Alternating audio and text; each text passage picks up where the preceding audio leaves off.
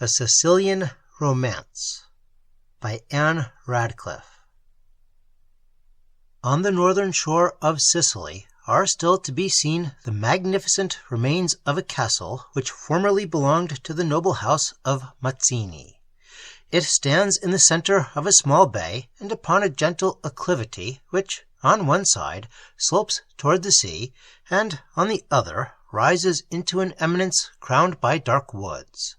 The situation is admirably beautiful and picturesque, and the ruins have an air of ancient grandeur which, contrasted with the present solitude of the scene, impresses the traveler with awe and curiosity.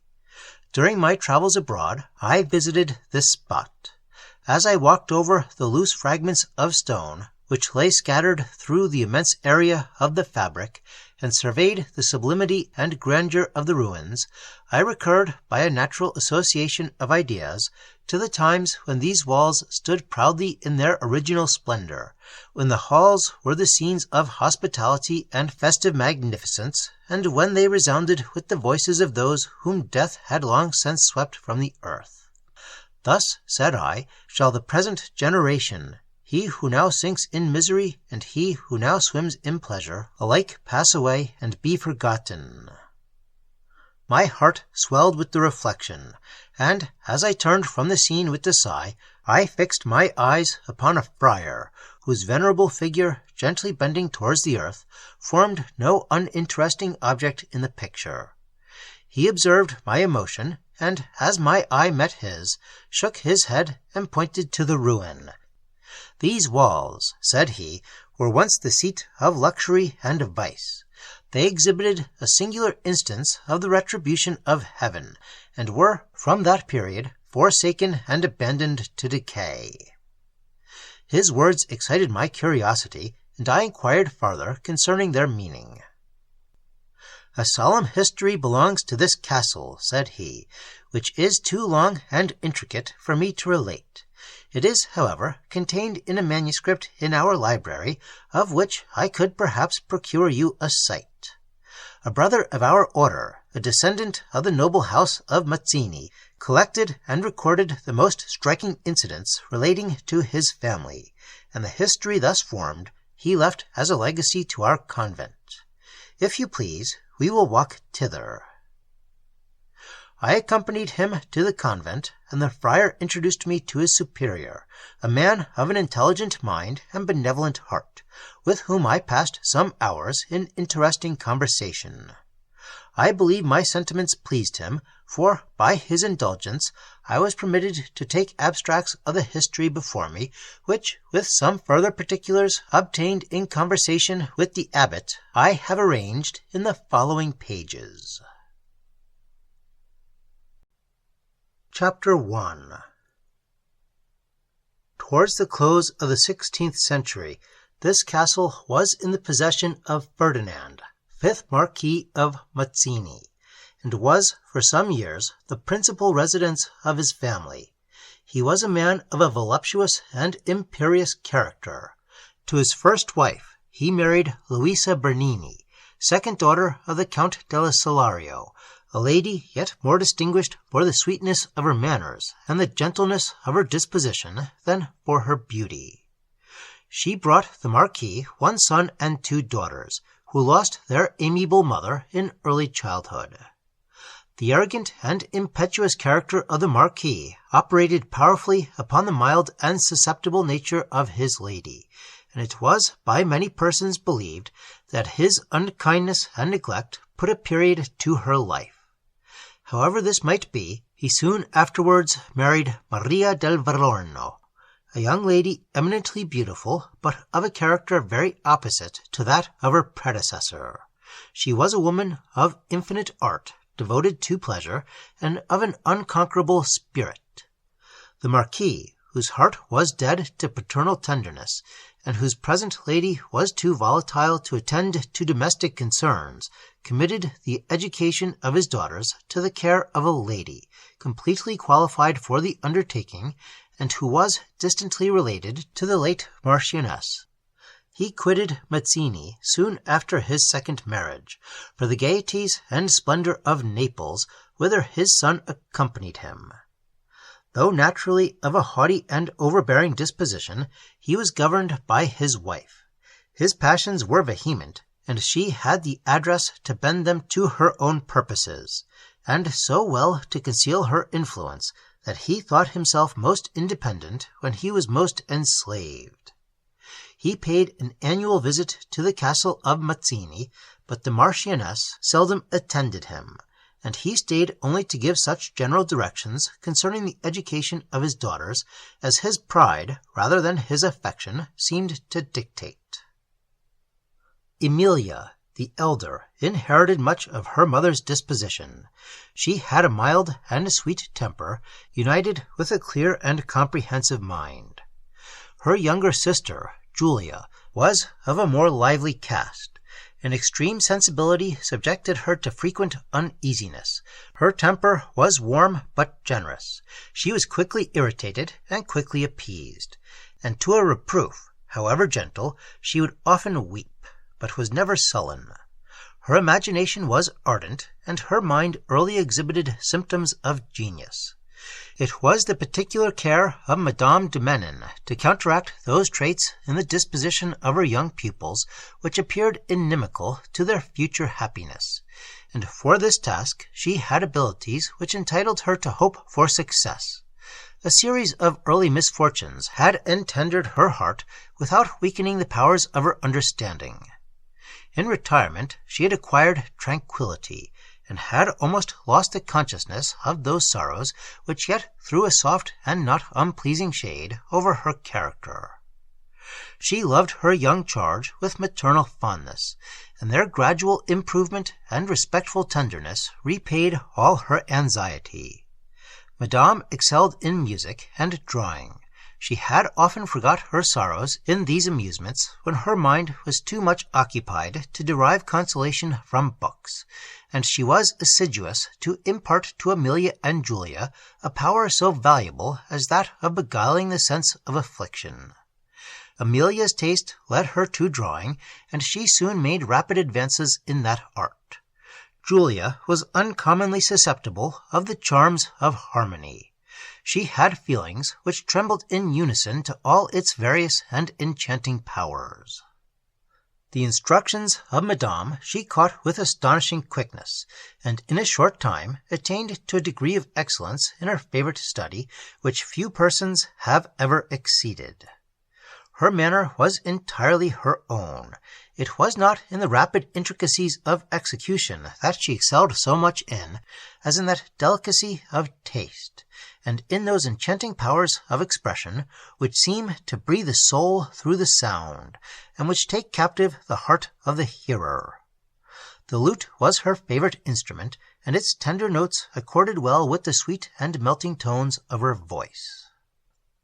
The castle of Mazzini was a large irregular fabric, and seemed suited to receive a numerous train of followers, such as in those days served the nobility either in the splendor of peace or in the turbulence of war. Its present family inhabited only a small part of it, and even this part appeared forlorn and almost desolate from the spaciousness of the apartments and the length of the galleries which led to them.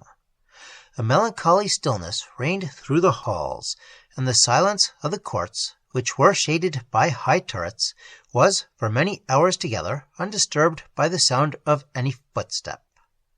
Julia, who discovered an early taste for books, loved to retire in an evening to a small closet in which she had collected her favorite authors. This room formed the western angle of the castle. One of its windows looked upon the sea, beyond which was faintly seen, skirting the horizon, the dark rocky coast of Calabria. The other opened towards a part of the castle, and afforded a prospect of the neighboring woods. Her musical instruments were here deposited, with whatever assisted her favorite amusements. This spot, which was at once elegant, pleasant, and retired, was embellished with many little ornaments of her own invention, and with some drawings executed by her sister. The closet was adjoining her chamber, and was separated from the apartments of Madame only by a short gallery. This gallery opened into another, long and winding, which led to the grand staircase, terminating in the north hall, with which the chief apartments of the north side of the edifice communicated. Madame de Menon's apartment opened into both galleries. It was in one of these rooms that she usually spent the mornings, occupied in the improvement of her young charge. The windows looked towards the sea, and the room was light and pleasant. It was their custom to dine in one of the lower apartments, and at table they were always joined by a dependent of the Marquise, who had resided many years in the castle, and who instructed the young ladies in their Latin tongue and in geography. During the fine evenings of summer, this little party frequently supped in a pavilion, which was built on an eminence in the woods belonging to the castle. From this spot the eye had an almost boundless range of sea and land. It commanded the Straits of Messina, with the opposite shores of Calabria, and a great extent of the wild and picturesque scenery of Sicily. Mount Etna, crowned with eternal snows and shooting from among the clouds, formed a grand and sublime picture in the background of the scene. The city of Palermo was also distinguishable, and Julia, as she gazed on its glittering spires, would endeavor in imagination to depicture its beauties, while she secretly sighed for a view of that world from which she had hitherto been secluded by the mean jealousy of the Marchioness, upon whose mind the dread of rival beauty operated strongly to the prejudice of Amelia and Julia. She employed all her influence over the Marquis to detain them in retirement, and though Amelia was now 20 and her sister 18, they had never passed the boundaries of their father's domains. Vanity often produces unreasonable alarm, but the Marchioness had in this instance just grounds for apprehension. The beauty of her lord's daughters has seldom been exceeded.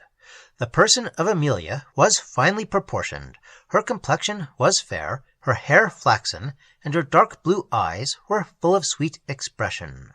Her manners were dignified and elegant, and in her air was a feminine softness, a tender timidity, which irresistibly attracted the heart of the beholder. The figure of Julia was light and graceful, her step was airy, her mien animated, and her smile enchanting. Her eyes were dark and full of fire, but tempered with modest sweetness.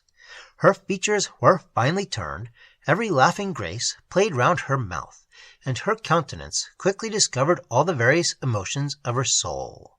The dark auburn hair, which curled in beautiful profusion in her neck, gave a finishing charm to her appearance.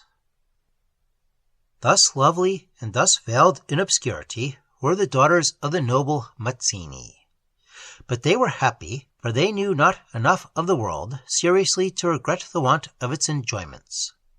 Though Julia would sometimes sigh for the airy image which her fancies painted, and a painful curiosity would arise concerning the busy scenes from which she was excluded.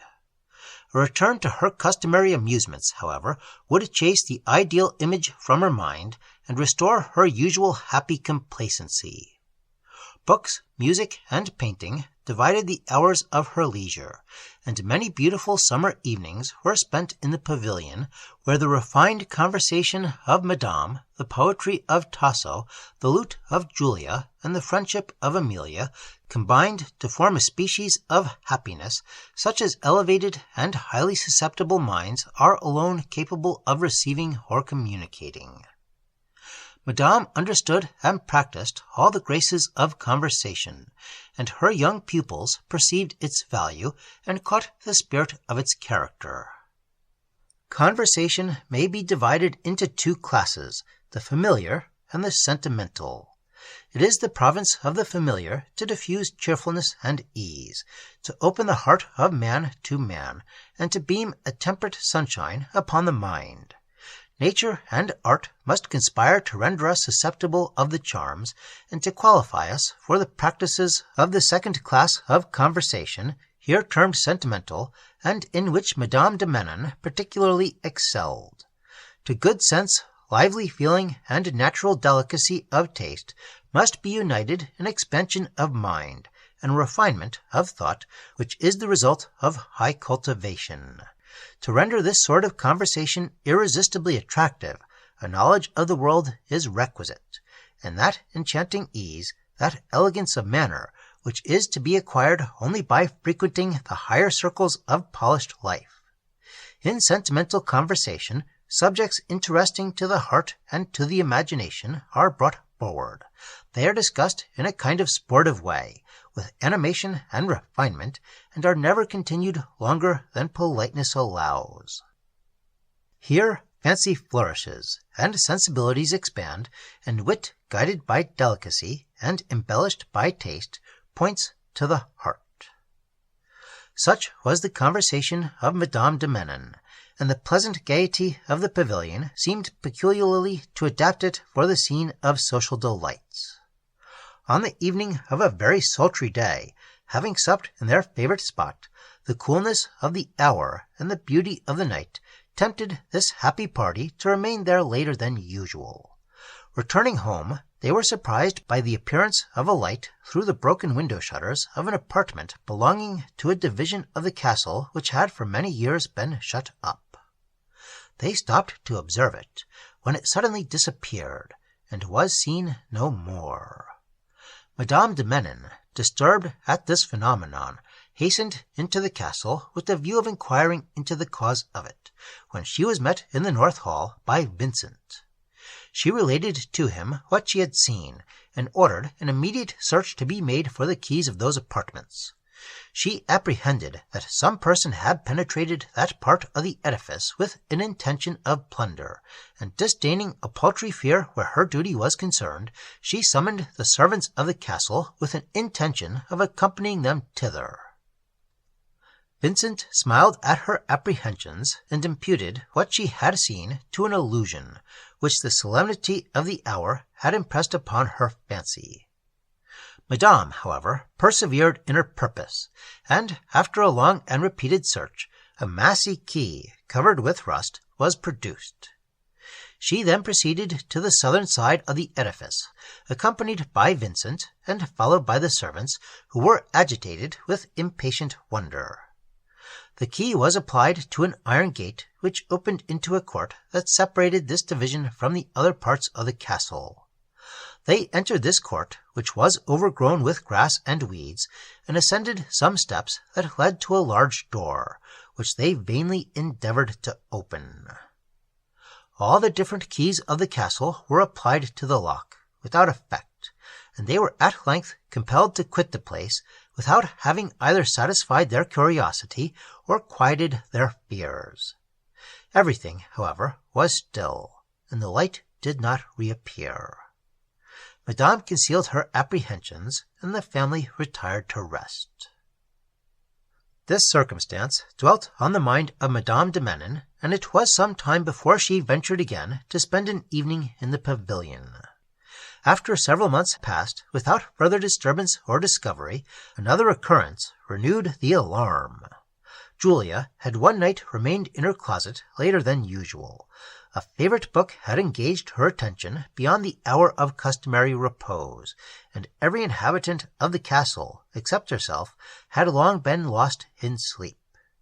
She was roused from her forgetfulness by the sound of the castle clock, which struck 1. Surprised at the lateness of the hour, she rose in haste, and was moving to her chamber, when the beauty of the night attracted her to the window. She opened it, and observing a fine effect of moonlight upon the dark woods, leaned forwards. In that situation she had not long remained, when she perceived a light faintly flash through a casement in the uninhabited part of the castle.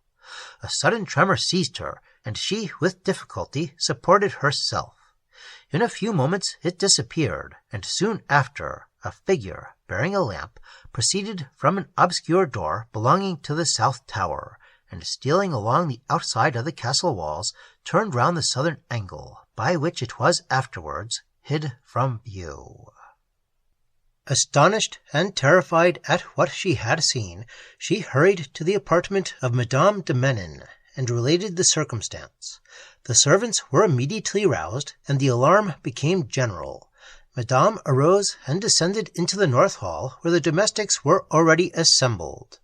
No one could be found of courage sufficient to enter into the courts, and the orders of Madame were disregarded, when opposed to the effects of superstitious terror. She perceived that Vincent was absent, but as she was ordering him to be called, he entered the hall. Surprised to find the family thus assembled, he was told the occasion.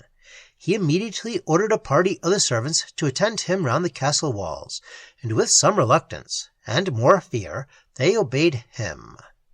They all returned to the hall without having witnessed any extraordinary appearance. But though their fears were not confirmed, they were by no means dissipated. The appearance of a light in a part of the castle which had for several years been shut up, and to which time and circumstance had given an air of singular desolation, might reasonably be supposed to excite a strong degree of surprise and terror. In the minds of the vulgar, any species of the wonderful is received with avidity, and the servants did not hesitate in believing the southern division of the castle to be inhabited by a supernatural power. Too much agitated to sleep, they agreed to watch for the remainder of the night. For this purpose they arranged themselves in the east gallery, where they had a view of the south tower from which the light had issued. The night, however, passed without any further disturbance, and the morning dawn, which they beheld with inexpressible pleasure, dissipated for a while the glooms of apprehension. But the return of evening renewed the general fear, and for several successive nights the domestics watched the southern tower. Although nothing remarkable was seen, a report was soon raised, and believed that the southern side of the castle was haunted. Madame de Menin, whose mind was superior to the effects of superstition, was yet disturbed and perplexed, and she determined, if the light reappeared, to inform the Marquis of the circumstance, and request the keys of those apartments. The Marquis, immersed in the dissipations of Naples, seldom remembered the castle or its inhabitants. His son, who had been educated under his immediate care, was the sole object of his pride, as the Marchioness was that of his affection. He loved her with romantic fondness, for which she repaid with seeming tenderness and secret perfidy. She allowed herself a free indulgence in the most licentious pleasures, yet conducted herself with an art so exquisite as to elude discovery, and even suspicion. In her amours she was equally inconstant as ardent, till the young Count Hippolytos de Varese attracted her attention. The natural fickleness of her disposition seemed then to cease, and upon him she centred all her desires. The Count Varese lost his father in early childhood. He was now of age, and had just entered upon the possession of his estates. His person was graceful yet manly, his mind accomplished, and his manners elegant. His countenance expressed a happy union of spirit, dignity, and benevolence, which formed the principal traits of his character. He had a sublimity of thought which taught him to despise the voluptuous vices of the Neapolitans, and led him to higher pursuits. He was the chosen and early friend of young Ferdinand, the son of the Marquis, and was a frequent visitor in the family. When the Marchioness first saw him, she treated him with great distinction, and at length made such advances as neither the honour nor the inclinations of the Count permitted him to notice. He conducted himself towards her with frigid indifference, which served only to inflame the passion it was meant to chill. The favours of the Marchioness had hitherto been sought with avidity, and accepted with rapture, and the repulsive insensibility which she now experienced roused all her pride, and called into action every refinement of coquetry. It was about this period that Vincent was seized with a disorder which increased so rapidly as in a short time to assume the most alarming appearance. Despairing of life, he desired that a messenger might be dispatched to inform the Marquis of his situation, and to signify his earnest wish to see him before he died. The progress of his disorder defied every art of medicine, and his visible distress of mind seemed to accelerate his fate. Perceiving his last hour approaching, he requested to have a confessor. The confessor was shut up with him a considerable time, and he had already received extreme unction when Madame de Menon was summoned to his bedside. The hand of death was now upon him. Cold damps hung upon his brows, and he, with difficulty, raised his heavy eyes to Madame as she entered the apartment. He beckoned her towards him, and desiring that no person might be permitted to enter the room, was for a few moments silent. His mind appeared to labor under oppressive remembrances. He made several attempts to speak, but either resolution or strength failed him. At length, giving Madame a look of unutterable anguish, "Alas, Madame," said he, "heaven grants not the prayer of such a wretch as I am. I must expire long before the Marquis can arrive. Since I shall see him no more, I would impart to you a secret which lies heavy at my heart, and which makes my last moments dreadful as they are without hope." "Be comforted," said Madame, who was affected by the energy of his manner. "We are taught to believe that forgiveness is never denied to sincere repentance." "You, Madame, are ignorant of the enormity of my crime, and of the secret, the horrid secret, which labors at my breast. My guilt is beyond remedy in this world, and I fear will be without pardon in the next. I therefore hope little from confession, even to a priest. Yet some good it is still in my power to do. Let me disclose to you that secret which is so mysteriously connected with the southern apartments of this castle." "What of them?" exclaimed Madame with impatience. Vincent returned no answer. Exhausted by the effort of speaking, he had fainted. Madame rung for assistance, and by proper applications his senses were recalled. He was, however, entirely speechless, and in this state he remained till he expired, which was about an hour after he had conversed with Madame.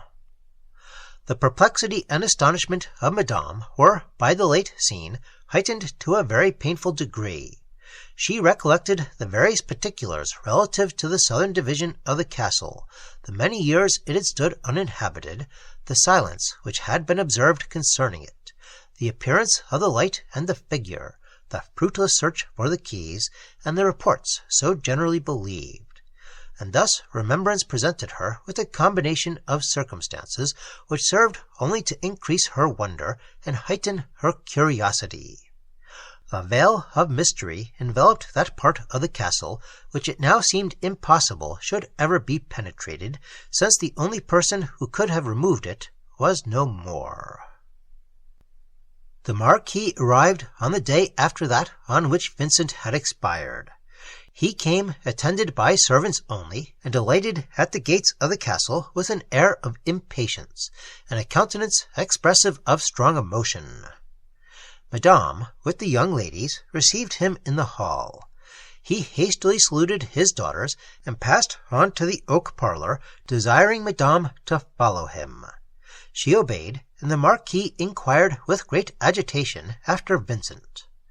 When told of his death, he paced the room with hurried steps, and was for some time silent. At length seating himself, and surveying Madame with a scrutinizing eye, he asked some questions concerning the particulars of Vincent's death.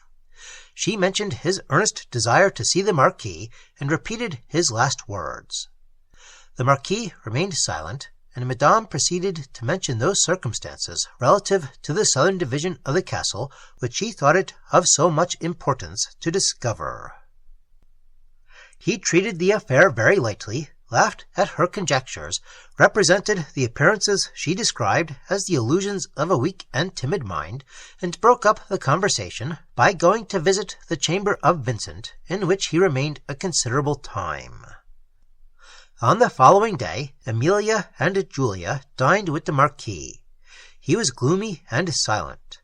Their efforts to amuse him seemed to excite displeasure rather than kindness, and when the repast was concluded, he withdrew to his own apartment, leaving his daughters in a state of sorrow and surprise.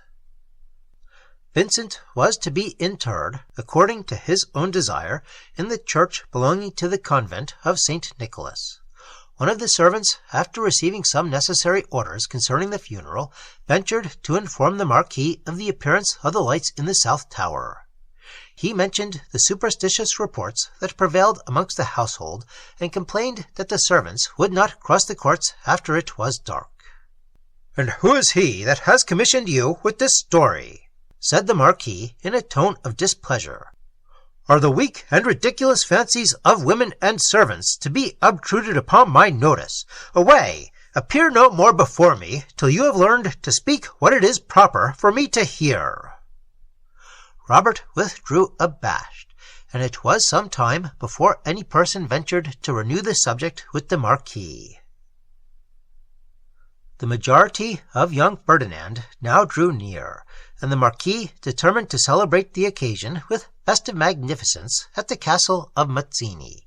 He, therefore, summoned the Marchioness and his son from Naples, and very splendid preparations were ordered to be made. Amelia and Julia dreaded the arrival of the Marchioness, whose influence they had long been sensible of, and from whose presence they anticipated a painful restraint. Beneath the gentle guidance of Madame de Menon, their hours had passed in happy tranquillity, for they were ignorant alike of the sorrows and the pleasures of the world. Those did not oppress, and these did not inflame them. Engaged in the pursuits of knowledge, and in the attainment of elegant accomplishments, their moments flew lightly away, and the flight of time was marked only by improvement. In Madame was united the tenderness of the mother with the sympathy of a friend, and they loved her with the warm and inviolable affection. The purposed visit of their brother, whom they had not seen for several years, gave them great pleasure. Although their minds retained no very distinct remembrance of him, they looked forward with eager and delightful expectation to his virtues and his talents, and hoped to find in his company a consolation for the uneasiness which the presence of the Marchioness would excite. Neither did Julia contemplate with indifference the approaching festival. A new scene was now opening to her, which her young imagination painted in the warm and glowing colors of delight. The near approach of pleasure frequently awakens the heart to emotions, which would fail to be excited by a more remote and abstracted observance. Julia, who, in the distance, had considered the splendid gaieties of life with tranquillity, now lingered with impatient hope through the moments which withheld her from their enjoyments. Amelia, whose feelings were less lively, and whose imagination was less powerful, beheld the approaching festival with calm consideration, and almost regretted the interruption of those tranquil pleasures which she knew to be more congenial with her powers and disposition. In a few days the Marchioness arrived at the castle. She was followed by a numerous retinue, and accompanied by Ferdinand, and several of the Italian noblesse, whom pleasure attracted to her train. Her entrance was proclaimed by the sound of music, and those gates which had long rested on their hinges were thrown open to receive her. The courts and halls, whose aspect so lately expressed only gloom and desolation, now shone with sudden splendor, and echoed the sounds of gaiety and gladness. Julia surveyed the scene from an obscure window, and as the triumphal strains filled the air, her breast throbbed, her heart beat quick with joy, and she lost her apprehensions from the Marchioness in a sort of wild delight hitherto unknown to her. The arrival of the Marchioness seemed indeed the signal of universal and unlimited pleasure. When the Marquis came out to receive her, the gloom that lately clouded his countenance broke away in smiles of welcome, which the whole company appeared to consider as invitations to joy. The tranquil heart of Amelia was not proof against a scene so alluring, and she sighed at the prospect, yet scarcely knew why. Julia pointed out to her sister the graceful figure of a young man who followed the Marchioness, and she expressed her wishes that he might be her brother. From the contemplation of the scene before them, they were summoned to meet the Marchioness. Julia trembled with apprehension, and for a few moments wished the castle was in its former state. As they advanced through the saloon in which they were presented, Julia was covered with blushes, but Amelia, though equally timid, preserved her graceful dignity. The Marchioness received them with a mingled smile of condescension and politeness, and immediately the whole attention of the company was attracted by their elegance and beauty. The eager eyes of Julia sought in vain to discover her brother, of whose features she had no recollection in those of any other persons then present. At length her father presented him, and she perceived with a sigh of regret that he was not the youth she had observed from the window. He advanced with a very engaging air, and she met him with an unfeigned welcome.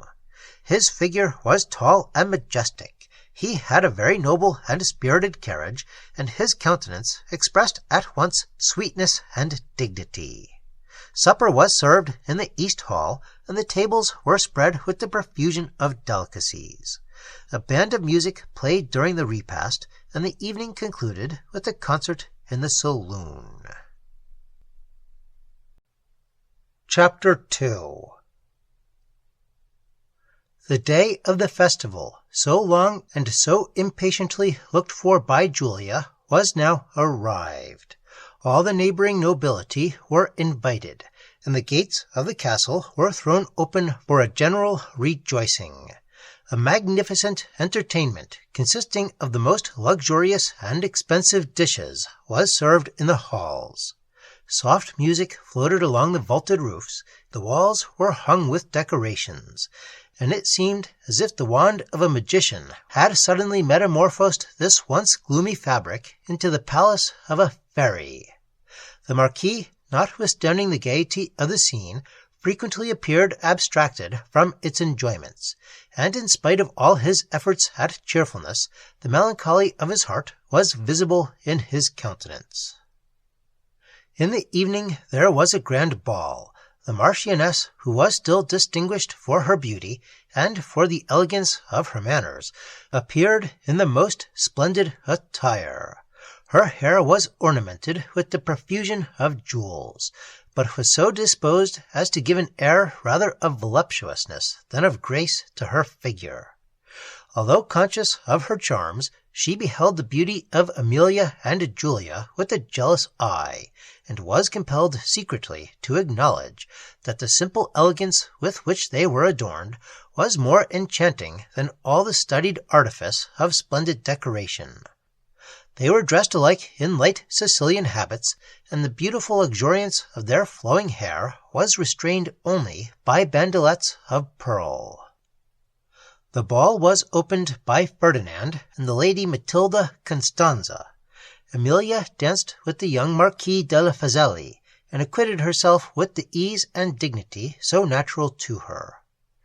Julia experienced a various emotion of pleasure and fear when the Count de Varese, in whom she recollected the cavalier she had observed from the window, led her forth. The grace of her step and the elegant symmetry of her figure raised in the assembly a gentle murmur of applause, and the soft blush which now stole over her cheek gave an additional charm to her appearance. But when the music changed, and she danced to the soft Sicilian measure, the airy grace of her movement and the unaffected tenderness of her air sunk attention into silence, which continued for some time after the dance had ceased. The Marchioness observed the general admiration with seeming pleasure and secret uneasiness. She had suffered a very painful solicitude when the Count de Varese selected her for his partner in the dance, and she pursued him through the evening with an eye of jealous scrutiny. Her bosom, which before glowed only with love, was now torn by the agitation of other passions more violent and destructive. Her thoughts were restless, her mind wandered from the scene before her, and it required all her address to preserve an apparent ease. She saw, or fancied she saw, an impassioned air in the Count when he addressed himself to Julia that corroded her heart with jealous fury. At 12, the gates of the castle were thrown open, and the company quitted it for the woods, which were splendidly illuminated. Arcades of light lined the long vistas, which were terminated by pyramids of lamps that presented to the eye one bright column of flame. At irregular distances buildings were erected, hung with variegated lamps, disposed in the gayest and most fantastic forms. Collations were spread under the trees, and music, touched by unseen hands, breathed around.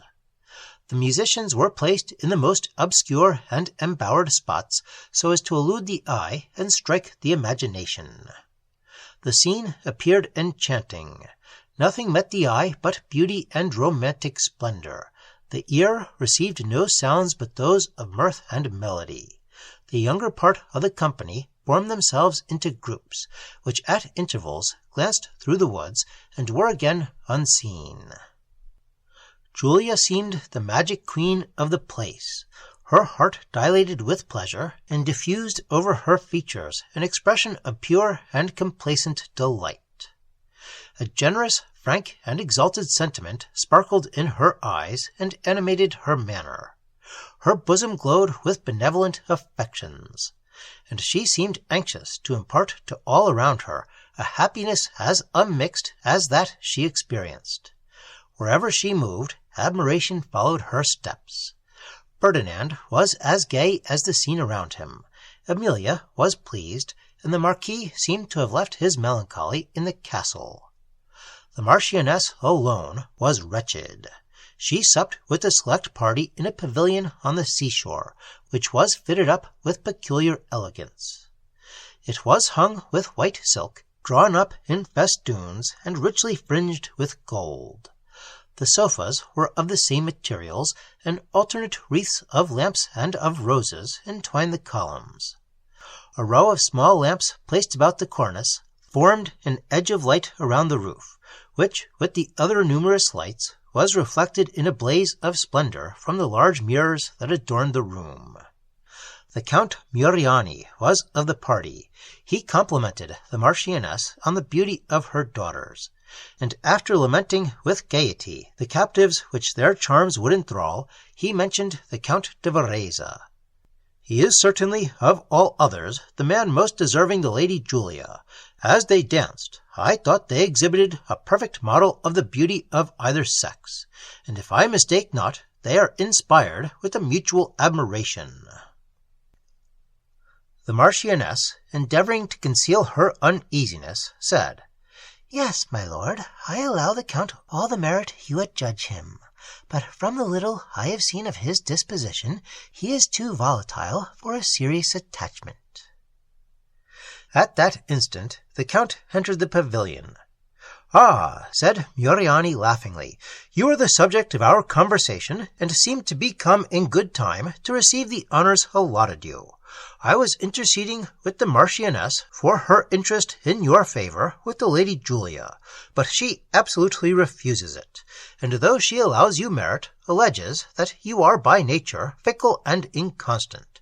What say you? Would not the beauty of Lady Julia bind your unsteady heart?" "I know not how I have deserved that character of the Marchioness," said the Count with a smile, "but that heart must be either fickle or insensible in an uncommon degree which can boast of freedom in the presence of Lady Julia." The Marchioness, mortified by the whole conversation, now felt the full force of Varese's reply, which she imagined he pointed with particular emphasis. The entertainment concluded with a grand firework, which was exhibited on the margin of the sea, and the company did not part till the dawn of morning. Julia retired from the scene with regret. She was enchanted with the new world that was now exhibited to her, and she was not cool enough to distinguish the vivid glow of imagination from the colors of real bliss.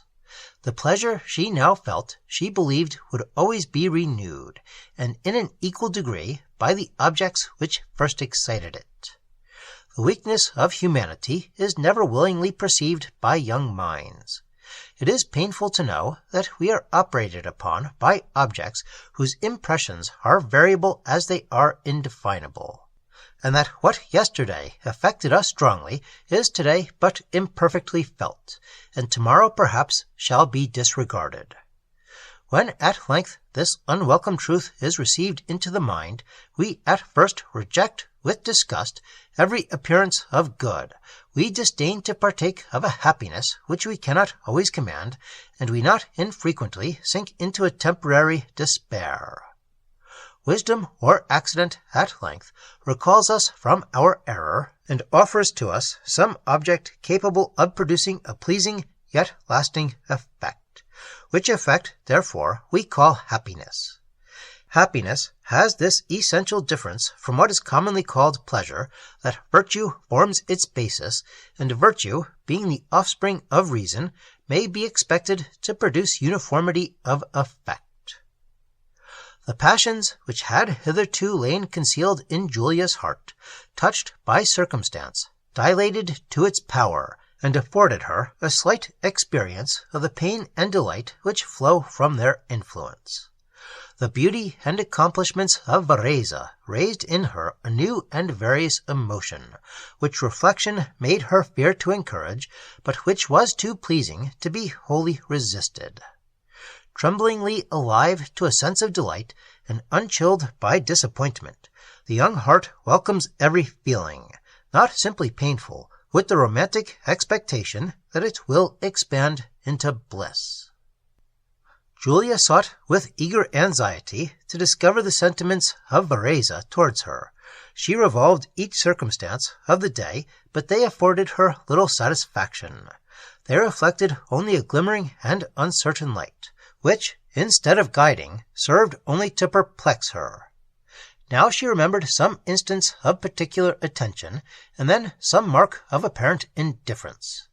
She compared his conduct with that of the other young noblesse, and thought each appeared equally desirous of the favour of every lady present.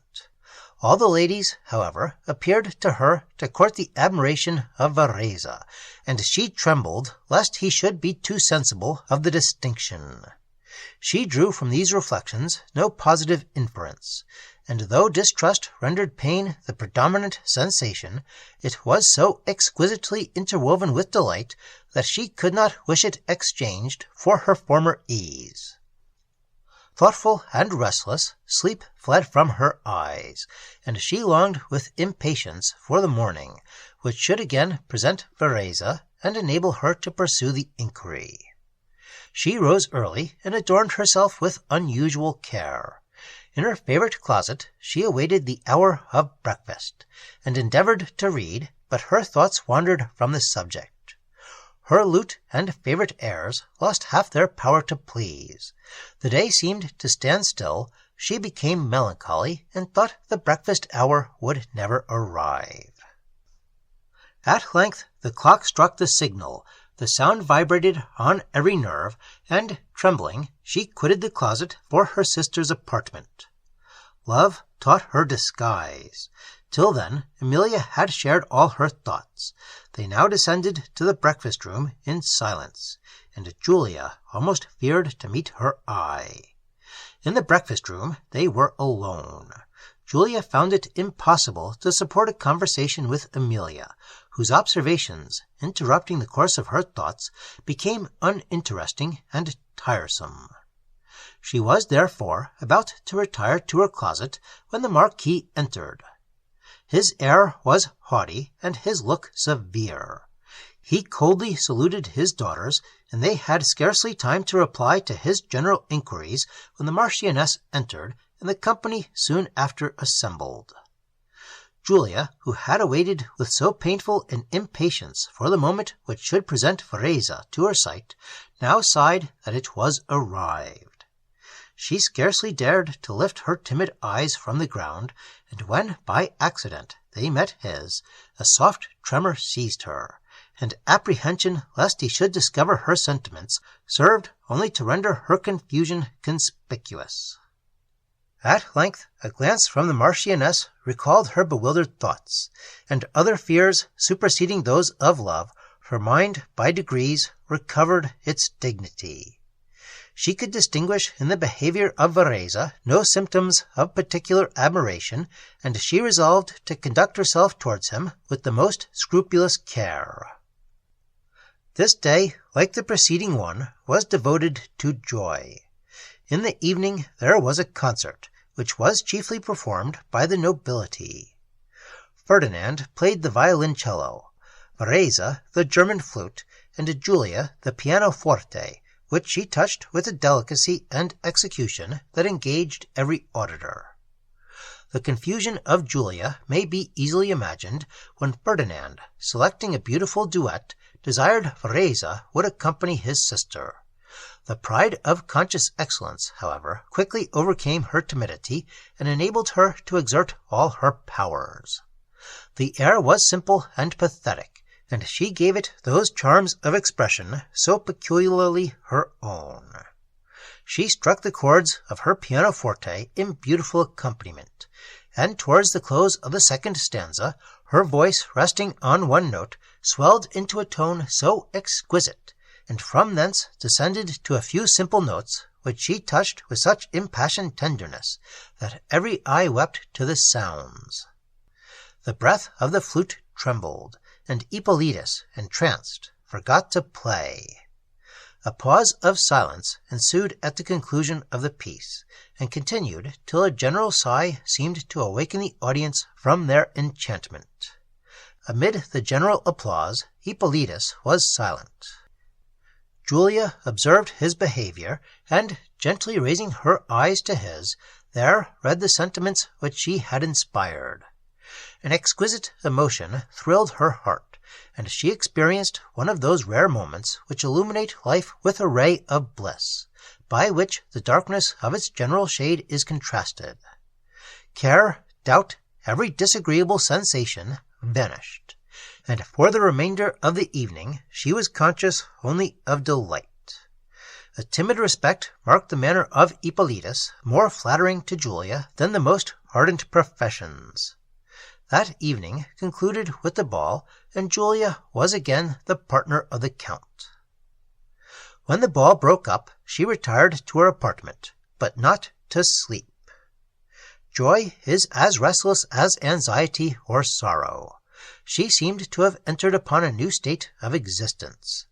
Those fine springs of affection which had hitherto lay concealed were now touched and yielded to her a happiness more exalted than any her imagination had ever painted.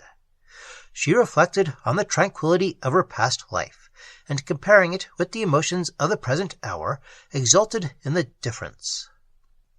All her former pleasures now appeared insipid. She wondered that they ever had power to affect her, and that she had endured with content the dull uniformity to which she had been condemned. It was now only that she appeared to live. Absorbed in the single idea of being beloved, her imagination soared into the regions of romantic bliss, and bore her high above the possibility of evil. Since she was beloved by Ippolitus, she could only be happy. From this state of entranced delight, she was awakened by the sound of music immediately under her window. It was a lute touched by a masterly hand. After a wild and melancholy symphony, a voice of more than magic expression swelled into an air so pathetic and tender that it seemed to breathe the very soul of love. The chords of the lute were struck in low and sweet accompaniment. Julia listened and distinguished the following words. Still is the night breeze, not a lonely sound steals through the silence of this dreary hour. O'er these high battlements sleep reigns profound, and sheds on all his sweet oblivious power. On all but me I vainly ask his dues, to steep in short forgetfulness my cares. The affrighted god still flies when love pursues, still denies the wretched lover's prayers. An interval of silence followed, and the air was repeated, after which the music was heard no more. If before Julia believed that she was loved by Ippolitus, she was now confirmed in the sweet reality. But sleep at length fell upon her senses, and the airy forms of ideal bliss no longer fleeted before her imagination.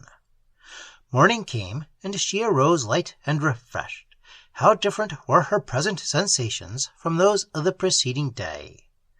Her anxiety had now evaporated in joy, and she experienced that airy dance of spirits which accumulates delight from every object, and with a power like the touch of enchantment can transform a gloomy desert into a smiling Eden. She flew to the breakfast-room, scarcely conscious of motion, but as she entered it, a soft confusion overcame her. She blushed and almost feared to meet the eyes of Vereza. She was presently relieved, however, for the Count was not there. The company assembled. Julia watched the entrance of every person with painful anxiety, but he for whom she looked did not appear. Surprised and uneasy, she fixed her eyes on the door, and whenever it opened, her heart beat with an expectation which was as often checked by disappointment. In spite of all her efforts, her vivacity sunk into languor, and she then perceived that love may produce other sensations than those of delight. She found it possible to be unhappy, though loved by Ippolitus, and acknowledged with a sigh of regret, which was yet new to her, how tremblingly her peace depended upon him. He neither appeared nor was mentioned at breakfast, but though delicacy prevented her inquiring after him, conversation soon became irksome to her, and she retired to the apartment of Madame de Menin. There she employed herself in painting, and endeavoured to beguile the time till the hour of dinner, when she hoped to see Ippolitus. Madame was, as usual, friendly and cheerful, but she perceived a reserve in the conduct of Julia, and penetrated without difficulty into its cause. She was, however, ignorant of the object of her pupil's admiration. The hour so eagerly desired by Julia at length arrived, and with a palpitating heart she entered the hall. The Count was not there, and in the course of conversation she learned that he had that morning sailed for Naples. The scene which so lately appeared enchanting to her eyes now changed its hue, and in the midst of society, and surrounded by gaiety, she was solitary and dejected. She accused herself of having suffered her wishes to mislead her judgment, and the present conduct of Ippolitus convinced her that she had mistaken admiration for a sentiment more tender. She believed, too, that the musician who had addressed her in his sonnet was not the Count, and thus at once was dissolved all the ideal fabric of her happiness. How short a period often reverses the character of our sentiments, rendering that which yesterday we despised, today desirable. The tranquil state which she had so lately delighted to quit, she now reflected upon with regret. She had, however, the consolation of believing that her sentiments towards the Count were unknown, and the sweet consciousness that her conduct had been governed by a nice sense of propriety. The public rejoicings at the castle closed with the week, but the gay spirit of the Marchioness forbade a return to tranquillity, and she substituted diversions more private, but in splendour scarcely inferior to the preceding ones. She had observed the behaviour of Ippolitus on the night of the concert with chagrin, and his departure with sorrow, yet disdaining to perpetuate misfortune by reflection, she sought to lose the sense of disappointment in the hurry of dissipation. But her efforts to erase him from her remembrance were ineffectual. Unaccustomed to oppose the bent of her inclinations, they now maintained unbounded sway, and she found too late that in order to have a due command of our passions, it is necessary to subject them to early obedience. Passion, in its undue influence, produces weakness as well as injustice. The pain which now recoiled upon her heart from disappointment she had not strength of mind to endure, and she sought relief from its pressure in afflicting the innocent. Julia, whose beauty she imagined had captivated the Count, and confirmed him in indifference towards herself, she incessantly tormented by the exercise of those various and splenetic little arts which elude the eye of the common observer, and are only to be known by those who have felt them.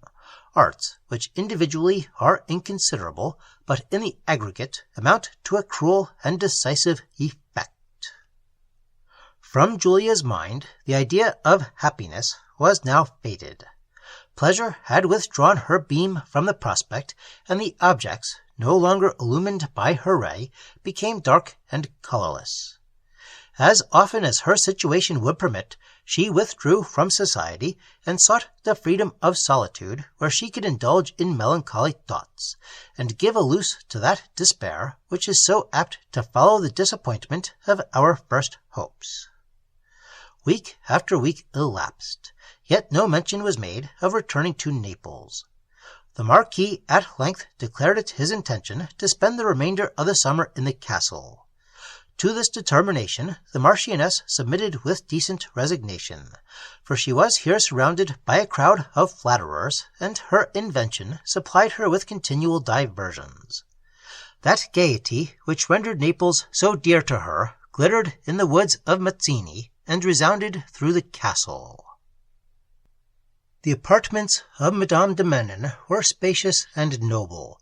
The windows opened upon the sea, and commanded a view of the Straits of Messina, bounded on one side by the beautiful shores of the Isle of Sicily, and on the other by the high mountains of Calabria. The straits, filled with vessels whose gay streamers glittered to the sunbeam, presented to the eye an ever-moving scene. The principal room opened upon a gallery that overhung the grand terrace of the castle, and it commanded a prospect which, for beauty and extent, had seldom been equalled. These were formerly considered the chief apartments of the castle, and when the Marquis quitted them for Naples, were allotted for the residence of Madame de Menon and her young charge. The Marchioness, struck with the prospect which the windows afforded, and with the pleasantness of the gallery, determined to restore the rooms to their former splendor.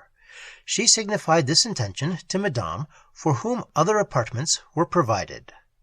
The chambers of Emilia and Julia forming part of the suite, they were also claimed by the Marchioness, who left Julia only her favorite closet. The rooms to which they removed were spacious but gloomy. They had been for some years uninhabited, and though preparations had been made for the reception of their new inhabitants, an air of desolation reigned within them that inspired melancholy sensations. Julia observed that her chamber, which opened beyond Madame's, formed a part of the southern building, with which, however, there appeared no means of communication. The late mysterious circumstances relating to this part of the fabric now arose to her imagination, and conjured up a terror which reason could not subdue. She told her emotions to Madame, who, with more prudence than sincerity, laughed at her fears. The behaviour of the Marquis, the dying words of Vincent, together with the preceding circumstances of alarm, had sunk deep in the mind of Madame, but she saw the necessity of confining to her own breast doubts which time only could resolve. Julia endeavoured to reconcile herself to the change, and a circumstance soon occurred which obliterated her present sensations and excited others far more interesting.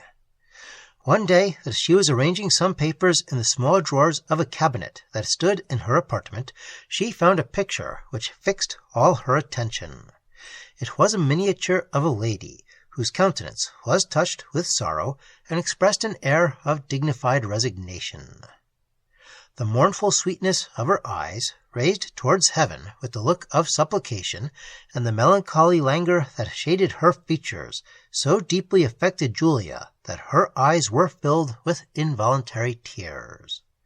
She sighed and wept, still gazing on the picture, which seemed to engage her by a kind of fascination.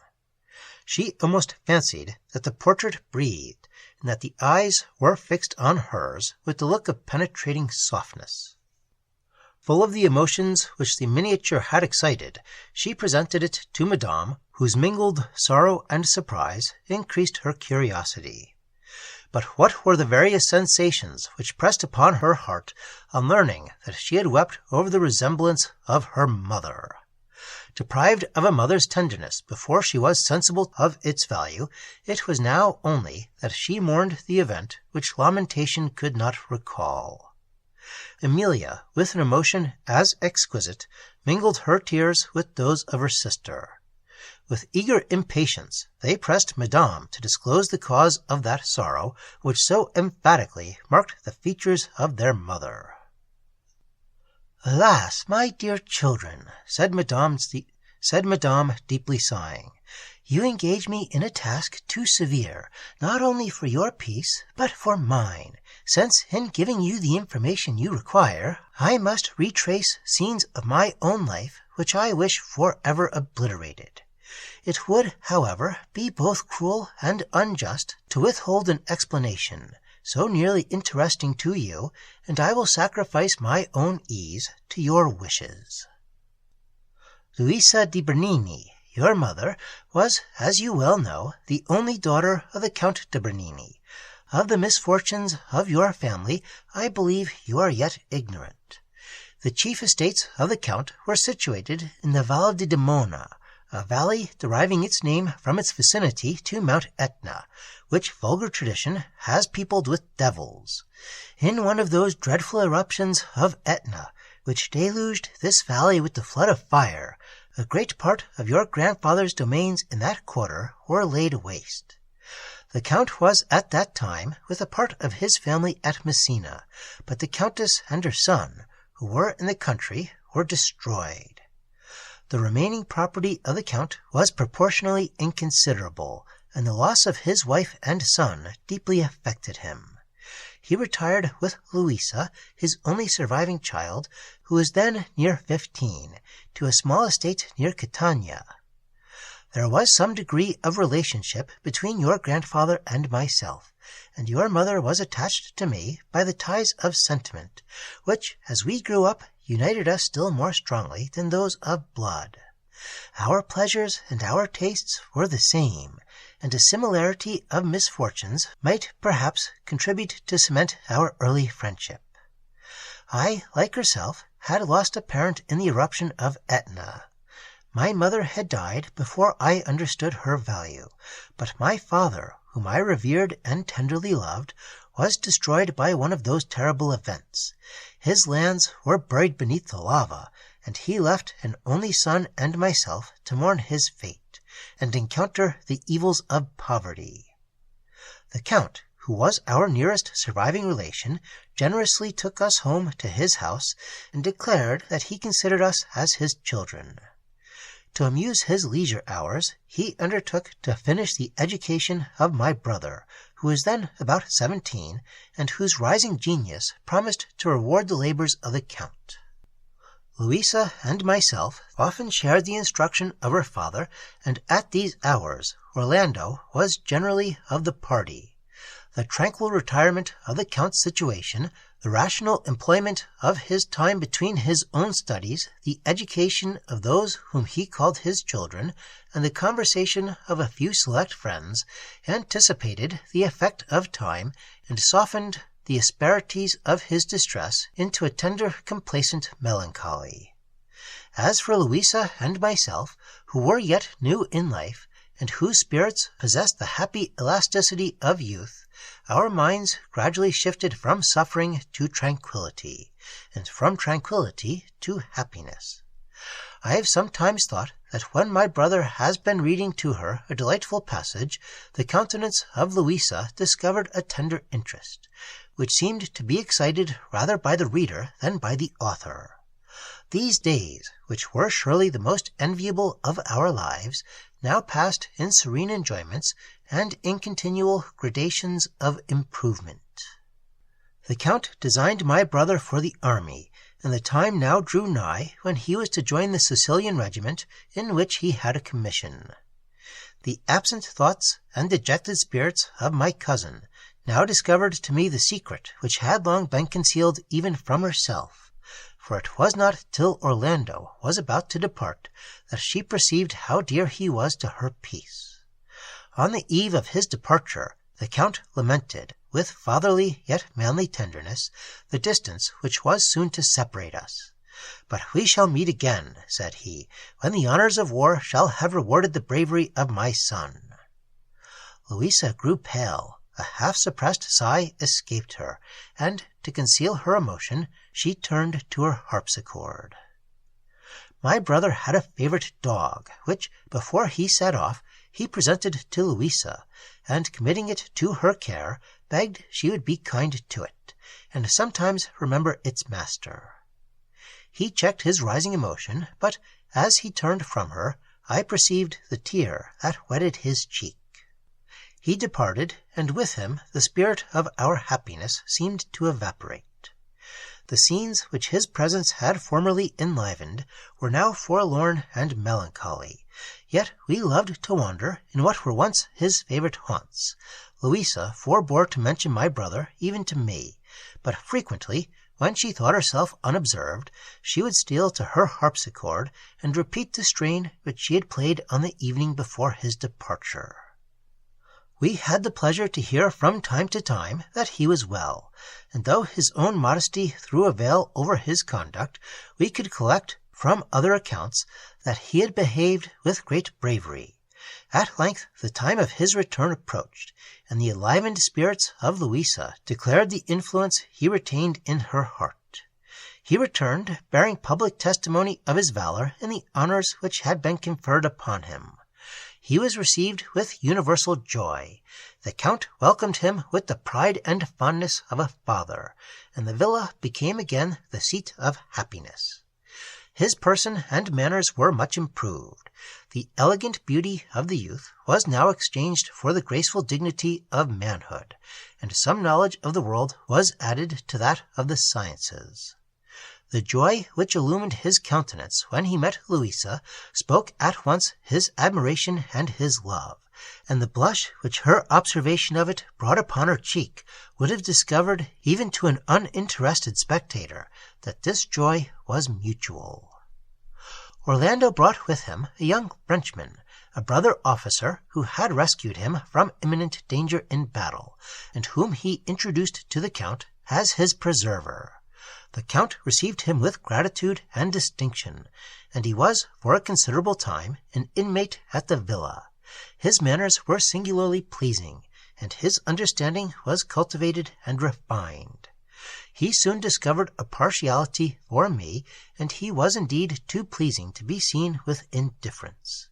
Gratitude for the valuable life he had preserved was perhaps the groundwork of an esteem which soon increased into the most affectionate love.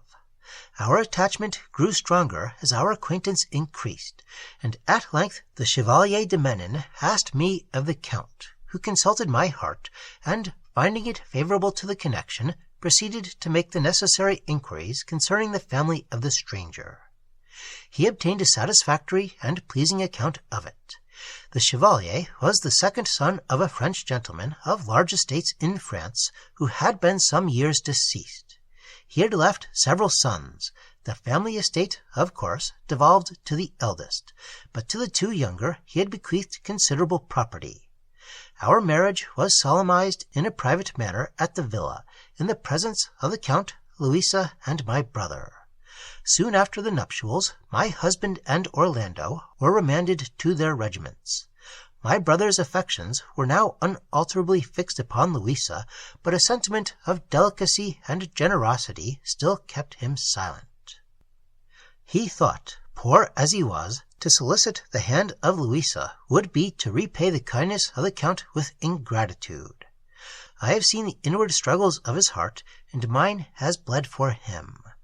The Count and Louisa so earnestly solicited me to remain at the villa during the campaign that at length my husband consented. We parted. Oh, let me forget that period. Had I accompanied him, all might have been well, and the long, long years of affliction which followed had been spared me. The horn now sounded the signal for dinner, and interrupted the narrative of Madame. Her beauteous auditors wiped the tears from their eyes, and with extreme reluctance descended to the hall. The day was occupied with company and diversions, and it was not till late in the evening that they were suffered to retire. They hastened to Madame immediately upon their being released, and too much interested for sleep, and too importunate to be repulsed, solicited the sequel of her story. She objected the lateness of the hour, but at length yielded to their entreaties. They drew their chairs close to hers, and, every sense being absorbed in the single one of hearing, followed her through the course of her narrative. My brother again departed without disclosing his sentiments. The effort it cost him was evident, but his sense of honor surmounted every opposing consideration. Louisa again drooped, and pined in silent sorrow. I lamented equally for my friend and my brother, and have 1,000 times accused that delicacy as false which withheld them from the happiness they might so easily and so innocently have obtained. The behavior of the Count, at least to my eye, seemed to indicate the satisfaction which this union would have given him. It was about this period that the Marquis Mazzini first saw and became enamored of Louisa. His proposals were very flattering, but the Count forbore to exert the undue authority of a father, and he ceased to press the connection when he perceived that Louisa was really averse to it. Louisa was sensible of the generosity of his conduct, and she could scarcely reject the alliance without a sigh, which her gratitude paid to the kindness of her father. But an event now happened which dissolved at once our happiness, and all our air-drawn schemes for futurity. A dispute which, it seems, originated in a trifle, but soon increased to a serious degree, arose between the Chevalier de Menin and my brother. It was decided by the sword, and my dear brother fell by the hand of my husband. I shall pass over this period of my life. It is too painful for recollection. The effect of this event upon Louisa was such as may be imagined. The world was now become indifferent to her, and as she had no prospect of happiness for herself, she was unwilling to withhold it from her father, who had deserved so much of her. After some time, when the Marquis renewed his addresses, she gave him her hand. The characters of the Marquis and his lady were, in their nature, too opposite to form a happy union. Of this Louisa was soon very sensible, and though the mildness of her disposition made her tamely submit to the unfeeling authority of her husband, his behavior sunk deep in her heart, and she pined in secret. It was impossible for her to avoid opposing the character of the Marquis to that of him whom her affections had been so fondly and so justly fixed. The comparison increased her sufferings, which soon preyed upon her constitution, and very visibly affected her health. Her situation deeply afflicted the Count, and united with the infirmities of age to shorten his life. Upon his death I bade adieu to my cousin, and quitted Sicily for Italy, where the Chevalier de Menin had for some time expected me. Our meeting was very affecting. My resentment towards him was done away, when I observed his pale and altered countenance, and perceived the melancholy which preyed upon his heart. All the airy vivacity of his former manner was fled, and he was devoured by unavailing grief and remorse.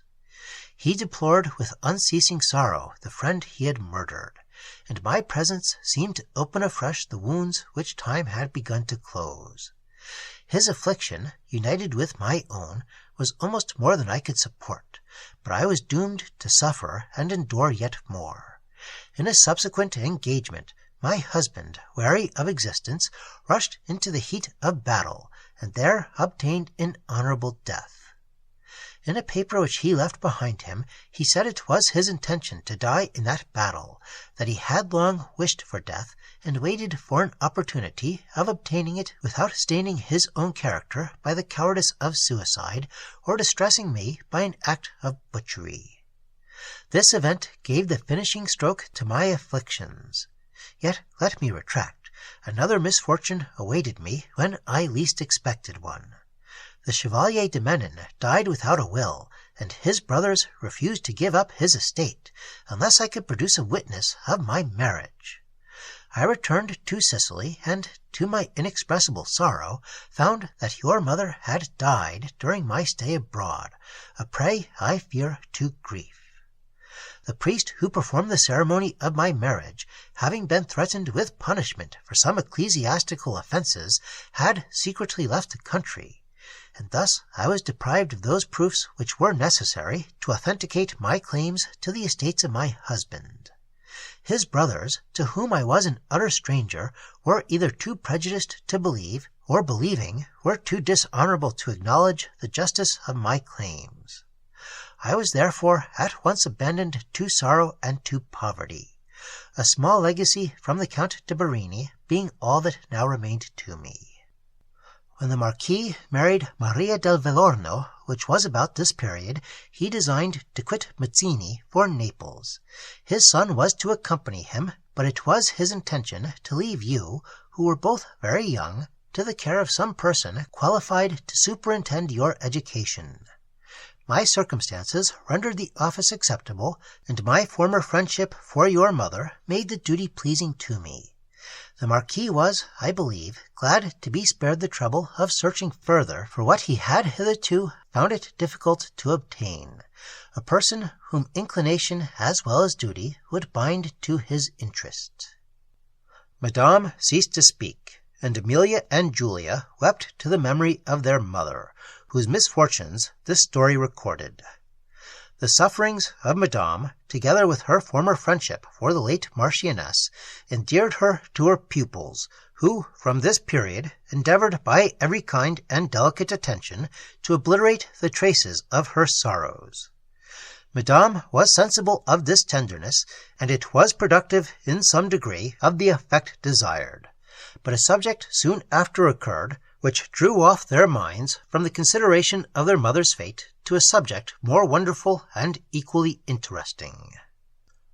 One night that Amelia and Julia had been detained by company in ceremonial restraint, later than usual, they were induced by the easy conversation of Madame, and by the pleasure which a return to liberty naturally produces, to defer the hour of repose till the night was far advanced. They were engaged in interesting discourse, when Madame, who was then speaking, was interrupted by a low, hollow sound, which arose from beneath the apartment, and seemed like the closing of a door.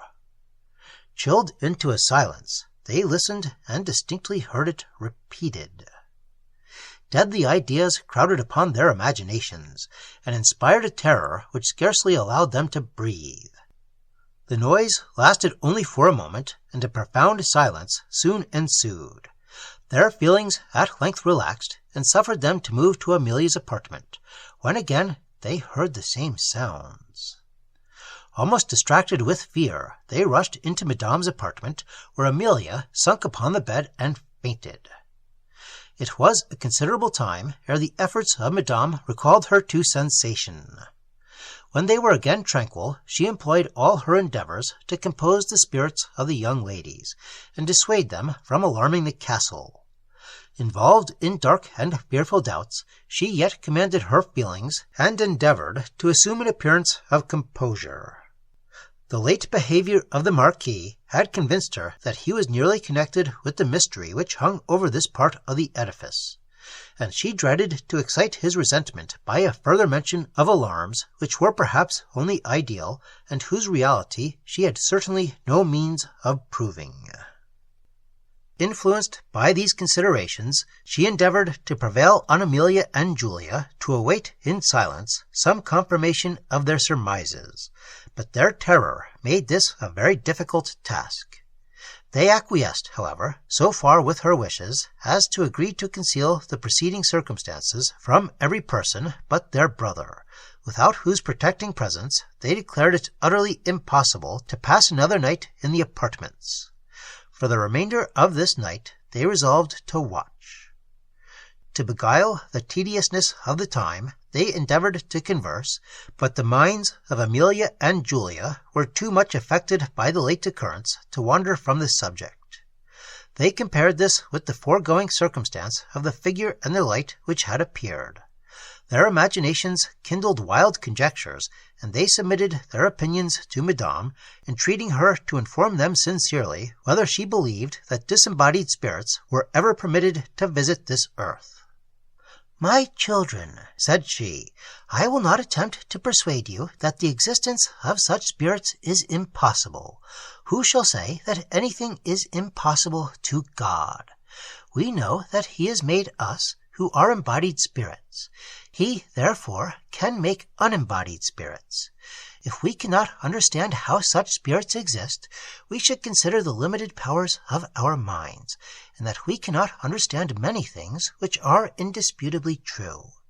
No one yet knows why the magnetic needle points to the north, yet you, who have never seen a magnet, do not hesitate to believe that it has this tendency, because you have been well assured of it, both from books and in conversation. Since, therefore, we are sure that nothing is impossible to God, and that such beings may exist, though we cannot tell how, we ought to consider by what evidence their existence is supported. I do not say that spirits have appeared, but if several discreet, unprejudiced persons were to assure me that they had seen one, I should not be proud or bold enough to reply, it is impossible. Let not, however, such considerations disturb your minds. I have said thus much because I was unwilling to impose upon your understandings. It is now your part to exercise your reason and preserve the unmoved confidence of virtue. Such spirits, if indeed they have ever been seen, can have appeared only by the express permission of God, and for some very singular purposes. Be assured that there are no beings who act unseen by Him, and that, therefore, there are none from whom innocence can ever suffer harm." No further sounds disturbed them for that time, and before the morning dawned, weariness insensibly overcame apprehension, and sunk them in repose. When Ferdinand learned the circumstances relative to the southern side of the castle, his imagination seized with avidity each appearance of mystery, and inspired him with an irresistible desire to penetrate the secrets of this desolate part of the fabric. He very readily consented to watch with his sisters in Julia's apartment, but as his chamber was in a remote part of the castle, there would be some difficulty in passing unobserved to hers. It was agreed, however, that when all was hushed, he should make the attempt. Having thus resolved, Amelia and Julia waited the return of night with restless and fearful impatience. At length the family retired to rest. The castle clock had struck 1, and Julia began to fear that Ferdinand had been discovered, when a knocking was heard at the door of the outer chamber. Her heart beat with apprehensions which reason could not justify. Madame rose, and inquiring who was there, was answered by the voice of Ferdinand.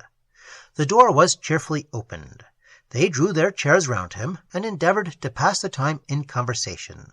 But fear and expectation attracted all their thoughts to one subject, and Madame alone preserved her composure. The hour was now come when the sounds had been heard the preceding night, and every ear was given to attention. All, however, remained quiet, and the night passed without any new alarm.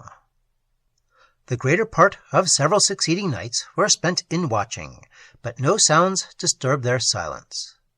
Ferdinand, in whose mind the late circumstances had excited a degree of astonishment and curiosity superior to common obstacles, determined, if possible, to gain admittance to those recesses of the castle which had for so many years been hid from human eye. This, however, was a design which he saw little probability of accomplishing, for the keys of that part of the edifice were in the possession of the Marquis, of whose late conduct he judged too well to believe he would suffer the apartments to be explored. He racked his invention for the means of getting access to them, and at length, recollecting that Julia's chamber formed a part of these buildings, it occurred to him that, according to the mode of building in old times, there might formerly have been a communication between them. This consideration suggested to him the possibility of a concealed door in her apartment, and he determined to survey it on the following night with great care. Chapter 3. The castle was buried in sleep when Ferdinand again joined his sisters in Madame's apartment. With anxious curiosity, they followed him to the chamber. The room was hung with tapestry. Ferdinand carefully sounded the wall which communicated with the southern buildings. From one part of it a sound was returned which convinced him there was something less solid than stone. He removed the tapestry, and behind it appeared, to his inexpressible satisfaction, a small door. With the hand trembling through eagerness, he undrew the bolts, and was rushing forward when he perceived that a lock withheld his passage. The keys of Madame and his sisters were applied in vain, and he was compelled to submit to disappointment at the very moment when he congratulated himself on success, for he had with him no means of forcing the door. He stood gazing on the door, and inwardly lamenting, when a low hollow sound was heard from beneath. Emilia and Julia seized his arm, and, almost sinking with apprehension, listened in profound silence. A footstep was distinctly heard, as if passing through the apartment below, after which all was still. Ferdinand, fired by his confirmation of the late report, rushed on to the door, and again tried to burst his way, but it resisted all the efforts of his strength. The ladies now rejoiced in that circumstance which they so lately lamented, for the sounds had renewed their terror, and though the night passed without further disturbance, their fears were very little abated. Ferdinand, whose mind was wholly occupied with wonder, could with difficulty await the return of night. Emilia and Julia were scarcely less impatient. They counted the minutes as they passed, and when the family retired to rest, hastened with palpitating hearts to the apartment of Madame. They were soon after joined by Ferdinand, who brought with him tools for cutting away the lock of the door. They paused a few moments in the chamber in fearful silence, but no sound disturbed the stillness of night. Ferdinand applied a knife to the door, and in a short time separated the lock. The door yielded, and disclosed a large and gloomy gallery. He took a light. Emilia and Julia, fearful of remaining in the chamber, resolved to accompany him, and each seizing an arm of Madame, they followed in silence. The gallery was in many parts, falling to decay. The ceiling was broke, and the window shutters shattered, which, together with the dampness of the walls, gave the place an air of wild desolation. They passed lightly on, for their steps ran in whispering echoes through the gallery, and often did Julia cast a fearful glance around. The gallery terminated in a large old staircase, which led to a hall below. On the left appeared several doors which seemed to lead to separate apartments. While they hesitated which course to pursue, a light flashed faintly up the staircase, and in a moment after passed away. At the same time was heard the sound of a distant footstep. Ferdinand drew his sword and sprang forward. His companions, screaming with terror, ran back to Madame's apartment. Ferdinand descended into a large vaulted hall. He crossed it towards a low arched door, which was left half open, and through which streamed a ray of light. The door opened upon a narrow, winding passage. He entered, and the light, retiring, was quickly lost in the windings of the place. Still he went on. The passage grew narrower, and the frequent fragments of loose stone made it now difficult to proceed. A low door closed the avenue, resembling that by which he had entered. He opened it, and discovered a square room from whence rose a winding staircase which led up the south tower of the castle. Ferdinand paused to listen. The sound of steps was ceased, and all was profoundly silent. A door on the right attracted his notice. He tried to open it, but it was fastened. He concluded, therefore, that the person, if indeed a human being it was that bore the light he had seen, had passed up the tower.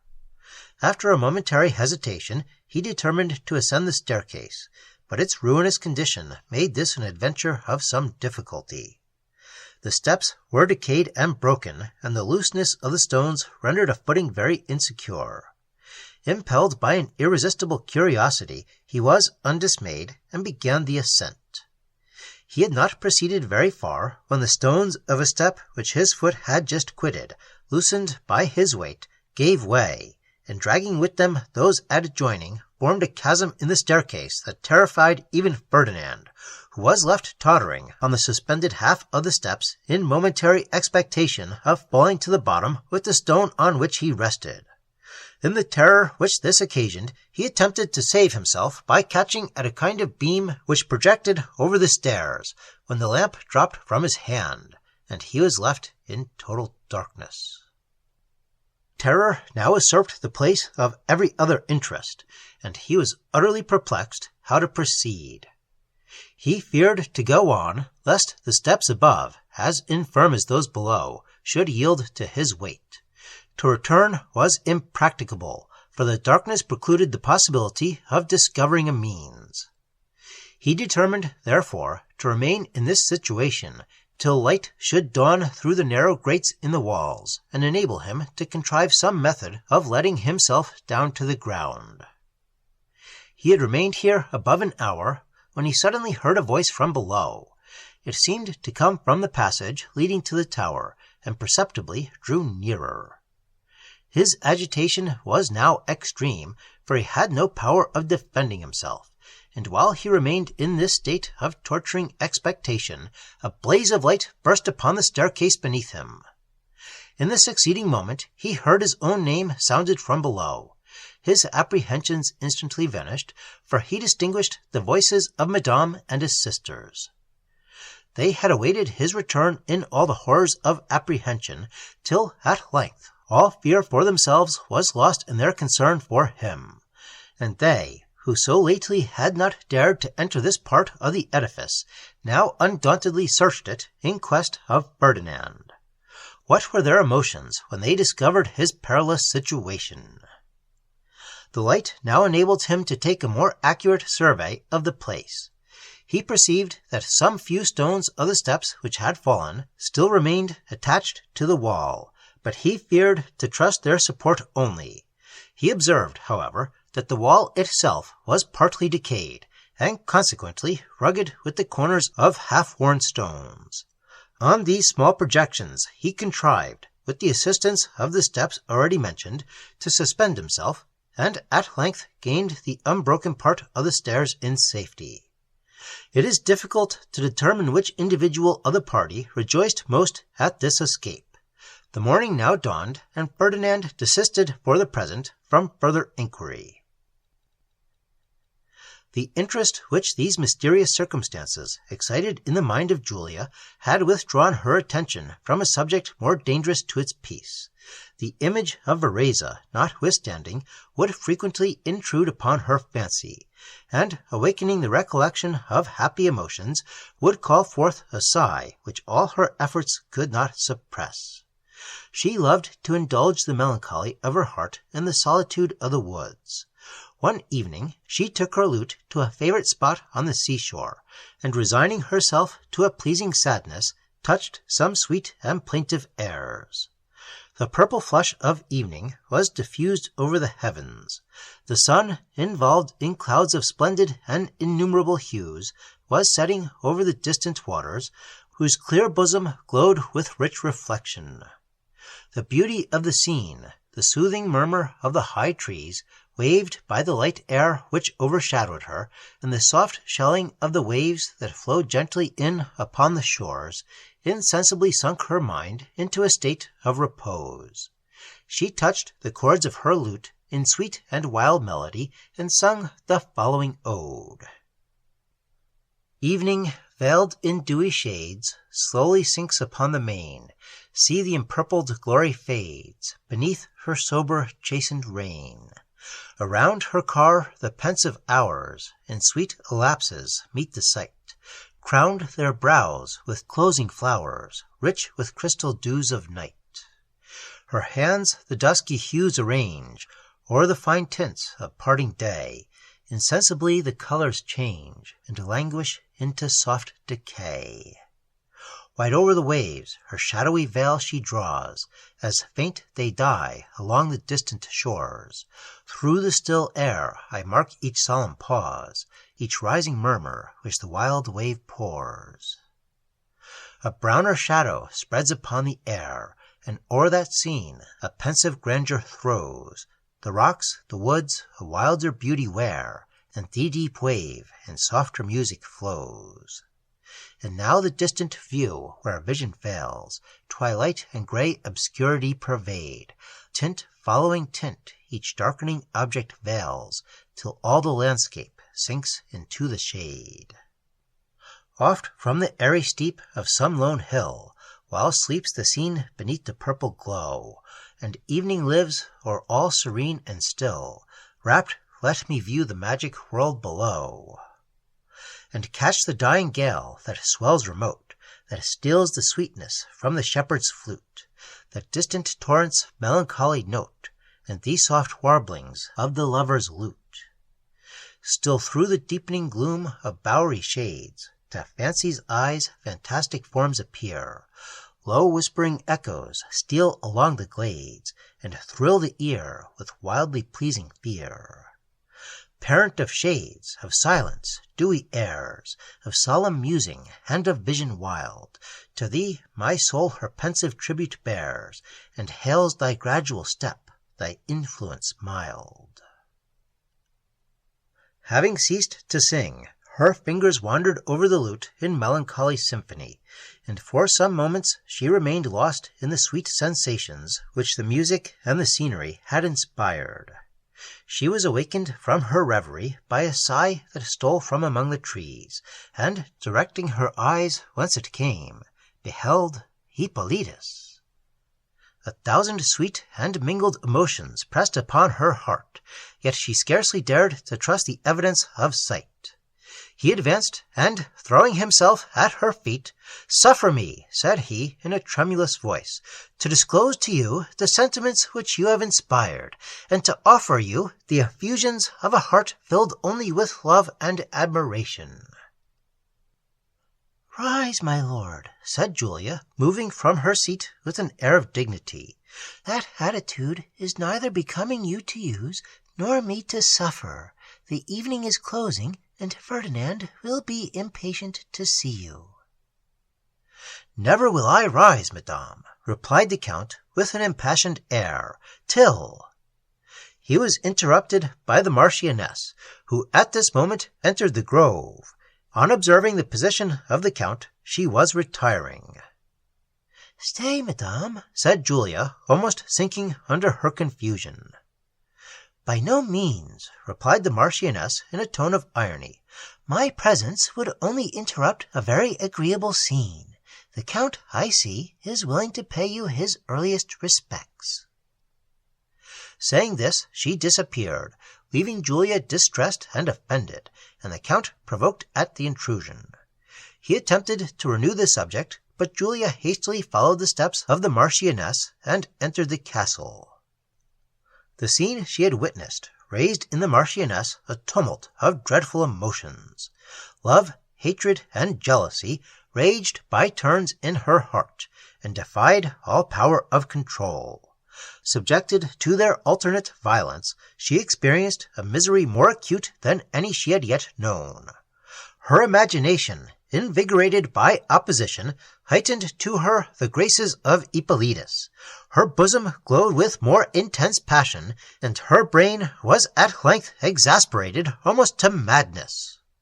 In Julia, this sudden and unexpected interview excited a mingled emotion of love and vexation, which did not soon subside. At length, however, the delightful consciousness of Vereza's love bore her high above every other sensation. Again the scene more brightly glowed, and again her fancy overcame the possibility of evil. During the evening, a tender and timid respect distinguished the behavior of the Count towards Julia, who, contented with the certainty of being loved, resolved to conceal her sentiments till an explanation of his abrupt departure from Mazzini and subsequent absence should have dissipated the shadow of mystery which hung over this part of his conduct. She observed that the Marchioness pursued her with steady and constant observation, and she carefully avoided affording the Count an opportunity of renewing the subject of the preceding interview, which, whenever he approached her, seemed to tremble on his lips. Night returned, and Ferdinand repaired to the chamber of Julia to pursue his inquiry. Here he had not long remained when the strange and alarming sounds which had been heard on the preceding night were repeated. The circumstance that now sunk in terror the minds of Amelia and Julia fired with new wonder that of Ferdinand, who, seizing a light, darted through the discovered door, and almost instantly disappeared. He descended into the same wild hall he had passed on the preceding night. He had scarcely reached the bottom of the staircase when a feeble light gleamed across the hall, and his eye caught the glimpse of a figure retiring through the low arched door which led to the south tower. He drew his sword and rushed on. A faint sound died away along the passage, the windings of which prevented his seeing the figure he pursued. Of this, indeed, he had obtained so slight a view that he scarcely knew whether it bore the impression of a human form. The light quickly disappeared, and he heard the door that opened upon the tower suddenly close. He reached it, and, forcing it open, sprang forward. But the place was dark and solitary, and there was no appearance of any person having passed along it. He looked up the tower, and the chasm which the staircase exhibited convinced him that no human being could have passed up. He stood silent and amazed. Examining the place with an eye of strict inquiry, he perceived a door which was partly concealed by hanging stairs, and which till now had escaped his notice. Hope invigorated curiosity, but his expectation was quickly disappointed, for this door also was fastened. He tried in vain to force it. He knocked, and a hollow sullen sound ran in echoes through the place, and died away at a distance. It was evident that beyond this door were chambers of considerable extent, but after long and various attempts to reach them, he was obliged to desist, and he quitted the tower as ignorant and more dissatisfied than he had entered it. He returned to the hall, which he now, for the first time, deliberately surveyed. It was a spacious and desolate apartment, whose lofty roof rose into arches supported by pillars of black marble. The same substance inlaid the floor and formed the staircase. The windows were high and Gothic. An air of proud sublimity, united with singular wildness, characterized the place, at the extremity of which arose several Gothic arches, whose dark shade veiled in obscurity the extent beyond. On the left hand appeared two doors, each of which was fastened, and on the right the grand entrance from the courts. Ferdinand determined to explore the dark recesses which terminated his view, and as he traversed the hall, his imagination, affected by the surrounding scene, often multiplied the echoes of his footsteps into uncertain sounds of strange and fearful import. He reached the arches, and discovered beyond a kind of inner hall, of considerable extent, which was closed at the farther end by a pair of massy folding doors, heavily ornamented with carving. They were fastened by a lock, and defied his utmost strength. As he surveyed the place in silent wonder, a sullen groan arose from beneath the spot where he stood. His blood ran cold at the sound, but silence returning, and continuing unbroken, he attributed his alarm to the illusion of a fancy which terror had impregnated. He made another effort to force the door, when a groan was repeated. more hollow and more dreadful than the first. At this moment all his courage forsook him. He quitted the door and hastened to the staircase, which he ascended almost breathless with terror. He found Madame de Menon and his sisters awaiting his return in the most painful anxiety, and, thus disappointed in all his endeavours to penetrate the secret of these buildings, and fatigued with fruitless search, he resolved to suspend further inquiry. When he related the circumstances of his late adventure, the terror of Amelia and Julia was heightened to a degree that overcame every prudent consideration. Their apprehension of the Marquis's displeasure was lost in a stronger feeling, and they resolved no longer to remain in apartments which offered only terrific images to their fancy. Madame de Menon, almost equally alarmed, and more perplexed, by this combination of strange and unaccountable circumstances, ceased to oppose their design. It was resolved, therefore, that on the following day Madame should acquaint the Marchioness with such particulars of the late occurrence as their purpose made it necessary she should know, concealing their knowledge of the hidden door and the incidents immediately dependent on it, and that Madame should entreat a change of apartments. Madame accordingly waited on the Marchioness. The Marchioness, having listened to the account at first with surprise, and afterwards with indifference, condescended to reprove Madame for encouraging superstitious belief in the minds of her young charge. She concluded with ridiculing as fanciful the circumstances related, and with refusing, on account of the numerous visitants at the castle, the request preferred to her. It is true, the castle was crowded with visitors. The former apartments of Madame de Menon were the only ones unoccupied, and these were in magnificent preparation for the pleasure of the Marchioness, who was unaccustomed to sacrifice her own wishes to the comfort of those around her. She therefore treated lightly the subject, which, seriously attended to, would have endangered her new plan of delight. But Amelia and Julia were too seriously terrified to obey the scruples of delicacy or to be easily repulsed. They prevailed on Ferdinand to represent the situation to the Marquis. Meanwhile, Hippolytus, who had passed the night in a state of sleepless anxiety, watched with busy impatience an opportunity of more fully disclosing to Julia the passion which glowed in his heart. The first moment in which he beheld her had awakened in him an admiration which had since ripened into a sentiment more tender. He had been prevented formally declaring his passion by the circumstance which so suddenly called him to Naples. This was the dangerous illness of the Marquis de Lamelli, his near and much valued relation. But it was a task too painful to depart in silence, and he contrived to inform Julia of his sentiments in the air which she heard so sweetly sung beneath her window.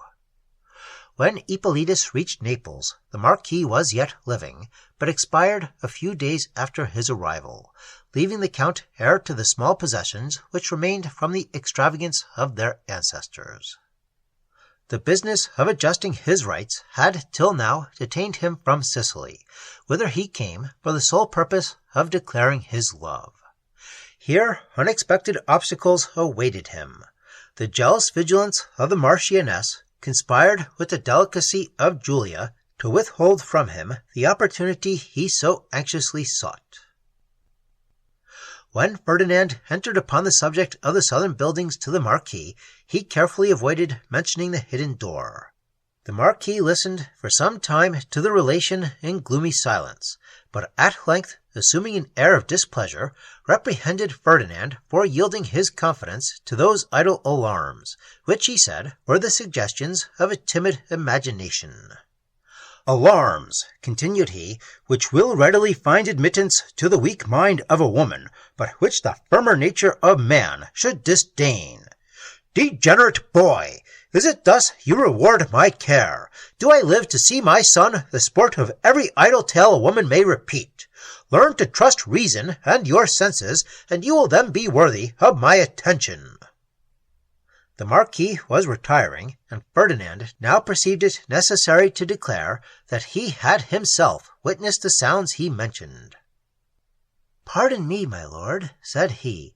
"In the late instance I have been just to your command. My senses have been the only evidences I have trusted. I have heard those sounds which I cannot doubt." The Marquis appeared shocked.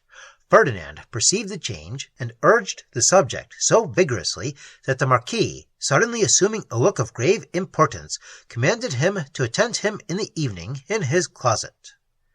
Ferdinand, in passing from the Marquis, met Hippolytus. He was pacing the gallery in much seeming agitation, but observing Ferdinand, he advanced to him. "I am ill at heart," said he, in a melancholy tone. "Assist me with your advice. We will step into this apartment, where we can converse without interruption." "You are not ignorant," said he, throwing himself into a chair, "of the tender sentiments which your sister Julia has inspired. I entreat you, by that sacred friendship which has so long united us, to afford me an opportunity of pleading my passion. Her heart, which is so susceptible of other impressions, is, I fear, insensible to love. Procure me, however, the satisfaction of certainty upon a point where the tortures of suspense are surely the most intolerable." "Your penetration," replied Ferdinand, "has for once forsaken you, else you would now be spared the tortures of which you complain, for you would have discovered what I have long observed, that Julia regards you with a partial eye." "Do not," said Hippolytus, "make disappointment more terrible by flattery, neither suffer the partiality of friendship to mislead your judgment. Your perceptions are affected by the warmth of your feelings, and because you think I deserve her distinction, you believe I possess it. Alas, you deceive yourself, but not me." "The very reverse," replied Ferdinand. "'Tis you who deceive yourself, or rather it is the delicacy of the passion which animates you, and which will ever operate against your clear perception of a truth in which your happiness is so deeply involved. Believe me, I speak not without reason. She loves you." At these words Hippolytus started from his seat, and, clasping his hands in fervent joy, "Enchanting sounds!" cried he, in a voice tenderly impassioned. "Could I but believe ye! Could I but believe ye! This world were paradise!" During this exclamation, the emotions of Julia, who sat in her closet adjoining, can with difficulty be imagined. A door which opened into it from the apartment where this conversation was held was only half closed. Agitated with the pleasure this declaration excited, she yet trembled with apprehension lest she should be discovered. She hardly dared to breathe, much less to move across the closet to the door, which opened upon the gallery, whence she might probably have escaped unnoticed, lest the sound of her step should betray her. Compelled, therefore, to remain where she was, she sat in a state of fearful distress which no color of language can paint. "Alas," resumed Hippolytus, "I too eagerly admit the possibility of what I wish. If you mean that I should really believe you, confirm your assertion by some proof." "Readily," rejoined Ferdinand. The heart of Julia beat quick. "When you were so suddenly called to Naples upon the illness of the Marquis Lamelli, I marked her conduct well, and in that read the sentiments of her heart. On the following morning I observed in her countenance a restless anxiety which I have never seen before. She watched the entrance of every person with an eager expectation, which was as often succeeded by evident disappointment. At dinner your departure was mentioned. She spilt the wine she was carrying to her lips, and for the remainder of the day was spiritless and melancholy. I saw her ineffectual struggles to conceal the oppression at her heart. Since that time she has seized every opportunity of withdrawing from company. The gaiety with which she was so lately charmed her no longer. She became pensive, retired, and I have often heard her singing, in some lonely spot, the most moving and tender airs." Your return produced a visible and instantaneous alteration. She has now resumed her gaiety, and the soft confusion of her countenance, whenever you approach, might alone suffice to convince you of the truth of my assertion." "Oh, talk for ever thus!" sighed Ippolitus. "These words are so sweet, so soothing to my soul, that I could listen till I forgot I had a wish beyond them. Yes, Ferdinand, these circumstances are not to be doubted, and conviction opens upon my mind a flow of ecstasy I never knew till now. Oh, lead me to her, that I may speak the sentiments which swell my heart." They arose, when Julia, who with difficulty had supported herself, now impelled by an irresistible fear of instant discovery, rose also, and moved softly towards the gallery. The sound of her step alarmed the Count, who, apprehensive lest his conversation had been overheard, was anxious to be satisfied whether any person was in the closet. He rushed in and discovered Julia. She caught at a chair to support her trembling frame, and, overwhelmed with mortifying sensations, sunk into it, and hid her face in her robe. Ippolitus threw himself at her feet, and seizing her hand, pressed it to his lips in expressive silence. Some moments passed before the confusion of either would suffer them to speak. At length, recovering his voice, "Can you, madame," said he, "forgive this intrusion, so unintentional, or will it deprive me of that esteem which I have but lately ventured to believe I possessed, and which I value more than existence itself? Oh, speak my pardon! Let me not believe that a single accident has destroyed my peace for ever." "If your peace, sir, depends on a knowledge of my esteem," said Julia in a tremulous voice, "that peace is already secure. If I wished even to deny the partiality I feel, it would now be useless, since I no longer wish this. It would also be painful." Ippolitus could only weep his thanks over the hand he still held. "Be sensible, however, of the delicacy of my situation," continued she, rising, "and suffer me to withdraw." Saying this, she quitted the closet, leaving Ippolitus overcome with this sweet confirmation of his wishes, and Ferdinand not yet recovered from the painful surprise which the discovery of Julia had excited. He was deeply sensible of the confusion he had occasioned her, and knew that apologies would not restore the composure he had so cruelly yet unwarily disturbed. Ferdinand awaited the hour appointed by the Marquis in impatient curiosity. The solemn air which the Marquis assumed when he commanded him to attend had deeply impressed his mind. As the time drew nigh, expectation increased, and every moment seemed to linger into hours. At length he repaired to the closet, where he did not remain long before the Marquis entered. The same chilling solemnity marked his manner.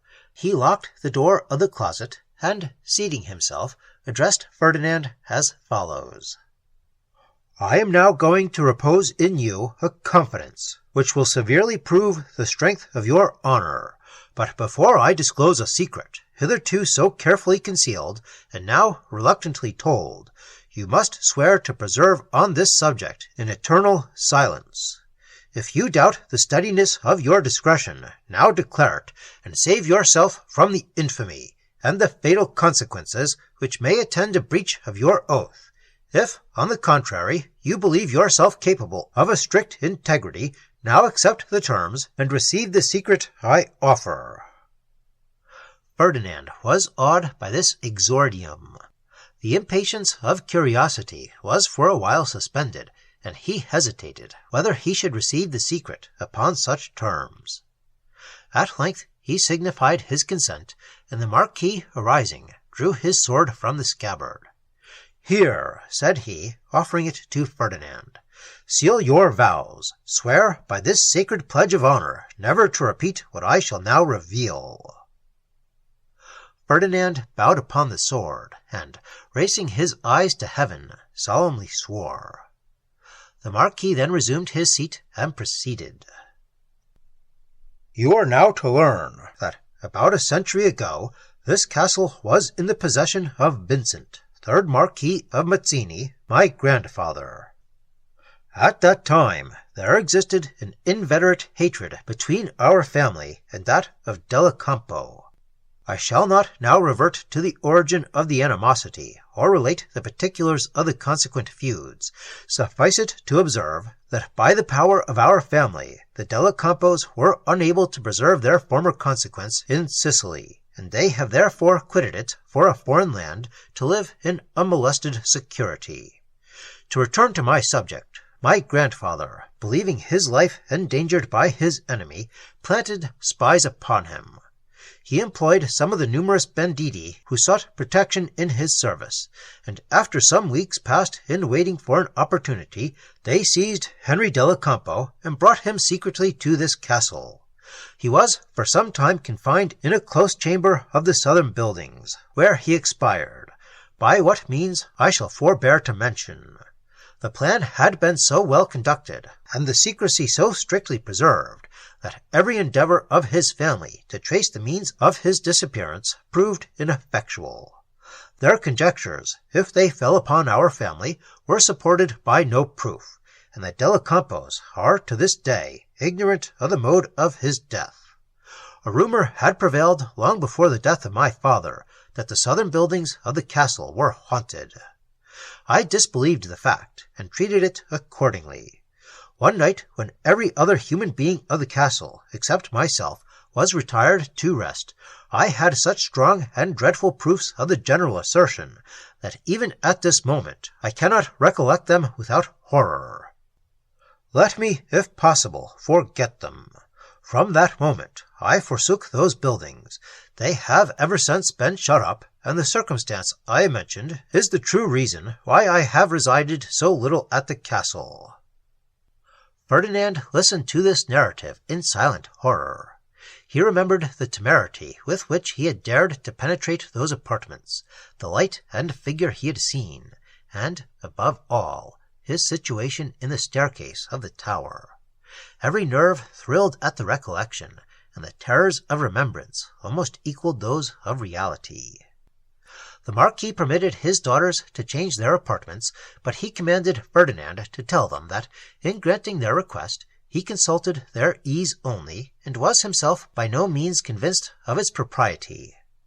They were, accordingly, reinstated in their former chambers, and the great room only of Madame's apartments was reserved for the Marchioness, who expressed her discontent to the Marquis in terms of mingled censure and lamentation. The Marquis privately reproved his daughters for what he termed the idle fancies of a weak mind, and desired them no more to disturb the peace of the castle with the subject of their late fears. They received this reproof with silent submission, too much pleased with the success of their suit to be susceptible of any emotion but joy. Ferdinand, reflecting on the late discovery, was shocked to learn, what was now forced upon his belief, that he was the descendant of a murderer. He now knew that innocent blood had been shed in the castle, and that the walls were still the haunt of an unquiet spirit, which seemed to call aloud for retribution on the posterity of him who had disturbed its eternal rest. Hippolytus perceived his dejection, and entreated that he might participate his uneasiness.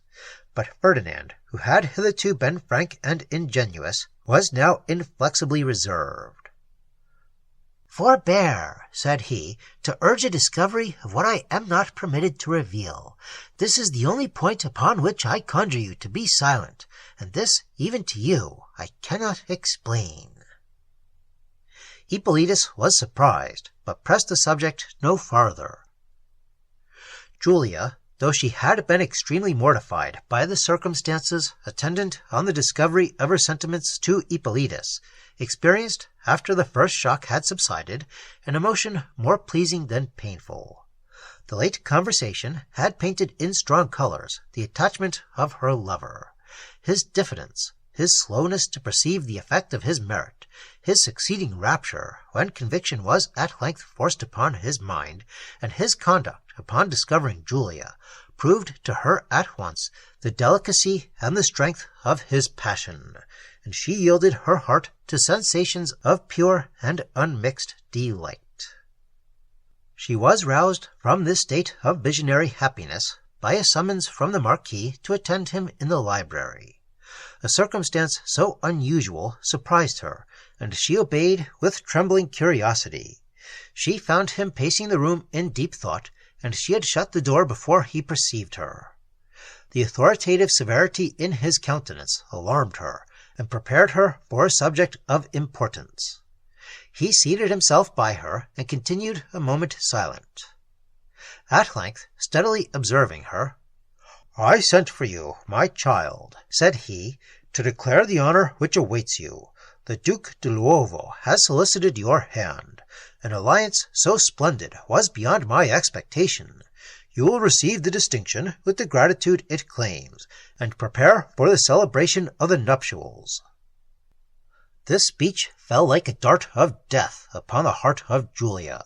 She sat motionless, stupefied, and deprived of the power of utterance.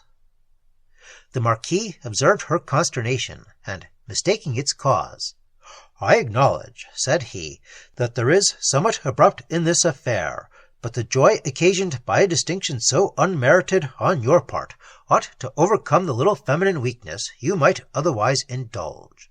Retire and compose yourself, and observe," continued he in a stern voice, "this is no time for finesse." These words roused Julia from her state of horrid stupefaction.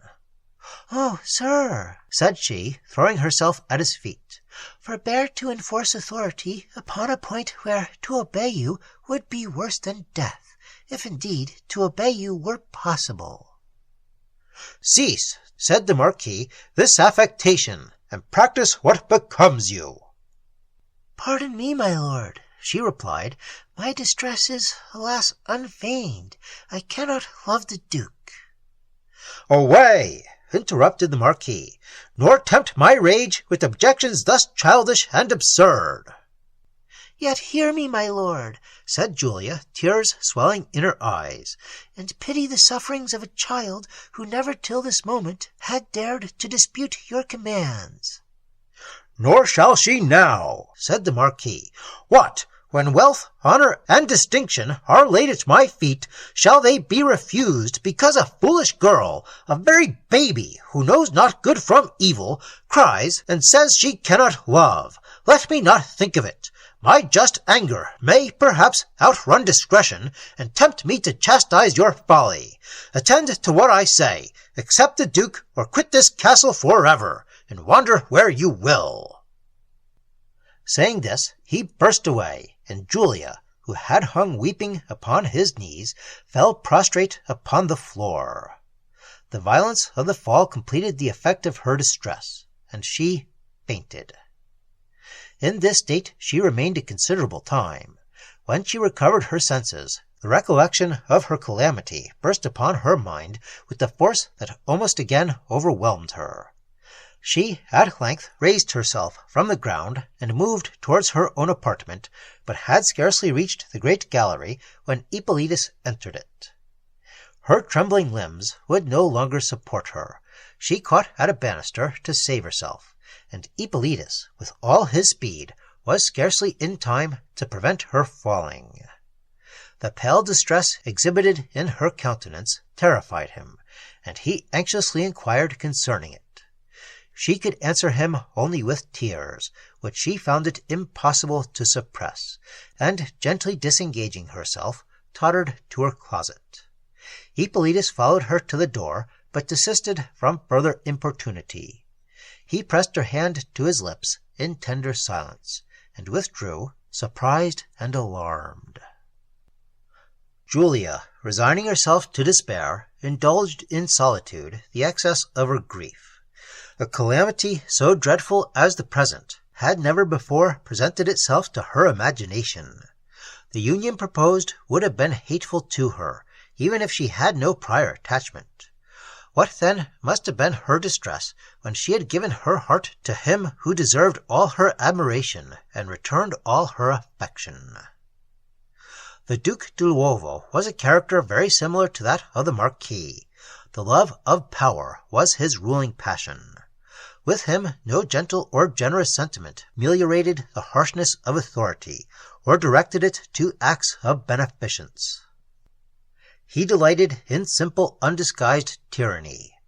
He had been twice married, and the unfortunate women subjected to his power had fallen victims to the slow but corroding hand of sorrow. He had one son, who some years before had escaped the tyranny of his father and had not been since heard of. At the late festival the Duke had seen Julia, and her beauty made so strong an impression upon him that he had been induced now to solicit her hand. The Marquis, delighted with the prospect of a connection so flattering to his favourite passion, readily granted his consent and immediately sealed it with a promise. Julia remained for the rest of the day shut up in her closet, where the tender efforts of Madame and Amelia were exerted to soften her distress. Towards the close of evening Ferdinand entered. Hippolytus, shocked at her absence, had requested him to visit her, to alleviate her affliction, and, if possible, to discover its cause. Ferdinand, who tenderly loved his sister, was alarmed by the words of Hippolytus, and immediately sought her. Her eyes were swelled with weeping, and her countenance was but too expressive of the state of her mind. Ferdinand's distress, when told of his father's conduct, was scarcely less than her own. He had pleased himself with the hope of uniting the sister of his heart with the friend whom he loved. An act of cruel authority now dissolved the fairy dream of happiness which his fancy had formed, and destroyed the peace of those most dear to him. He sat for a long time silent and dejected. At length, starting from his melancholy reverie, he bade Julia good night, and returned to Hippolytus, who was waiting for him with anxious impatience in the north hall. Ferdinand dreaded the effect of that despair which the intelligence he had to communicate would produce in the mind of Hippolytus. He revolved some means of softening the dreadful truth, but Hippolytus, quick to apprehend the evil which love taught him to fear, seized at once upon the reality. "Tell me all," said he in a tone of assured firmness. "I am prepared for the worst." Ferdinand related the decree of the Marquis, and Hippolytus soon sunk into an excess of grief, which defied, as much as it required, the powers of alleviation. Julia at length retired to her chamber, but the sorrow which occupied her mind withheld the blessings of sleep. Distracted and restless, she arose, and gently opened the window of her apartment. The night was still, and not a breath disturbed the surface of the waters. The moon shed a mild radiance over the waves, which in gentle undulations flowed upon the sands. The scene insensibly tranquilized her spirits. A tender and pleasing melancholy diffused itself over her mind, and as she mused, she heard the dashing of distant oars. Presently she perceived upon the light surface of the sea a small boat. The sound of the oars ceased, and a solemn strain of harmony, such as fancy wafts from the abodes of the blessed, stole upon the silence of night. A chorus of voices now swelled upon the air and died away at a distance. In the strain Julia recollected the midnight hymn to the Virgin, and holy enthusiasm filled her heart. The chorus was repeated, accompanied by a solemn striking of oars. A sigh of ecstasy stole from her bosom. Silence returned. The divine melody she had heard calmed the tumult of her mind, and she sunk in sweet repose. She arose in the morning, refreshed by light slumbers, but the recollection of her sorrows soon returned with new force, and sickening faintness overcame her. In this situation she received a message from the Marquis to attend him instantly. She obeyed, and he bade her prepare to receive the Duke, who that morning purposed to visit the castle. He commanded her to attire herself richly, and to welcome him with smiles. Julia submitted in silence. She saw the Marquis was inflexibly resolved, and she withdrew to indulge the anguish of her heart, and prepare for this detested interview. The clock had struck 12 when a flourish of trumpets announced the approach of the Duke. The heart of Julia sunk at the sound, and she threw herself on a sofa, overwhelmed with bitter sensations. Here she was soon disturbed by a message from the Marquis. She arose, and tenderly embracing Amelia, their tears for some moments flowed together. At length, summoning all her fortitude, she descended to the hall, where she was met by the Marquis. He led her to the saloon in which the Duke sat, with whom, having conversed a short time, he withdrew. The emotion of Julia at this instant was beyond anything she had before suffered, but by a sudden and strange exertion of fortitude, which the force of desperate calamity sometimes affords us, but which inferior sorrow toils after in vain, she recovered her composure and resumed her natural dignity. For a moment she wondered at herself, and she formed the dangerous resolution of throwing herself upon the generosity of the Duke, by acknowledging her reluctance to the engagement, and soliciting him to withdraw his suit. The Duke approached her with an air of proud condescension, and, taking her hand, placed himself beside her. Having paid some formal and general compliments to her beauty, he proceeded to profess himself her admirer.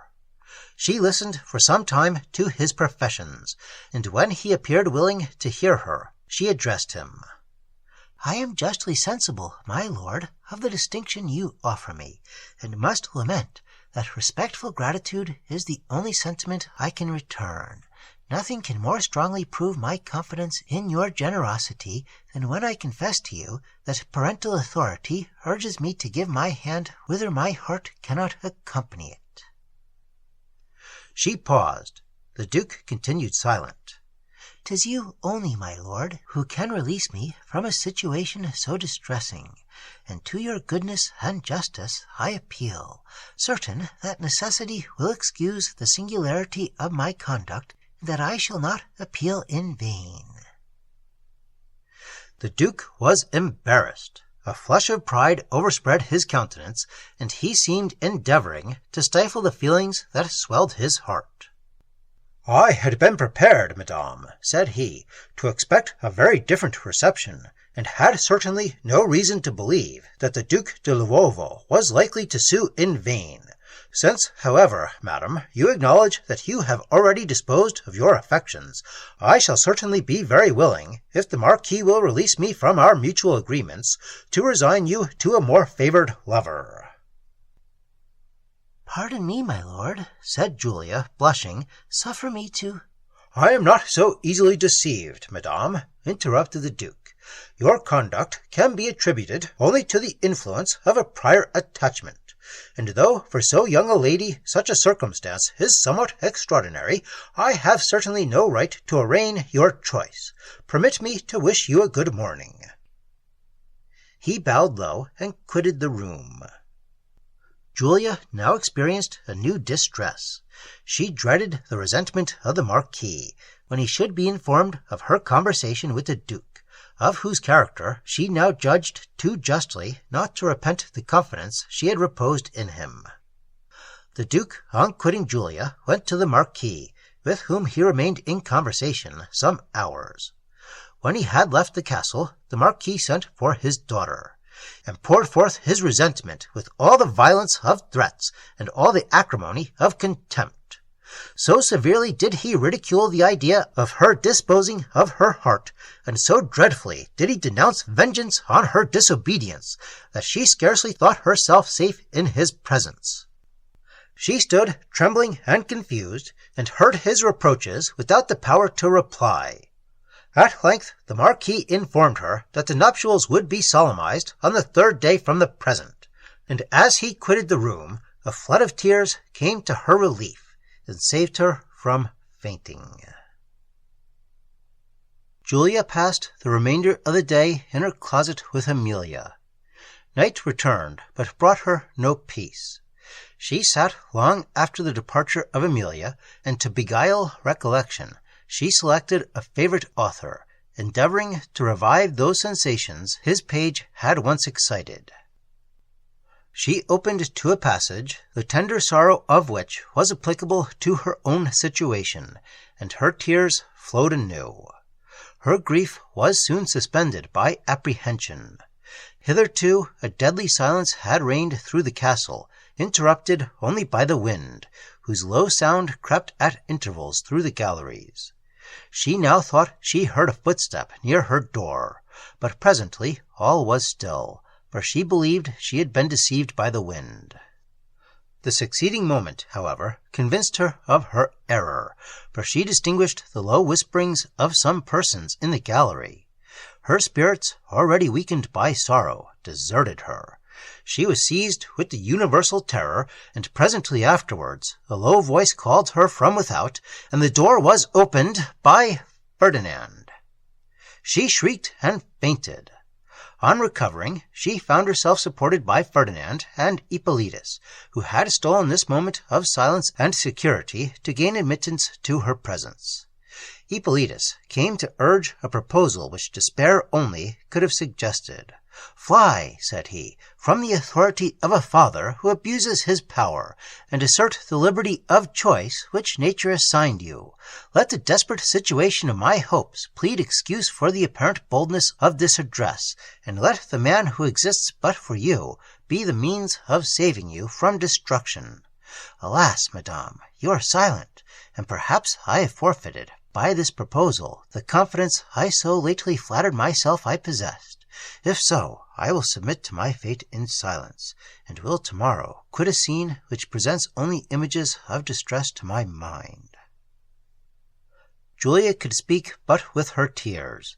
A variety of strong and contending emotions struggled at her breast, and suppressed the power of utterance. Ferdinand seconded the proposal of the Count.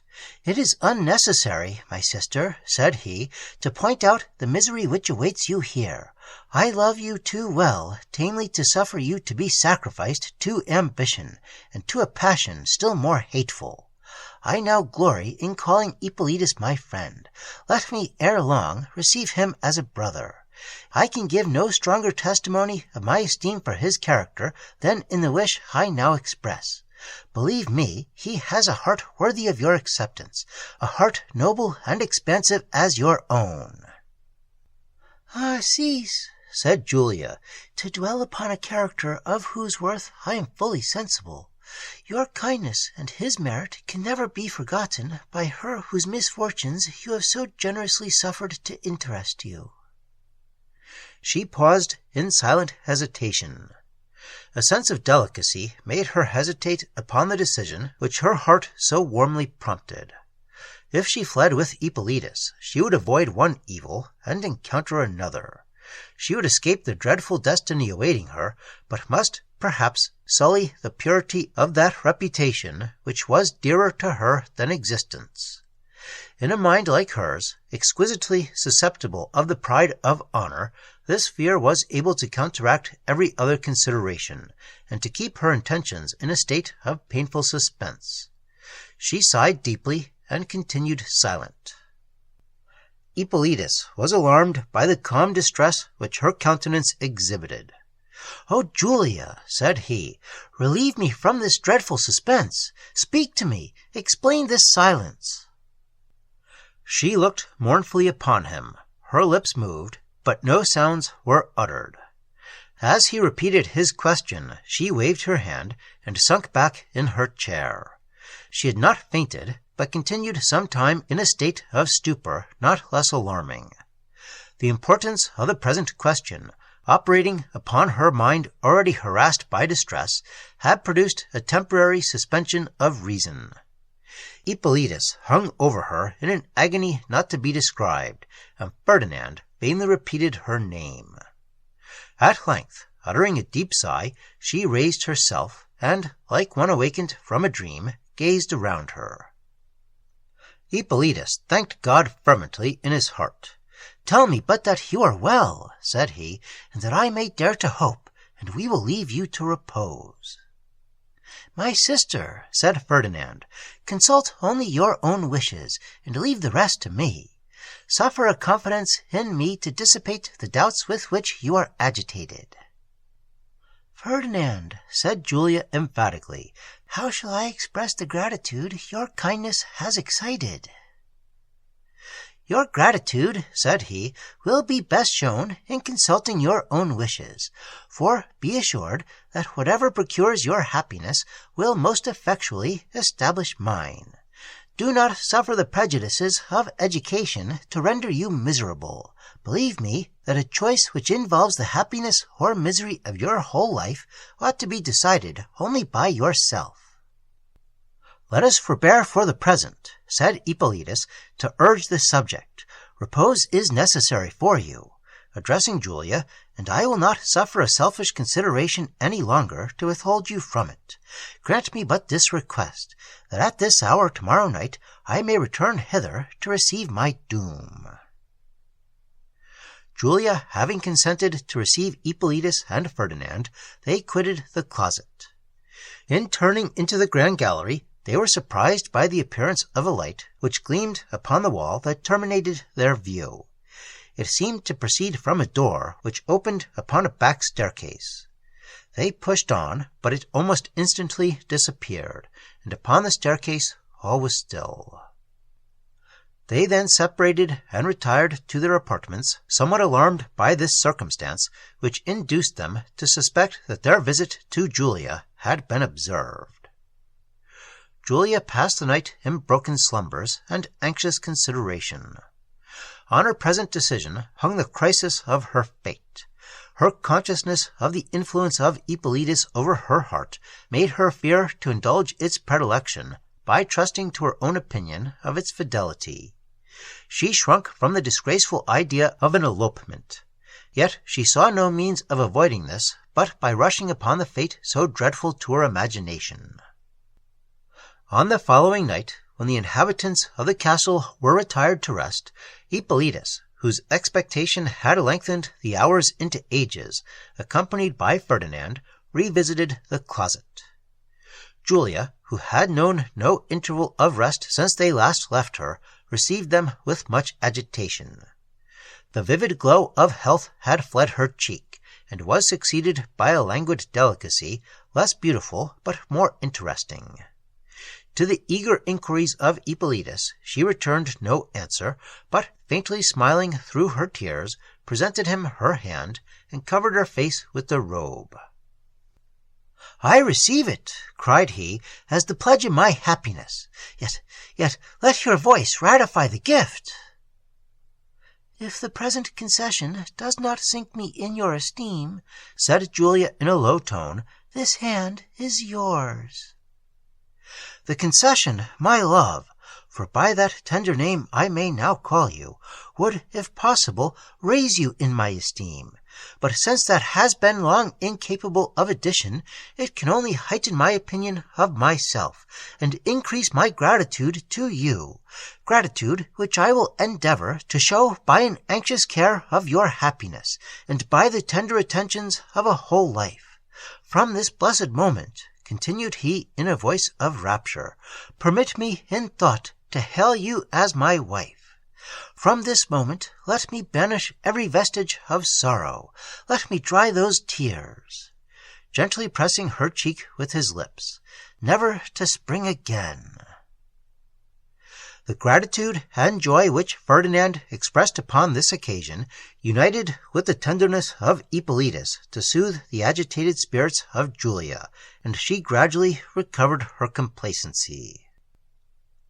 They now arranged their plan of escape, in the execution of which no time was to be lost, since the nuptials with the Duke were to be solemnized on the day after the morrow.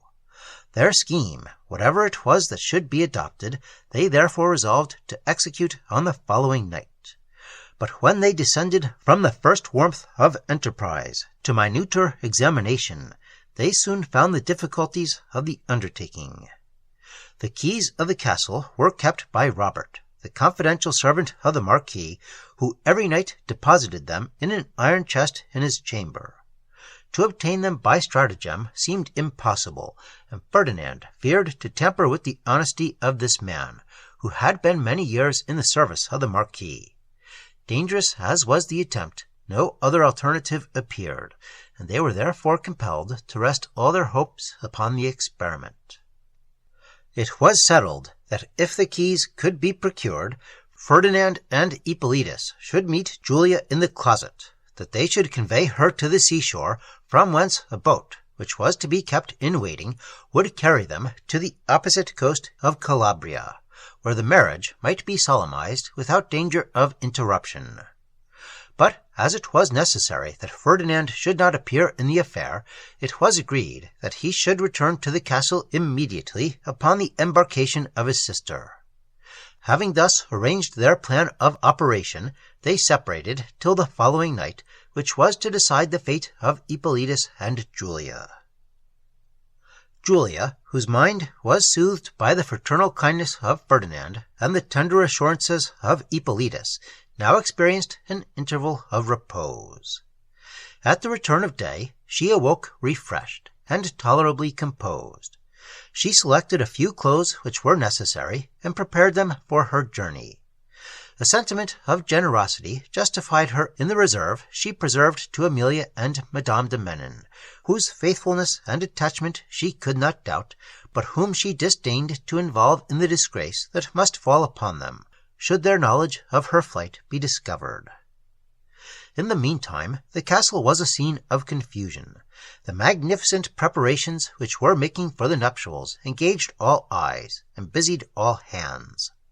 The Marchioness had the direction of the whole, and the alacrity with which she acquitted herself testified how much she was pleased with the alliance, and created a suspicion that it had not been concerted without some exertion of her influence. Thus was Julia designed the joint victim of ambition and illicit love. The composure of Julia declined with the day, whose hours had crept heavily along. As the night drew on, her anxiety for the success of Ferdinand's negotiation with Robert increased to a painful degree. A variety of new emotions pressed at her heart and subdued her spirits. When she bade Amelia good night, she thought she beheld her for the last time.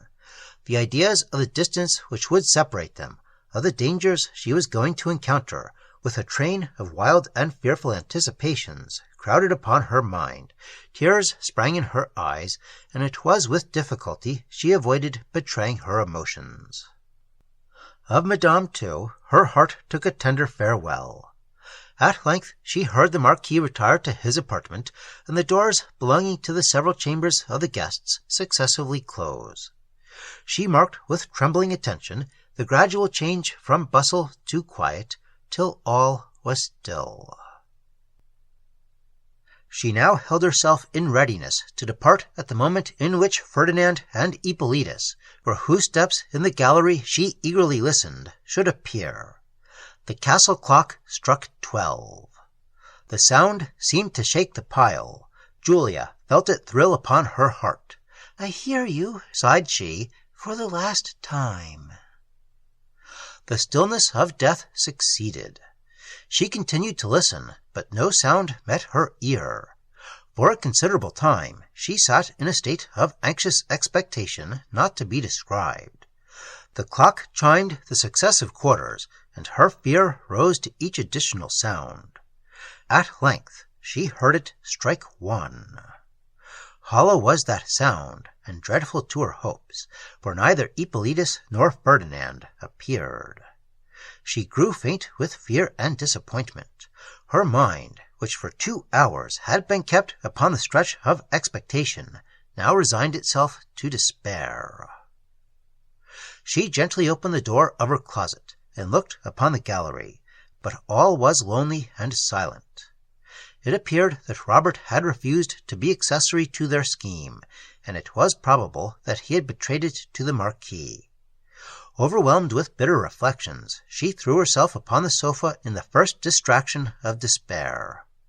Suddenly she thought she heard a noise in the gallery, and as she started from her posture to listen to the sound, the door of her closet was gently opened by Ferdinand. "Come, my love," said he, "the keys are ours, and we have not a moment to lose. Our delay has been unavoidable, but this is no time for explanation." Julia, almost fainting, gave her hand to Ferdinand, and Ippolitus, after some short expression of his thankfulness, followed.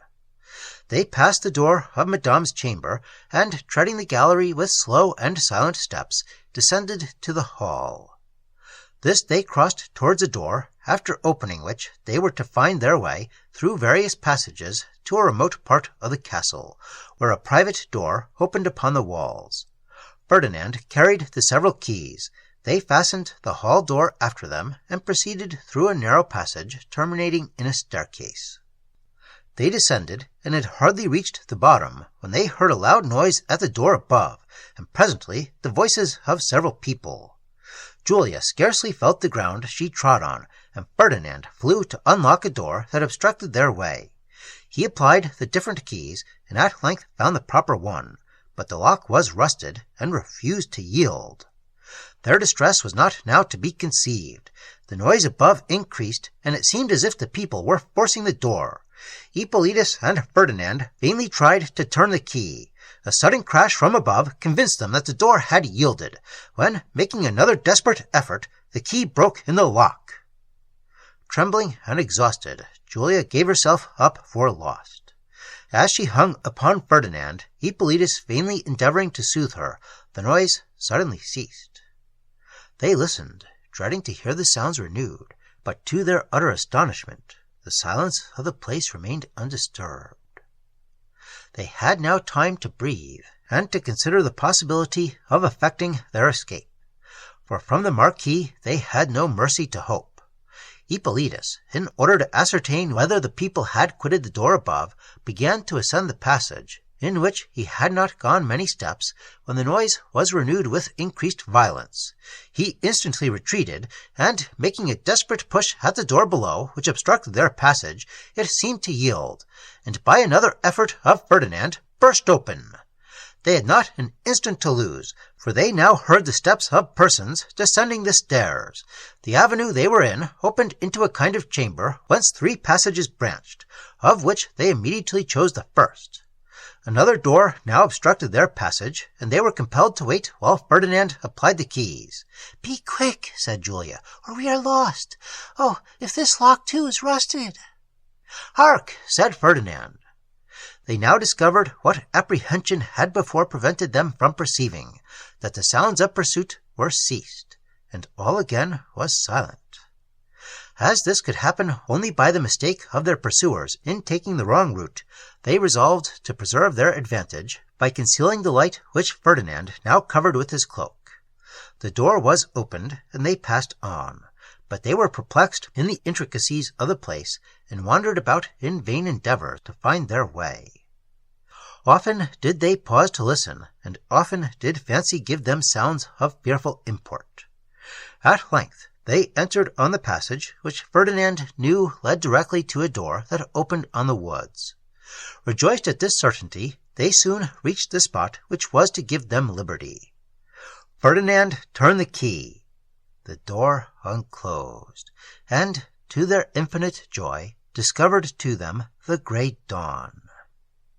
"Now, my love," said Ippolitus, "you are safe, and I am happy." Immediately a loud voice from without exclaimed, "Take, villain, the reward of your perfidy!" At that same instant Ippolitus received a sword in his body, and, uttering a deep sigh, fell to the ground. Julia shrieked and fainted. Ferdinand, drawing his sword, advanced towards the assassin, upon whose countenance the light of his lamp then shone, and discovered to him his father. The sword fell from his grasp, and he started back in an agony of horror. He was instantly surrounded and seized by the servants of the Marquis, while the Marquis himself denounced vengeance upon his head, and ordered him to be thrown into the dungeon of the castle. At this instant the servants of the Count, who were awaiting his arrival on the seashore, hearing the tumult, hastened to the scene, and there beheld their beloved master lifeless and weltering in his blood. They conveyed the bleeding body, with loud lamentations, on board the vessel which had been prepared for him, and immediately set sail for Italy. Julia, on recovering her senses, found herself in a small room of which she had no remembrance, with her maid weeping over her. Recollection, when it returned, brought to her mind an energy of grief which exceeded even all her former conceptions of suffering. Yet her misery was heightened by the intelligence which she now received.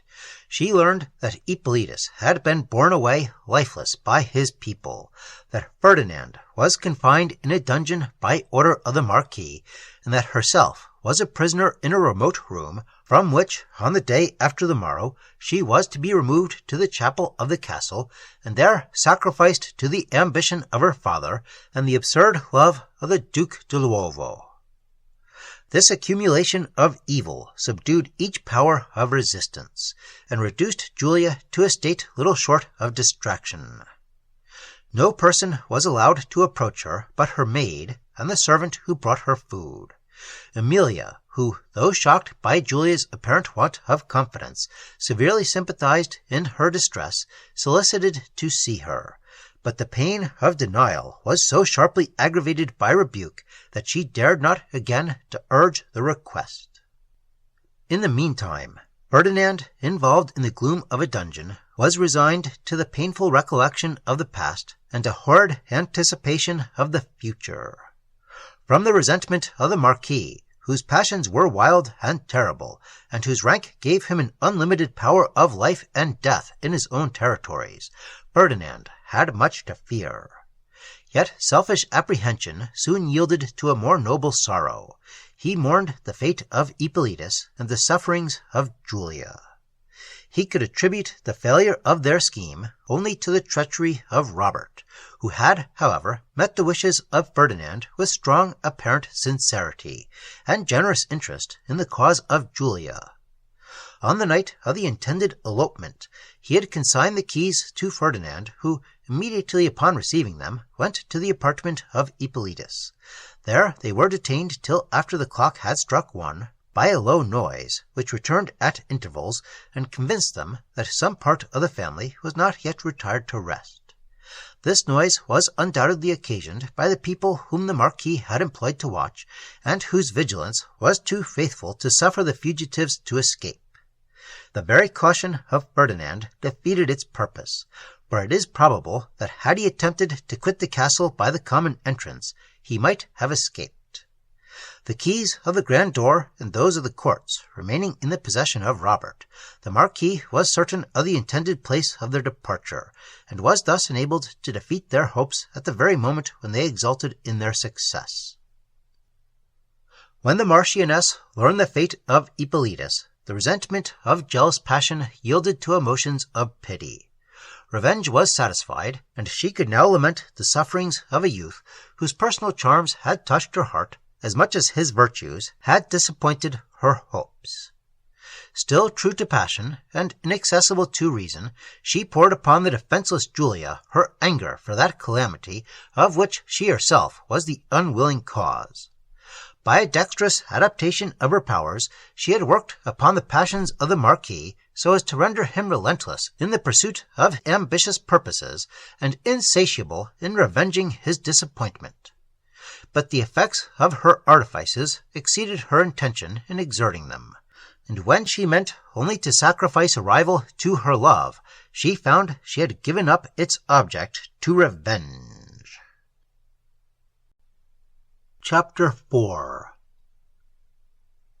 The nuptial morn, so justly dreaded by Julia, and so impatiently awaited by the Marquis, now arrived. The marriage was to be celebrated with a magnificence which demonstrated the joy it occasioned to the Marquis. The castle was fitted up in a style of grandeur superior to anything that had been before seen in it. The neighboring nobility were invited to an entertainment which was to conclude with a splendid ball and supper, and the gates were to be thrown open to all who chose to partake of the bounty of the Marquis. At an early hour, the Duke, attended by a numerous retinue, entered the castle. Ferdinand heard from his dungeon, where the rigor and the policy of the Marquis still confined him, the loud clattering of hoofs in the courtyard above, the rolling of the carriage wheels, and the tumultuous bustle which the entrance of the Duke occasioned. He too well understood the cause of this uproar, and it awakened in him sensations resembling those which the condemned criminal feels when his ears are assailed by the dreadful sounds that precede his execution. When he was able to think of himself, he wondered by what means the Marquis would reconcile his absence to the guests. He, however, knew too well the dissipated character of the Sicilian nobility to doubt that whatever story should be invented would be very readily believed by them, who, even if they knew the truth, would not suffer a discovery of their knowledge to interrupt the festivity which was offered them. The Marquis and Marchioness received the Duke in the outer hall, and conducted him to the saloon, where he partook of the refreshments prepared for him, and from thence retired to the chapel. The Marquis now withdrew to lead Julia to the altar, and Emilia was ordered to attend at the door of the chapel, in which the priest and a numerous company were already assembled. The Marchioness, a prey to the turbulence of succeeding passions, exulted in the near completion of her favourite scheme. A disappointment, however, was prepared for her, which would at once crush the triumph of her malice and her pride. The Marquis, on entering the prison of Julia, found it empty. His astonishment and indignation upon the discovery almost overpowered his reason. Of the servants of the castle, who were immediately summoned, he inquired concerning her escape with a mixture of fury and sorrow which left them no opportunity to reply. They had, however, no information to give, but that her woman had not appeared during the whole morning.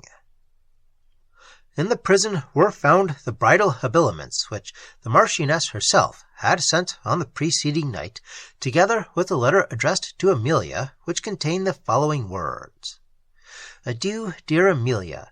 Never more will you see your wretched sister, who flies from the cruel fate now prepared for her, certain that she can never meet one more dreadful.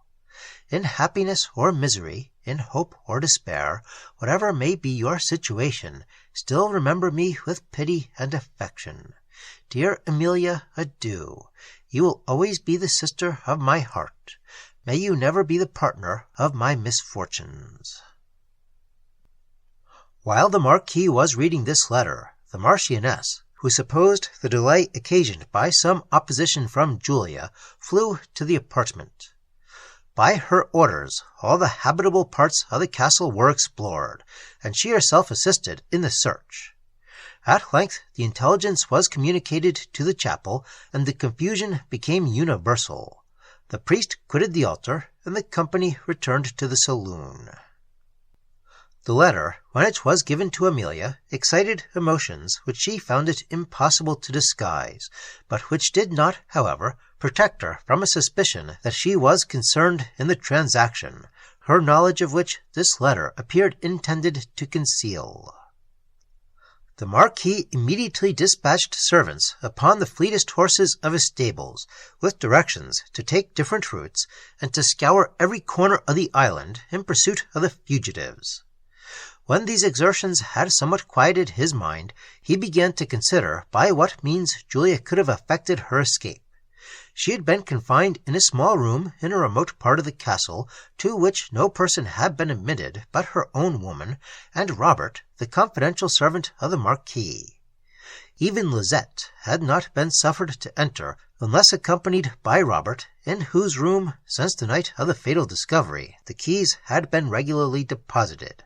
Without them it was impossible she could have escaped. The windows of the apartment being barred and grated, and opening into an inner court at a prodigious height from the ground. Besides, who could she depend upon for protection, or whither could she intend to fly for concealment? The associates of her former elopement were utterly unable to assist her, even with advice. Ferdinand, himself a prisoner, had been deprived of any means of intercourse with her, and Ippolitus had been carried lifeless on board a vessel which had immediately sailed for Italy. Robert, to whom the keys had been entrusted, was severely interrogated by the Marquis. he persisted in a simple and uniform declaration of his innocence.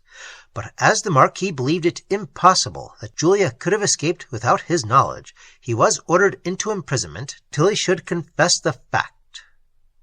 The pride of the Duke was severely wounded by this elopement, which proved the excess of Julia's aversion and completed the disgraceful circumstances of his rejection. The Marquis had carefully concealed from him her prior attempt at elopement and her consequent confinement, but the truth now burst from disguise and stood revealed with bitter aggravation. The Duke, fired with indignation at the duplicity of the Marquis, poured forth his resentment in terms of proud and bitter invective, and the Marquis, galled by recent disappointment, was in no mood to restrain the impetuosity of his nature. He retorted with acrimony, and the consequence would have been serious had not the friends of each party interposed for their preservation. The disputants were at length reconciled. It was agreed to pursue Julia with united and indefatigable search, and that whenever she should be found, the nuptials should be solemnized without further delay. With the character of the Duke, this conduct was consistent. His passions, inflamed by disappointment and strengthened by repulse, now defied the power of obstacle, and those considerations which would have operated with the more delicate mind to overcome its original inclination served only to increase the violence of his. Madame de Menin, who loved Julia with maternal affection, was an interested observer of all that passed at the castle. The cruel fate to which the Marquis destined his daughter she had severely lamented, yet she could hardly rejoice to find that this had been avoided by elopement. She trembled for the future safety of her pupil, and her tranquillity, which was thus first disturbed for the welfare of others, she was not soon suffered to recover. The Marchioness had long nourished a secret dislike of Madame de Menin, whose virtues were a silent reproof to her vices. The contrariety of their disposition created in the Marchioness an aversion which would have amounted to contempt, had not that dignity of virtue which strongly characterized the manners of Madame compelled the former to fear what she wished to despise. Her conscience whispered her that the dislike was mutual, and she now rejoiced in the opportunity which seemed to offer itself of lowering the proud integrity of Madame's character. Pretending, therefore, to believe that she had encouraged Ferdinand to disobey his father's commands, and had been accessory to the elopement, she accused her of these offences, and stimulated the Marquis to reprehend her conduct. But the integrity of Madame de Menin was not to be questioned with impunity. Without deigning to answer the imputation, she desired to resign an office of which she was no longer considered worthy, and to quit the castle immediately. This the policy of the Marquis would not suffer, and he was compelled to make such ample concessions to Madame as induced her, for the present, to continue at the castle. The news of Julia's elopement at length reached the ears of Ferdinand, whose joy at this event was equalled only by his surprise. He lost for a moment the sense of his own situation, and thought only of the escape of Julia. But his sorrow soon returned with accumulated force when he recollected that Julia might then perhaps want that assistance which his confinement alone could prevent his affording her. The servants who had been in pursuit returned to the castle without any satisfactory information. Week after week elapsed in fruitless search, yet the Duke was strenuous in continuing the pursuit. Emissaries were dispatched to Naples and to the several estates of the Count Vereza, but they returned without any satisfactory information. The Count had not been heard of since he quitted Naples for Sicily. During these inquiries, a new subject of disturbance broke out in the castle of Mazzini. On the night so fatal to the hopes of Ippolitus and Julia, when the tumult was subsided and all was still, a light was observed by a servant as he passed by the window of the great staircase in the way to his chamber, to glimmer through the casement before being noticed in the southern buildings. While he stood observing it, it vanished, and presently reappeared. The former mysterious circumstances relative to these buildings rushed upon his mind, and, fired with wonder, he roused some of his fellow servants to come and behold this phenomenon. As they gazed in silent terror, the light disappeared, and soon after they saw a small door belonging to the south tower open, and a figure bearing a light issue forth, which, gliding along the castle walls, was quickly lost to their view. Overcome with fear, they hurried back to their chambers, and revolved all the late wonderful occurrences. They doubted not that this was the figure formerly seen by the Lady Julia. The sudden change of Madame de Menon's apartments had not passed unobserved by the servants, but they now no longer hesitated to what to attribute the removal. They collected each various and uncommon circumstance attendant on this part of the fabric, and comparing them with the present, their superstitious fears were confirmed, and their terror heightened to such a degree that many of them resolved to quit the service of the Marquis. The Marquis, surprised at this sudden desertion, inquired into its cause, and learned the truth. Shocked by this discovery, he yet resolved to prevent, if possible, the ill effects which might be expected from a circulation of the report. To this end, it was necessary to quiet the minds of his people, and to prevent their quitting his service. Having severely reprehended them for the idle apprehensions they encouraged, he told them that, to prove the fallacy of their surmises, he would lead them over that part of the castle which was the subject of their fears, and ordered them to attend him at the return of night in the North Hall. Amelia and Madame de Menon, surprised at this procedure, awaited the issue in silent expectation. The servants, in obedience to the commands of the Marquis, assembled at night in the North Hall. The air of desolation which reigned through the south buildings, and the circumstance of their having been for so many years shut up, would naturally tend to inspire awe, but to these people, who firmly believed them to be the haunt of an unquiet spirit, terror was the predominant sentiment. The Marquis now appeared with the keys of these buildings in his hands, and every heart thrilled with wild expectation. He ordered Robert to precede him with a torch, and the rest of the servants following, he passed on. A pair of iron gates were unlocked, and they proceeded through a court, whose pavement was wildly overgrown with long grass, to the great door of the south fabric. Here they met with some difficulty, for the lock, which had not been turned for many years, was rusted. During this interval, the silence of expectation sealed the lips of all present. At length the lock yielded. That door, which had not been passed for so many years, creaked heavily upon its hinges, and disclosed the hall of black marble which Ferdinand had formerly crossed. "Now," cried the Marquis in a tone of irony as he entered, "expect to encounter the ghosts of which you tell me, but if you fail to conquer them, prepare to quit my service. The people who live with me shall at least have courage and ability sufficient to defend me from these spiritual attacks. All I apprehend is that the enemy will not appear, and in this case your valor will go untried." No one dared to answer, but all followed, in silent fear, the Marquis, who ascended the great staircase and entered the gallery. "Unlock that door," said he, pointing to one on the left, "and we will soon unhouse these ghosts." Robert applied the key, but his hand shook so violently that he could not turn it. "Here is a fellow," cried the Marquis, "fit to encounter a whole legion of spirits. Do you, Anthony, take the key and try your valor." "Please you, my lord," replied Anthony. "I never was a good one at unlocking a door in my life, but here's Gregory will do it." "No, my lord, and please you," said Gregory, "here is Richard." "Stand off," said the Marquis. "I will shame your cowardice, and do it myself." Saying this, he turned the key and was rushing on, but the door refused to yield. It shook under his hands, and seemed as if partially held by some person on the other side. The Marquis was surprised, and made several efforts to move it, without effect.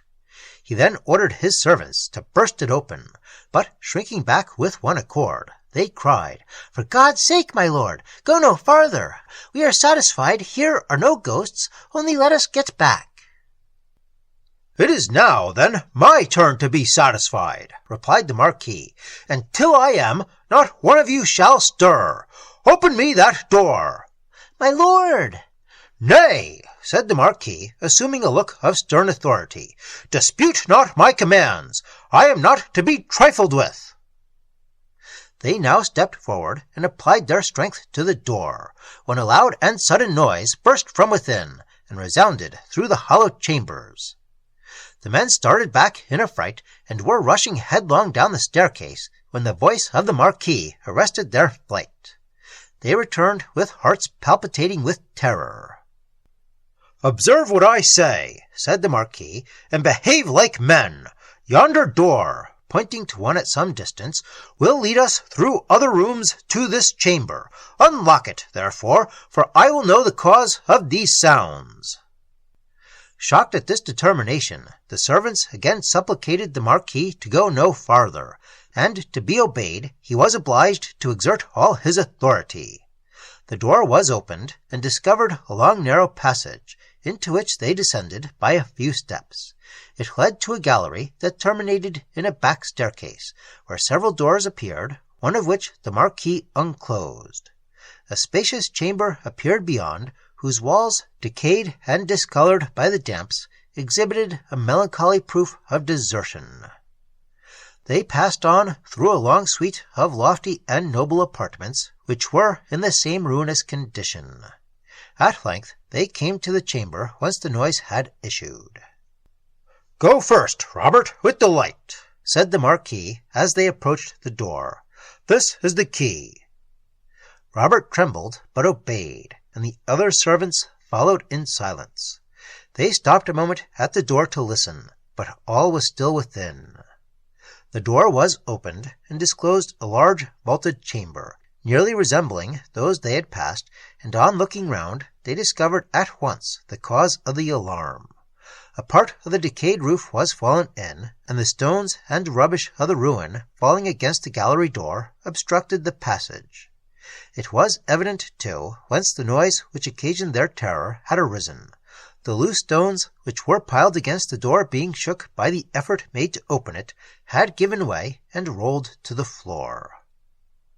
After surveying the place, they returned to the back stairs, which they descended, and, having pursued the several windings of a long passage, found themselves again in the marble hall.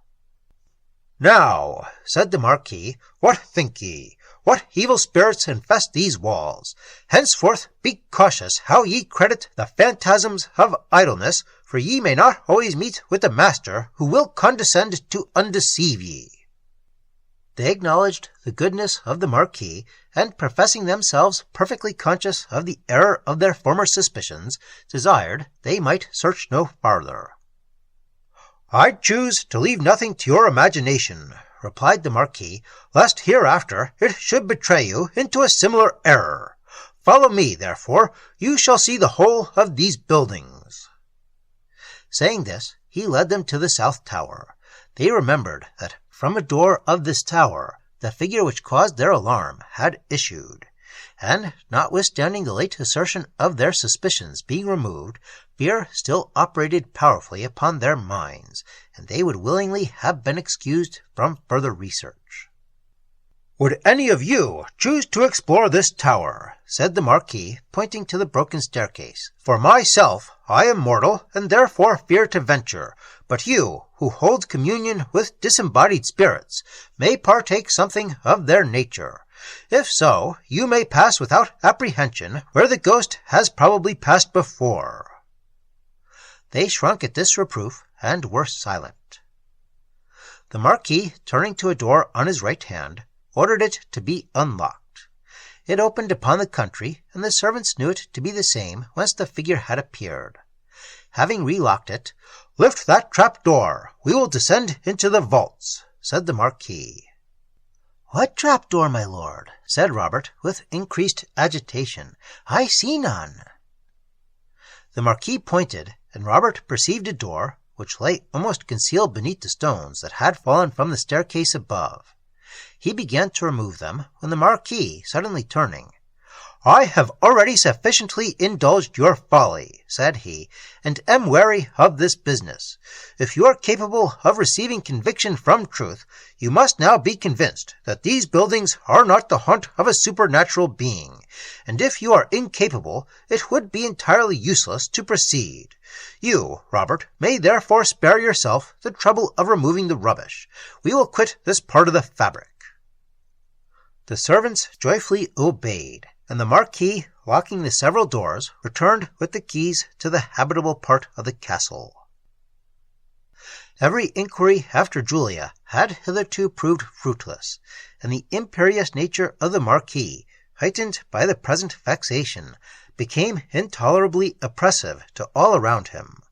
As the hope of recovering Julia declined, his opinion that Amelia had assisted her to escape strengthened, and he inflicted upon her the severity of his unjust suspicions. She was ordered to confine herself to her apartment till her innocence should be cleared, or her sister discovered. From Madame de Menin she received a faithful sympathy, which was the sole relief of her oppressed heart. Her anxiety concerning Julia daily increased, and was heightened into the most terrifying apprehensions for her safety. She knew of no person in whom her sister could confide, or of any place where she could find protection. The most deplorable evils were therefore to be expected. One day, as she was sitting at the window of her apartment, engaged in melancholy reflection, she saw a man riding towards the castle on full speed. Her heart beat with fear and expectation, for his haste made her suspect he brought intelligence of Julia, and she could scarcely refrain from breaking through the command of the Marquis and rushing into the hall to learn something of his errand. She was right in her conjecture. The person she had seen was a spy of the Marquis, and came to inform him that Lady Julia was at that time concealed in a cottage of the forest of Marantino. The Marquis, rejoiced at this intelligence, gave the man a liberal reward. He learned also that she was accompanied by a young cavalier, which circumstance surprised him exceedingly, for he knew of no person except the Count de Vreza with whom she could have entrusted herself, and the Count had fallen by his sword. He immediately ordered a party of his people to accompany the messenger to the forest of Marantino, and to suffer neither Julia nor the cavalier to escape them on pain of death. When the Duke de Luovo was informed of this discovery, he entreated and obtained permission of the Marquis to join in the pursuit. He immediately set out on the expedition, armed, and followed by a number of his servants. He resolved to encounter all hazards, and to practice the most desperate extremes, rather than fail in the object of his enterprise. In a short time he overtook the Marquis's people, and they proceeded together with all possible speed. The forest lay several leagues distant from the castle of Mazzini, and the day was closing when they entered upon the borders. The thick foliage of the trees spread a deeper shade around, and they were obliged to proceed with caution. Darkness had long fallen upon the earth when they reached the cottage, to which they were directed by a light that glimmered from afar among the trees.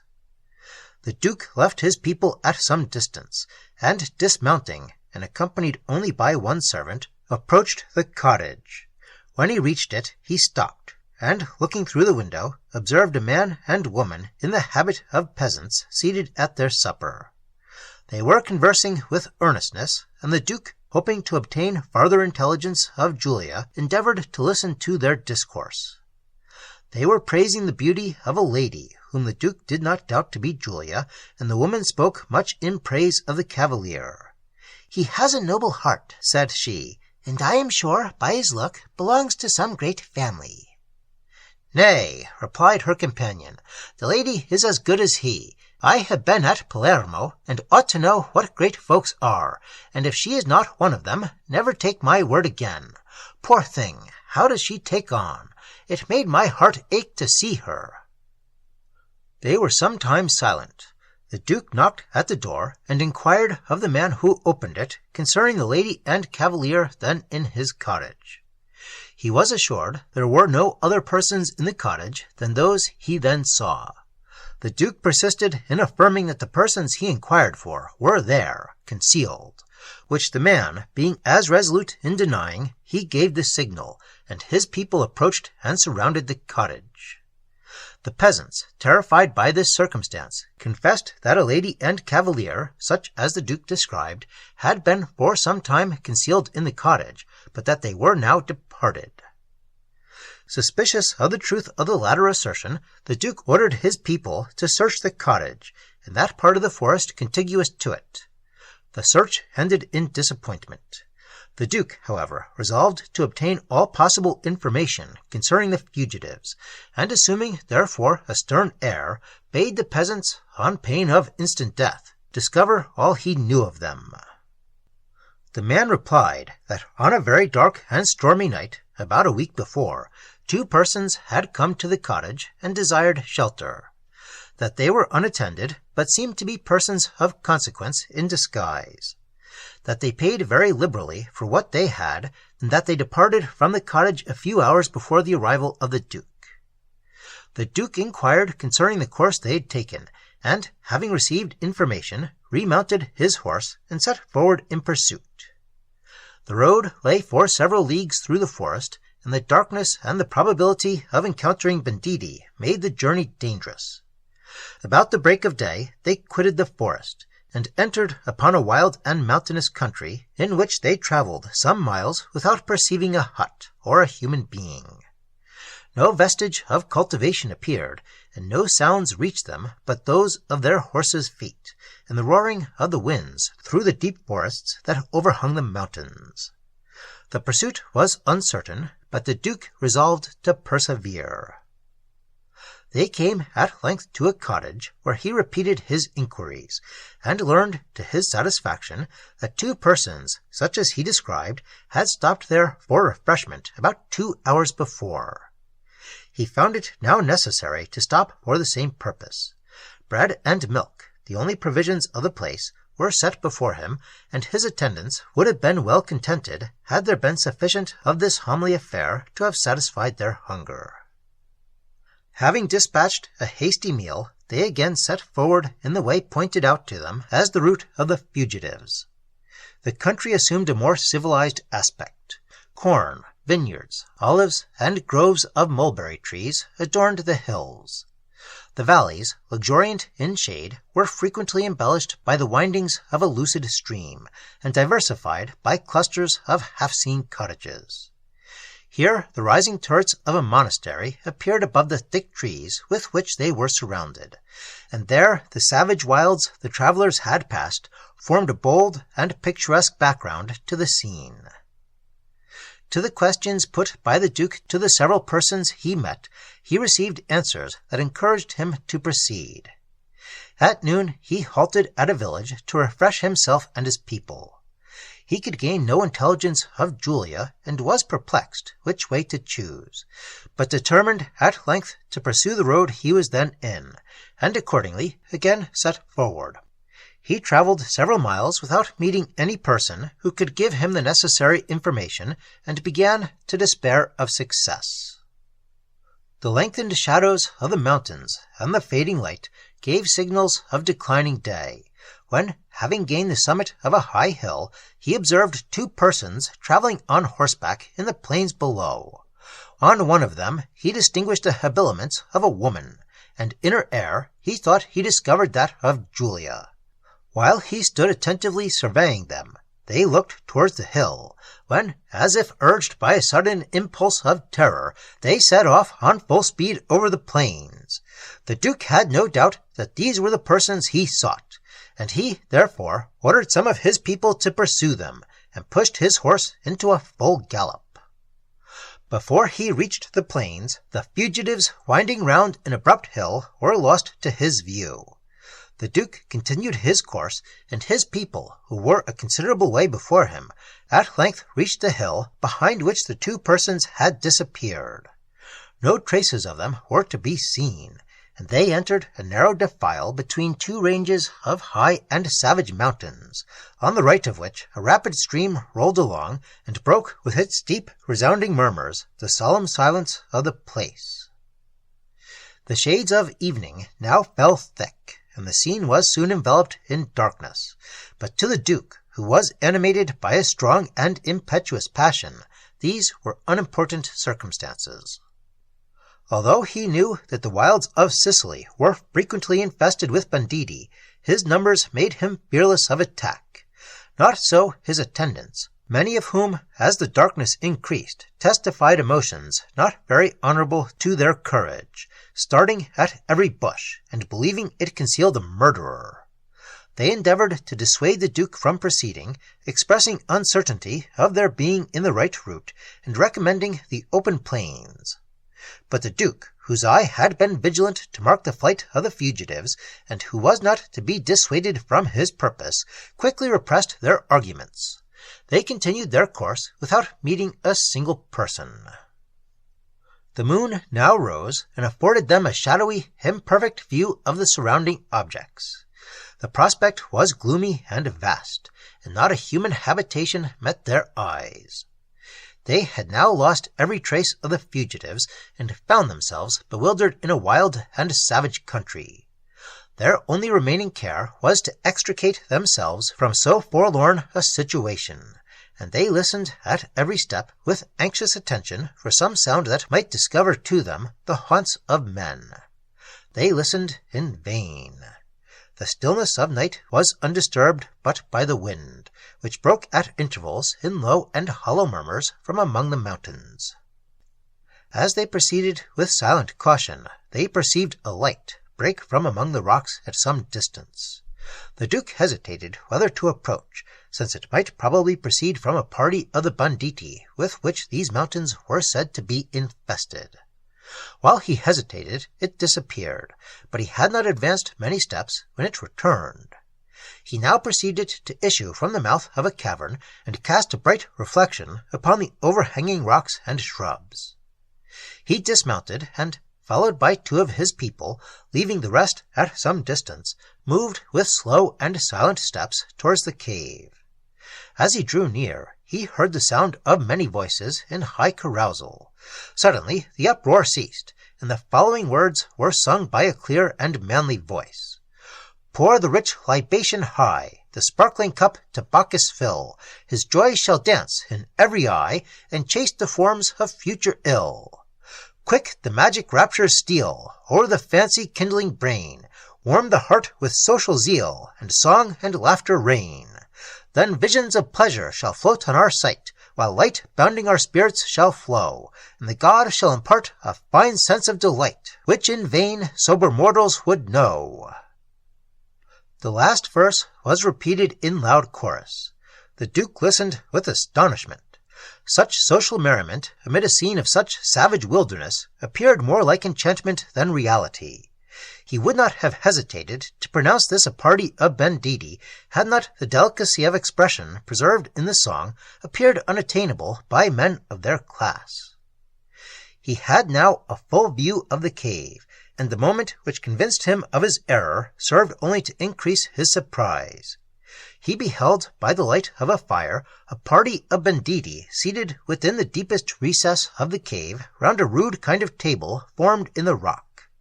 The table was spread with provisions, and they were regaling themselves with great eagerness and joy. The countenances of the men exhibited a strange mixture of fierceness and sociality, and the Duke could almost have imagined he beheld in these robbers a band of the early Romans, before knowledge had civilized or luxury had softened them. But he had not much time for meditation. A sense of his danger bade him fly, while to fly was yet in his power. As he turned to depart, he observed two saddle horses grazing upon the herbage near the mouth of the cave. It instantly occurred to him that they belonged to Julia and her companion. He hesitated, and at length determined to linger a while, and listen to the conversation of the robbers, hoping from thence to have his doubts resolved. they talked for some time in a strain of high conviviality, and recounted in exultation many of their exploits. They described also the behavior of several people whom they had robbed, with highly ludicrous allusions and with much rude humor, while the cave re-echoed with loud bursts of laughter and applause. They were thus engaged in tumultuous merriment, till one of them, cursing the scanty plunder of their late adventure, but praising the beauty of a lady, they all lowered their voices together, and seemed as if debating upon a point uncommonly interesting to them.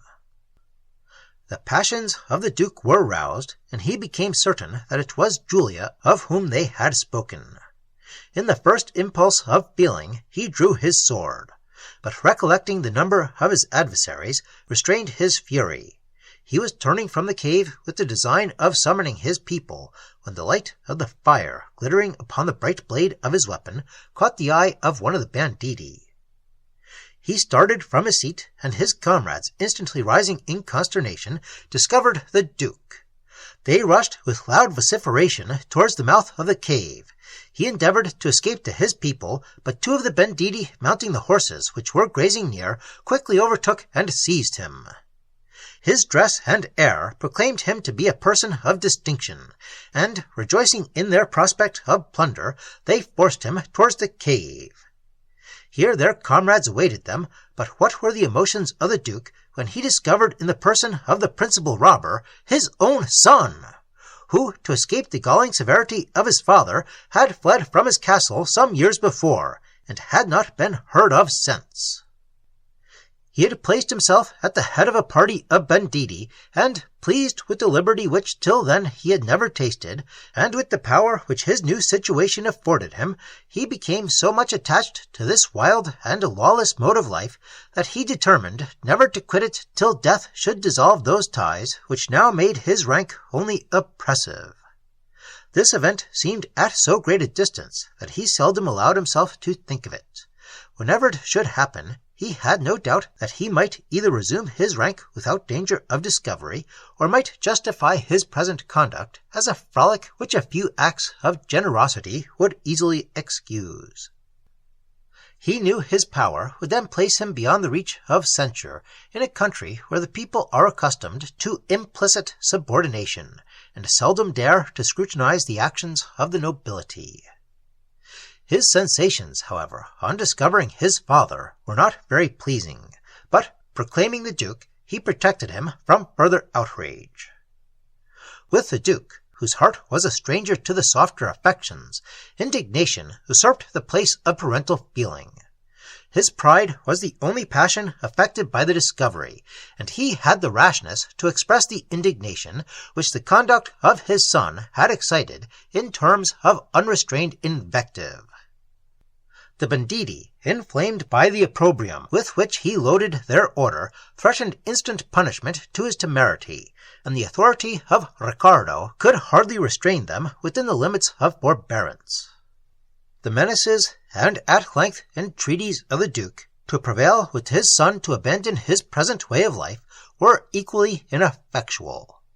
Secure in his own power, Riccardo laughed at the first, and was insensible to the latter, and his father was compelled to relinquish the attempt. The Duke, however, boldly and passionately accused him of having plundered and secreted a lady and cavalier, his friends, at the same time describing Julia, for whose liberation he offered large rewards. Riccardo denied the fact, which so much exasperated the Duke, that he drew his sword with an intention of plunging it in the breast of his son. His arm was arrested by the surrounding banditti, who half unsheathed their swords, and stood suspended in an attitude of menace. The fate of the father now hung upon the voice of the son. Riccardo raised his arm, but instantly dropped it, and turned away. The banditti sheathed their weapons and stepped back. Riccardo, solemnly swearing that he knew nothing of the persons described, the Duke at length became convinced of the truth of the assertion, and, departing from the cave, rejoined his people. All the impetuous passions of his nature were roused and inflamed by the discovery of his son in a situation so wretchedly disgraceful. Yet it was his pride, rather than his virtue, that was hurt. And when he wished him dead, it was rather to save himself from disgrace than his son from the real indignity of vice. He had no means of reclaiming him. To have attempted it by force would have been, at this time, the excess of temerity, for his attendants, though numerous, were undisciplined, and would have fallen certain victims to the power of a savage and dexterous banditti.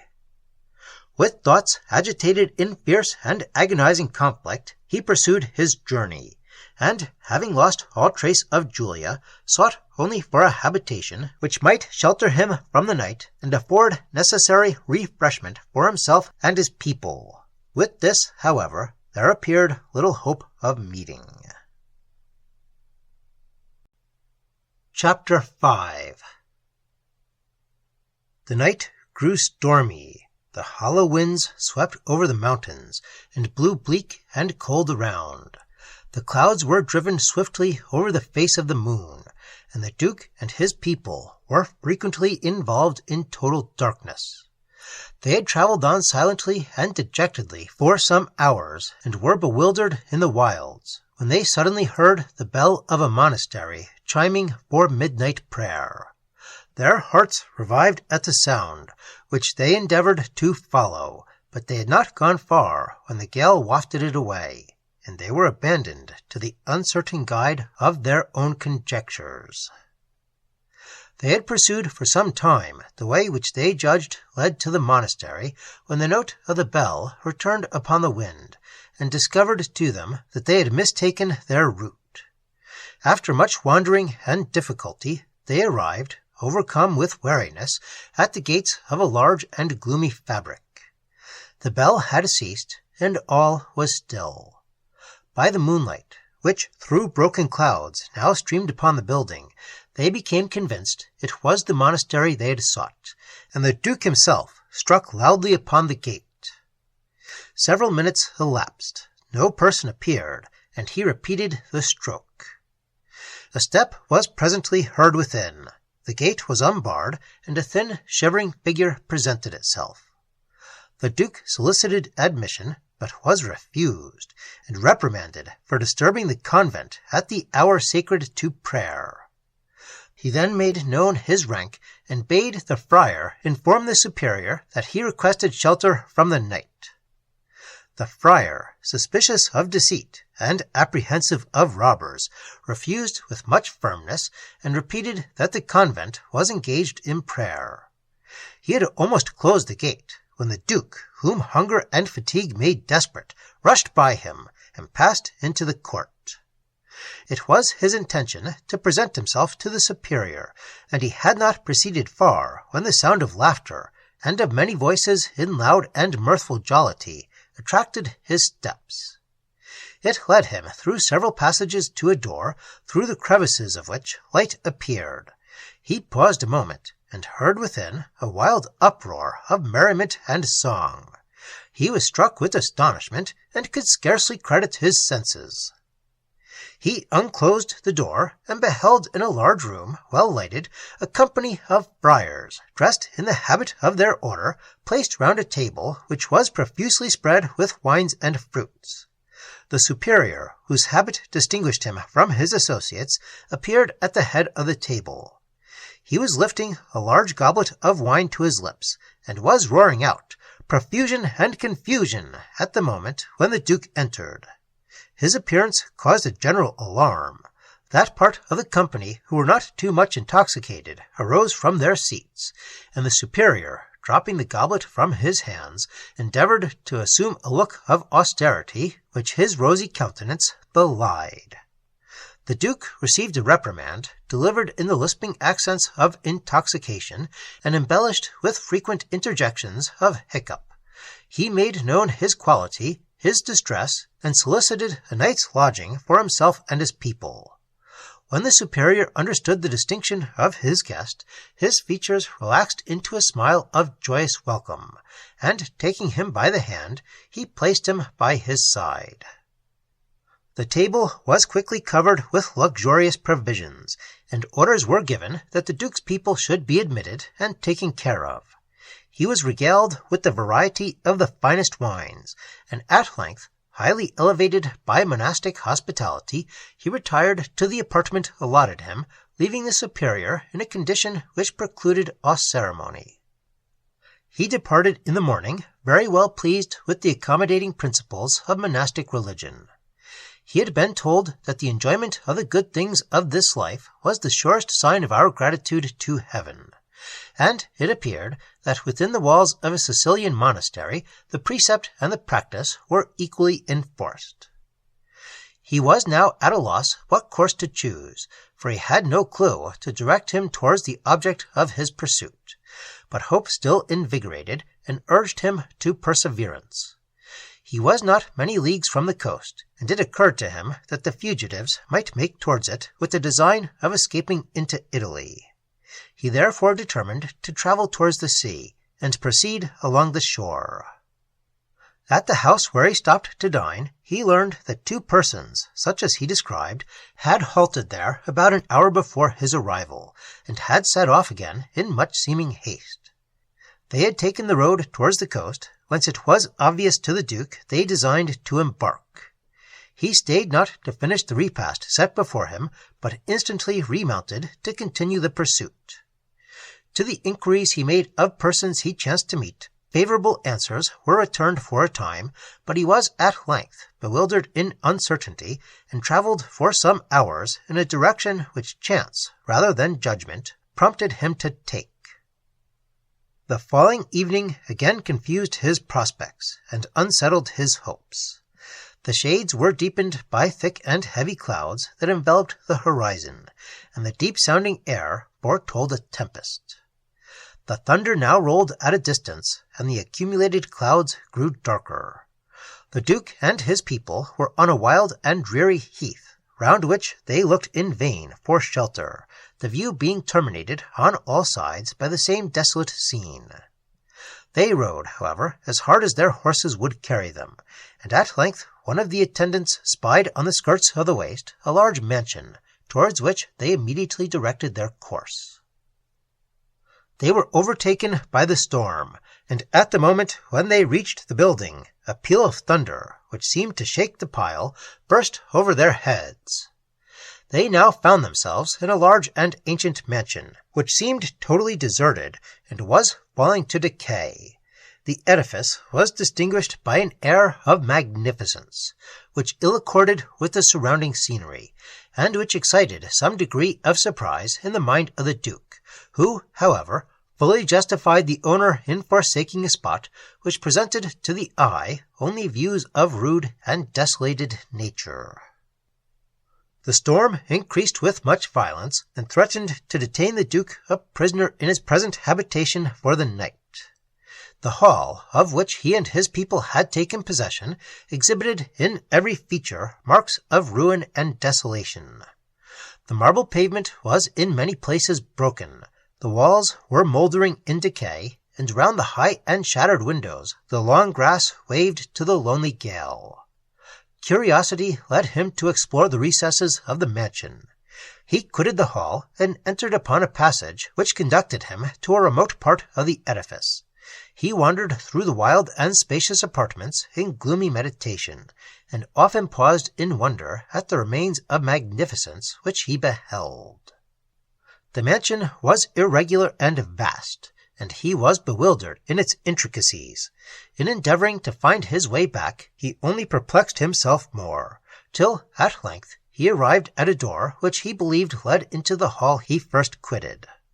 On opening it, he discovered, by the faint light of the moon, a large place, which he scarcely knew whether to think a cloister, a chapel, or a hall. It retired in long perspective, in arches, and terminated in a large iron gate, through which appeared the open country. The lightning flashed thick and blew around, which, together with the thunder that seemed to rend the wide arch of heaven, and the melancholy aspect of the place, so awed the Duke that he involuntarily called to his people. His voice was answered only by the deep echoes which ran in murmurs through the place, and died away at a distance, and the moon, now sinking behind a cloud, left him in total darkness. He repeated the call more loudly, and at length heard the approach of footsteps. A few moments relieved him from his anxiety, for his people appeared. The storm was yet loud, and the heavy and sulphurous appearance of the atmosphere promised no speedy abatement of it. The Duke endeavoured to reconcile himself to pass the night in his present situation, and ordered a fire to be lighted in the place he was in. This, with much difficulty, was accomplished. He then threw himself down on the pavement before it, and tried to endure the abstinence which he had so ill observed in the monastery on the preceding night. But to his great joy, his attendants, more provident than himself, had not scrupled to accept a comfortable quantity of provisions which had been offered them at the monastery, and which they now drew forth from a wallet. They were spread upon the pavement, and the Duke, after refreshing himself, delivered up the remains to his people. Having ordered them to watch by turns at the gate, he wrapped his cloak round him, and resigned himself to repose. The night passed without any disturbance. The morning arose fresh and bright. The heavens exhibited a clear and unclouded concave. Even the wild heath, refreshed by the late rains, smiled around, and sent up with the morning gale a stream of fragrance. The Duke quitted the mansion, reanimated by the cheerfulness of morn, and pursued his journey. He could gain no intelligence of the fugitives. About noon he found himself in a beautiful, romantic country, and having reached the summit of some wild cliffs, he rested to view the picturesque imagery of the scene below. A shadowy, sequestered dell appeared buried deep among the rocks, and in the bottom was seen a lake, whose clear bosom reflected the impending cliffs, and the beautiful luxuriance of the overhanging shades. But his attention was quickly called from the beauties of inanimate nature to objects more interesting, for he observed two persons, whom he instantly recollected to be the same that he had formerly pursued over the plains. They were seated on the margin of the lake, under the shade of some high trees at the foot of the rocks, and seemed partaking of a repast which was spread upon the grass. 2 horses were grazing near. In the lady, the Duke saw the very air and shape of Julia, and his heart bounded at the sight. They were seated with their backs to the cliffs upon which the Duke stood, and he therefore surveyed them unobserved. They were now almost within his power, but the difficulty was how to descend the rocks, whose stupendous heights and craggy steeps seemed to render them impassable. He examined them with a scrutinizing eye, and at length espied, where the rock receded, a narrow, winding sort of path. He dismounted, and some of his attendants, doing the same, followed their lord down the cliffs, treading lightly, lest their steps should betray them. Immediately upon their reaching the bottom, they were perceived by the lady, who fled among the rocks, and was presently pursued by the Duke's people. The cavalier had no time to escape, but drew his sword, and defended himself against the furious assault of the Duke. The combat was sustained with much vigor and dexterity on both sides for some minutes, when the Duke received the point of his adversary's sword, and fell. The cavalier, endeavouring to escape, was seized by the Duke's people, who now appeared with the fair fugitive. But what was the disappointment, the rage of the Duke, when, in the person of the lady, he discovered a stranger! The astonishment was mutual, but the accompanying feelings were, in the different persons, of a very opposite nature. In the Duke, astonishment was heightened by vexation, and embittered by disappointment. In the lady, it was softened by the joy of unexpected deliverance. This lady was the younger daughter of a Sicilian nobleman, whose avarice, or necessities, had devoted her to a convent. To avoid the threatened fate, she fled with the lover to whom her affections had long been engaged, and whose only fault, even in the eye of her father, was inferiority of birth. They were now on their way to the coast, whence they designed to pass over to Italy, where the Church would confirm the bonds which their hearts had already formed. There the friends of the cavalier resided, and with them they expected to find a secure retreat. The Duke, who was not materially wounded, after the first transport of his rage had subsided, suffered them to depart. Relieved from their fears, they joyfully set forward, leaving their late pursuer to the anguish of defeat and fruitless endeavour. He was remounted on his horse, and having dispatched 2 of his people in search of a house where he might obtain some relief, he proceeded slowly on his return to the castle of Mazzini. It was not long ere he recollected a circumstance which, in the first tumult of his disappointment, had escaped him, but which so essentially affected the whole tenor of his hopes as to make him again irresolute how to proceed. He considered that, although these were the fugitives he had pursued over the plains, they might not be the same who had been secreted in the cottage, and it was therefore possible that Julia might have been the person whom they had for some time followed from thence. This suggestion awakened his hopes, which were, however, quickly destroyed, for he remembered that the only persons who could have satisfied his doubts were now gone beyond the power of recall. To pursue Julia when no traces of her flight remained was absurd, and he was, therefore, compelled to return to the Marquis as ignorant and more hopeless than he had left him. With much pain he reached the village which his emissaries had discovered, when fortunately he obtained some medical assistance. Here he was obliged by indisposition to rest. The anguish of his mind equalled that of his body. Those impetuous passions which so strongly marked his nature were roused and exasperated to a degree that operated powerfully upon his constitution, and threatened him with the most alarming consequences. The effect of his wound was heightened by the agitation of his mind, and a fever, which quickly assumed a very serious aspect, cooperated to endanger his life. Chapter 6. The castle of Mazzini was still the scene of dissension and misery, the impatience and astonishment of the Marquis being daily increased by the lengthened absence of the Duke. He dispatched servants to the forest of Marantino to inquire the occasion of this circumstance. They returned with intelligence that neither Julia, the Duke, nor any of his people were there. He therefore concluded that his daughter had fled the cottage upon information of the approach of the Duke, who, he believed, was still engaged in the pursuit.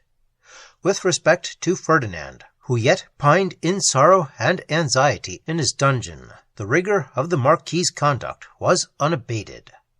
He apprehended that his son, if liberated, would quickly discover the retreat of Julia, and by his advice and assistance confirm her in disobedience. Ferdinand, in the stillness and solitude of his dungeon, brooded over the late calamity in gloomy, ineffectual lamentation. The idea of Ippolitus murdered, arose to his imagination in busy intrusion, and subdued the strongest efforts of his fortitude. Julia, too, his beloved sister, unprotected, unfriended, might, even at the moment he lamented her, be sinking under sufferings dreadful to humanity. The airy schemes he once formed of future felicity, resulting from the union of 2 persons so justly dear to him, with the gay visions of past happiness, floated upon his fancy, and the lustre they reflected served only to heighten, by contrast, the obscurity and gloom of his present views. He had, however, a new subject of astonishment, which often withdrew his thoughts from their accustomed object, and substituted a sensation less painful, though scarcely less powerful. One night, as he lay ruminating on the past, in melancholy dejection, the stillness of the place was suddenly interrupted by a low and dismal sound.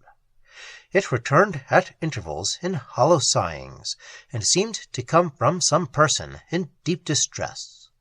So much did fear operate upon his mind that he was uncertain whether it arose from within or from without. He looked around his dungeon, but could distinguish no object through the impenetrable darkness. As he listened in deep amazement, the sound was repeated in moans more hollow. Terror now occupied his mind, and disturbed his reason. He started from his posture, and, determined to be satisfied whether any person beside himself was in the dungeon, groped with arms extended along the walls.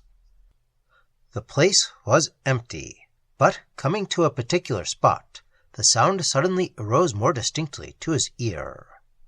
He called aloud and asked who was there, but received no answer. Soon after, all was still, and after listening for some time without hearing the sounds renewed, he laid himself down to sleep. On the following day he mentioned to the man who brought him food what he had heard, and inquired concerning the noise. The servant appeared very much terrified, but could give no information that might in the least account for the circumstance, till he mentioned the vicinity of the dungeon to the southern buildings. The dreadful relation formerly given by the Marquis instantly recurred to the mind of Ferdinand, who did not hesitate to believe that the moans he heard came from the restless spirit of the murdered Della Campo. At this conviction, horror thrilled his nerves, but he remembered his oath and was silent. His courage, however, yielded to the idea of passing another night alone in his prison, where, if the vengeful spirit of the murdered should appear, he might even die of the horror which its appearance would inspire. The mind of Ferdinand was highly superior to the general influence of superstition, but in the present instance such strong correlative circumstances appeared as compelled even incredulity to yield. He had himself heard strange and awful sounds in the forsaken southern buildings. He received from his father a dreadful secret relative to them, a secret in which his honor, nay, even his life, was bound up.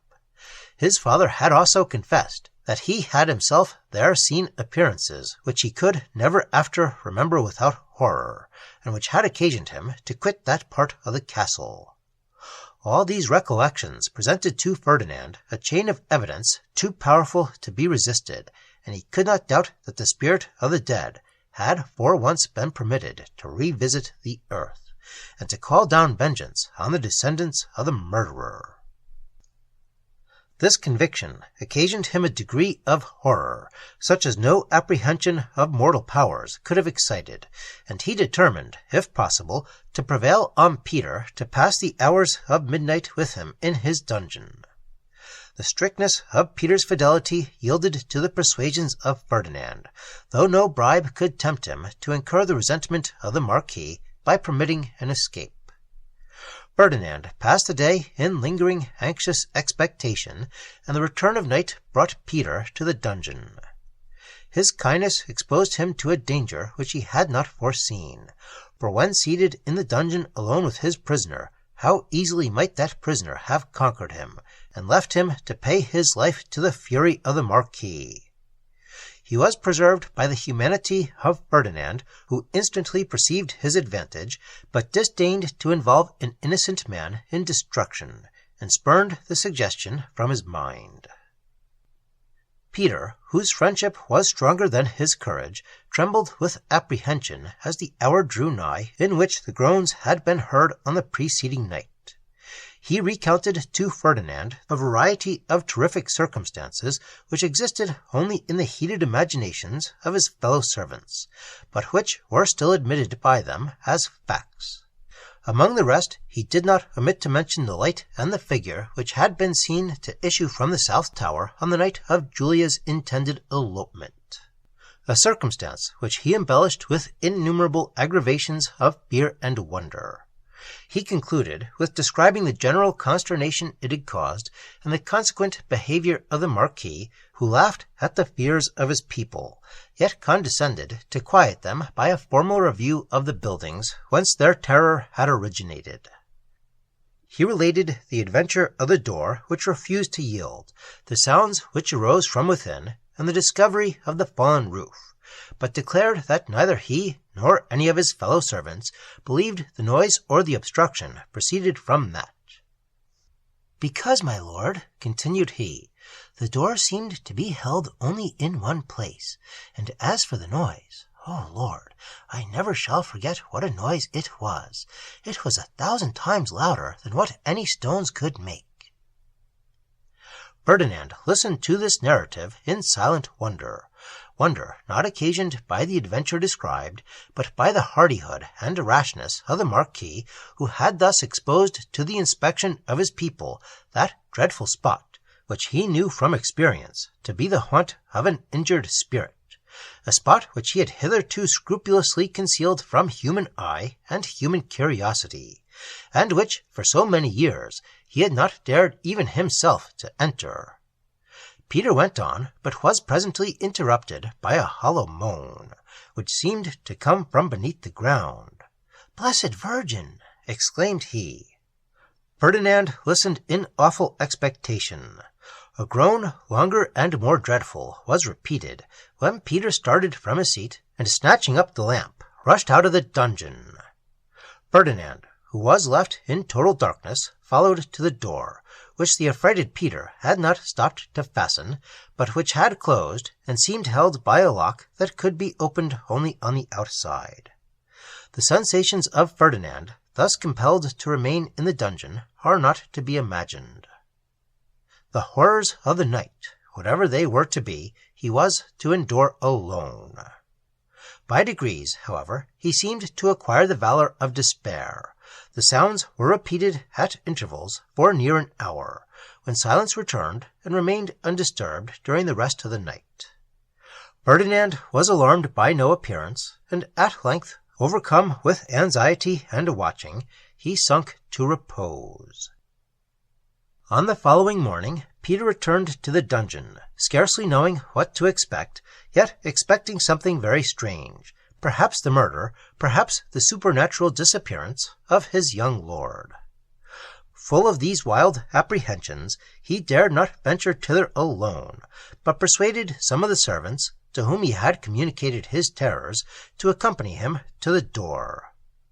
As they passed along, he recollected that, in the terror of the preceding night, he had forgot to fasten the door, and he now feared that his prisoner had made his escape without a miracle. He hurried to the door, and his surprise was extreme to find it fastened. It instantly struck him that this was the work of a supernatural power, when, on calling aloud, he was answered by a voice from within.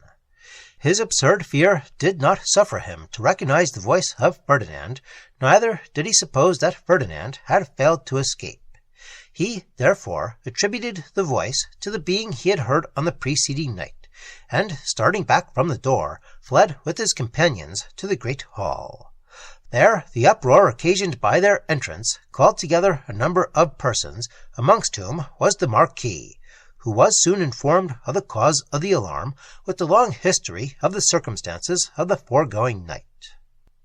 At this information, the Marquis assumed a very stern look and severely reprimanded Peter for his imprudence, at the same time reproaching the other servants with their undutifulness in thus disturbing his peace. He reminded them of the condescension he had practiced to dissipate their former terrors, and of the result of their examination. He then assured them that, since indulgence had only encouraged intrusion, he would for the future be severe, and concluded with declaring that the first man who should disturb him with a repetition of such ridiculous apprehensions, or should attempt to disturb the peace of the castle by circulating these idle notions, should be rigorously punished, and banished from his dominions. They shrunk back at his reproof, and were silent. "Bring a torch," said the Marquis, "and show me to the dungeon. I will once more condescend to confute you." They obeyed, and descended with the Marquis, who, arriving at the dungeon, instantly threw open the door, and discovered to the astonished eyes of his attendants Ferdinand. He started with surprise at the entrance of his father, thus attended. The Marquis darted upon him a severe look, which he perfectly comprehended. "Now," cried he, turning to his people, "what do you see? My son, whom I myself placed here, and whose voice, which answered to your calls, you have transformed into unknown sounds. Speak, Ferdinand, and confirm what I say." Ferdinand did so. "What dreadful spectre appeared to you last night?" resumed the Marquis, looking steadfastly upon him, gratify these fellows with a description of it, for they cannot exist without something of the marvellous. None, my lord, replied Ferdinand, who too well understood the manner of the Marquis. "'Tis well," cried the Marquis, "and this is the last time," turning to his attendants, "that your folly shall be treated with so much lenity." He ceased to urge the subject, and forbore to ask Ferdinand even one question before his servants concerning the nocturnal sounds described by Peter. He quitted the dungeon with eyes steadily bent in anger and suspicion upon Ferdinand. The Marquis suspected that the fears of his son had inadvertently betrayed to Peter a part of the secret entrusted to him, and he artfully interrogated Peter with seeming carelessness concerning the circumstances of the preceding night. From him he drew such answers as honorably acquitted Ferdinand of indiscretion, and relieved himself from tormenting apprehensions. The following night passed quietly away. Neither sound nor appearance disturbed the peace of Ferdinand. The Marquis, on the next day, thought proper to soften the severity of his sufferings, and he was removed from his dungeon to a room strongly grated, but exposed to the light of day. Meanwhile, a circumstance occurred which increased the general discord and threatened Amelia with the loss of her last remaining comfort, the advice and consolation of Madame de Menin. The Marchioness, whose passion for the Count de Varese had at length yielded to absence, and the pressure of present circumstances, now bestowed her smiles upon a young Italian cavalier, a visitor at the castle, who possessed too much of the spirit of gallantry to permit a lady to languish in vain. The Marquis, whose mind was occupied with other passions, was insensible to the misconduct of his wife, who at all times had the address to disguise her vices beneath the gloss of virtue and innocent freedom. The intrigue was discovered by Madame, who, having one day left a book in the oak parlour, returned thither in search of it. As she opened the door of the apartment, she heard the voice of the cavalier in passionate exclamation, and on entering, discovered him rising in some confusion from the feet of the Marchioness, who, darting at Madame a look of severity, arose from her seat. Madame, shocked at what she had seen, instantly retired, and buried in her own bosom that secret, the discovery of which would most essentially have poisoned the peace of the Marquis. The Marchioness, who was a stranger to the generosity of sentiment which actuated Madame de Menin, doubted not that she would seize the moment of retaliation, and expose her conduct where most she dreaded it should be known. The consciousness of guilt tortured her with incessant fear of discovery, and from this period her whole attention was employed to dislodge from the castle the person to whom her character was committed. In this it was not difficult to succeed, for the delicacy of Madame's feelings made her quick to perceive and to withdraw from a treatment unsuitable to the natural dignity of her character. She therefore resolved to depart from the castle, but disdaining to take an advantage even over a successful enemy, she determined to be silent on that subject which would instantly have transferred the triumph from her adversary to herself. When the Marquis, on hearing her determination to retire, earnestly inquired for the motive of her conduct, she forbore to acquaint him with the real one, and left him to incertitude and disappointment. To Amelia, this design occasioned a distress which almost subdued the resolution of Madame. Her tears and entreaties spoke the artless energy of sorrow.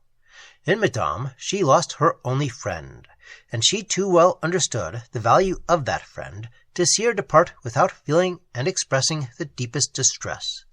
From a strong attachment to the memory of the mother, Madame had been induced to undertake the education of her daughters, whose engaging dispositions had perpetuated a kind of hereditary affection. Regard for Amelia and Julia had alone for some time detained her at the castle, but this was now succeeded by the influence of considerations too powerful to be resisted. As her income was small, it was her plan to retire to her native place, which was situated in a distant part of the island, and there take up her residence in a convent. Emilia saw the time of Madame's departure approach with increased distress. They left each other with the mutual sorrow which did honor to their hearts. When her last friend was gone, Emilia wandered through the forsaken apartments where she had been accustomed to converse with Julia and to receive consolation and sympathy from her dear instructress with a kind of anguish known only to those who have experienced a similar situation. Madame pursued her journey with a heavy heart. Separated from the objects of her fondest affections, and from the scenes and occupations for which long habit had formed claims upon her heart, she seemed without interest and without motive for exertion. The world appeared a wide and gloomy desert, where no heart welcomed her with kindness, no countenance brightened into smiles at her approach. It was many years since she quitted Cellini, and in the interval death had swept away the few friends she left there. The future presented a melancholy scene, but she had the retrospect of years spent in honorable endeavor and strict integrity to cheer her heart and encourage her hopes. But her utmost endeavors were unable to repress the anxiety with which the uncertain fate of Julia overwhelmed her. Wild and terrific images arose to her imagination. Fancy drew the scene. She deepened the shades, and the terrific aspect of the objects she presented was heightened by the obscurity which involved them. Chapter 7. Towards the close of day, Madame de Menin arrived at a small village situated among the mountains where she purposed to pass the night. The evening was remarkably fine, and the romantic beauty of the surrounding scenery invited her to walk. She followed the windings of a stream which was lost at some distance amongst luxuriant groves of chestnut. The rich coloring of evening glowed through the dark foliage, which, spreading a pensive gloom around, offered a scene congenial to the present temper of her mind, and she entered the shades. Her thoughts, affected by the surrounding objects, gradually sunk into a pleasing and complacent melancholy, and she was insensibly led on. She still followed the course of the stream to where the deep shades retired, and the scene, again opening to day, yielded to her a view so various and sublime that she paused in thrilling and delightful wonder. A group of wild and grotesque rocks rose in a semicircular form, and their fantastic shapes exhibited nature in her most sublime and striking attitudes. Here her vast magnificence elevated the mind of the beholder to enthusiasm. Fancy caught the thrilling sensation, and at her touch the towering steeps became shaded with unreal glooms. The caves more darkly frowned, the projecting cliffs assumed a more terrific aspect, and the wild overhanging shrubs waved to the gale in deeper murmurs. The scene inspired Madame with reverential awe, and her thoughts involuntarily rose from nature up to nature's God. The last dying gleams of day tinted the rocks and shone upon the waters, which retired through a rugged channel and were lost afar among the receding cliffs. While she listened to their distant murmur, a voice of liquid and melodious sweetness arose from among the rocks. It sung an air whose melancholy expression awakened all her attention and captivated her heart. The tones swelled and died faintly away among the clear yet languishing echoes which the rocks repeated with an effect like that of enchantment. Madame looked around in search of the sweet warbler, and observed at some distance a peasant girl seated on a small projection of the rock, overshadowed by drooping sycamores. She moved slowly towards the spot, which she had almost reached, when the sound of her steps startled and silenced the siren, who, on perceiving a stranger, arose in an attitude to depart. The voice of Madame arrested her, and she approached. Language cannot paint the sensation of Madame when, in the disguise of a peasant girl, she distinguished the features of Julia, whose eyes lighted up with sudden recollection, and who sunk into her arms, overcome with joy. When their first emotions were subsided, and Julia had received answers to her inquiries concerning Ferdinand and Amelia, she led Madame to the place of her concealment. This was a solitary cottage in a close valley surrounded by mountains, whose cliffs appeared wholly inaccessible to mortal foot. The deep solitude of the scene dissipated at once Madame's wonder that Julia had so long remained undiscovered, and excited surprise now she had been able to explore a spot thus deeply sequestered. But Madame observed with extreme concern that the countenance of Julia no longer wore the smile of health and gaiety. Her fine features had received the impressions not only of melancholy, but of grief. Madame sighed as she gazed, and read too plainly the cause of the change. Julia understood that sigh, and answered it with her tears.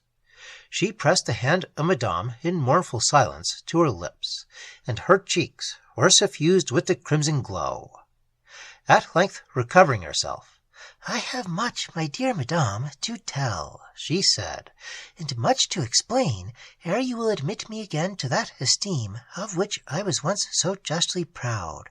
I had no resource from misery but in flight, and of that I could not make you a confidant without meanly involving you in its disgrace." "Say no more, my love, on the subject," replied Madame. "With respect to myself, I admired your conduct, and felt severely for your situation. Rather let me hear by what means you effected your escape, and what has since befallen you." Julia paused a moment, as if to stifle her rising emotion, and then commenced her narrative. "You are already acquainted with the secret of that night, so fatal to my peace. I recall the remembrance of it with an anguish which I cannot conceal. And why should I wish its concealment, since I mourn for one whose noble qualities justified all my admiration, and deserved more than my feeble praise can bestow, the idea of whom will be the last to linger in my mind till death shuts up this painful scene." Her voice trembled, and she paused. After a few moments she resumed her tale. "I will spare myself the pain of recurring to scenes with which you are not unacquainted, and proceed to those which more immediately attract your interest. Caterina, my faithful servant, you know, attended me in my confinement. To her kindness I owe my escape. She obtained from her lover, a servant in the castle, that assistance which gave me liberty. One night, when Carlo, who had been appointed my guard, was asleep, Niccolo crept into his chamber and stole from him the keys of my prison. He had previously procured a ladder of ropes. Oh, I can never forget my emotions when, in the dead hour of that night, which was meant to precede the day of my sacrifice, I heard the door of my prison unlock, and found myself half at liberty. My trembling limbs with difficulty supported me as I followed Caterina to the saloon, the windows of which, being low and near to the terrace, suited our purpose. To the terrace we easily got, where Niccolo awaited us with the rope ladder. He fastened it to the ground, and having climbed to the top of the parapet, quickly slided down on the other side. There he held it while we ascended and descended, and I soon breathed the air of freedom again. But the apprehension of being retaken was still too powerful to permit a full enjoyment of my escape. It was my plan to proceed to the place of my faithful Caterina's nativity, where she had assured me I might find a safe asylum in the cottage of her parents, from whom, as they had never seen me, I might conceal my birth. This place, she said, was entirely unknown to the Marquis, who had hired her at Naples only a few months before, without any inquiries concerning her family. She had informed me that the village was many leagues distant from the castle, but that she was very well acquainted with the road. At the foot of the walls we left Niccolo, who returned to the castle to prevent suspicion, but with an intention to leave it at a less dangerous time, and repair to Farini to his good Caterina. I parted from him with many thanks, and gave him a small diamond cross, which, for that purpose, I had taken from the jewels sent to me for wedding ornaments. Chapter 8. About a quarter of a league from the walls we stopped, and I assumed the habit in which you now see me. My own dress was fastened to some heavy stones, and Caterina threw it into the stream near the almond grove, whose murmurings you have so often admired. The fatigue and hardship I endured in this journey, performed almost wholly on foot, at any other time would have overcome me, but my mind was so occupied by the danger I was avoiding that these lesser evils were disregarded. We arrived in safety at the cottage, which stood at a little distance from the village of Farini, and were received by Caterina's parents with some surprise and more kindness. I soon perceived it would be useless and even dangerous to attempt to preserve the character I personated. In the eyes of Caterina's mother I read a degree of surprise and admiration which declared she believed me to be of superior rank. I therefore thought it more prudent to win her fidelity by entrusting her with my secret than, by endeavoring to conceal it, leave it to be discovered by her curiosity or discernment. Accordingly, I made known my quality and my distress, and received strong assurances of assistance and attachment. For further security, I removed to this sequestered spot. The cottage we are now in belongs to a sister of Caterina, upon whose faithfulness I have been hitherto fully justified in relying.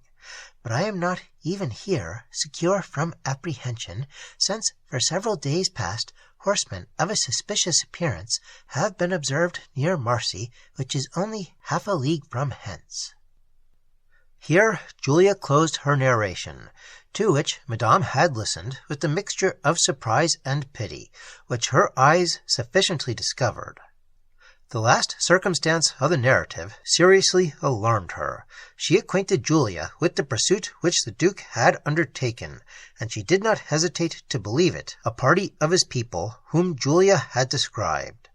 Madame, therefore, earnestly advised her to quit her present situation, and to accompany her in disguise to the monastery of St. Augustine, where she would find a secure retreat.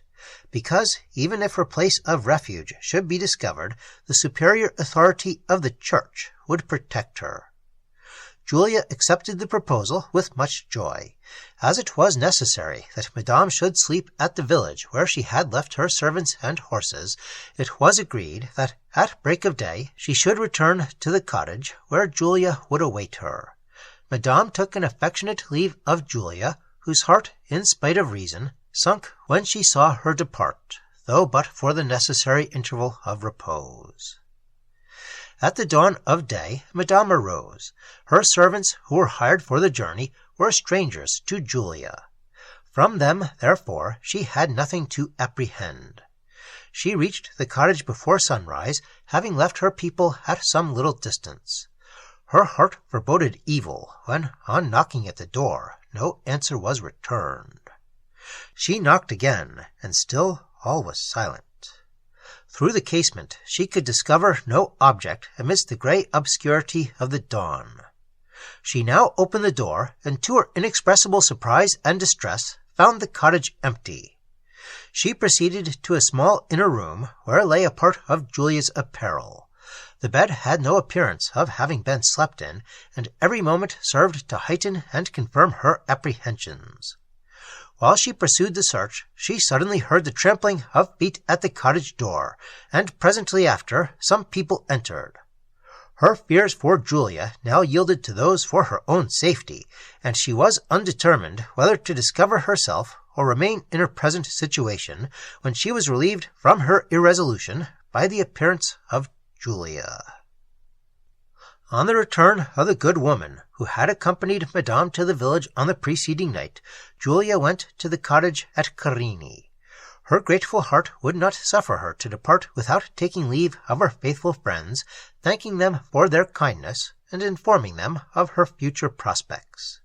They had prevailed upon her to spend the few intervening hours at their cot, whence she had just risen to meet Madame. They now hastened to the spot where the horses were stationed, and commenced their journey. For some leagues they travelled in silence and thought, over a wild and picturesque country. The landscape was tinted with rich and variegated hues, and the autumnal lights which streamed upon the hills produced a spirited and beautiful effect upon the scenery. All the glories of the vintage rose to their view. The purple grapes flushed through the dark green of the surrounding foliage, and the prospect glowed with luxuriance.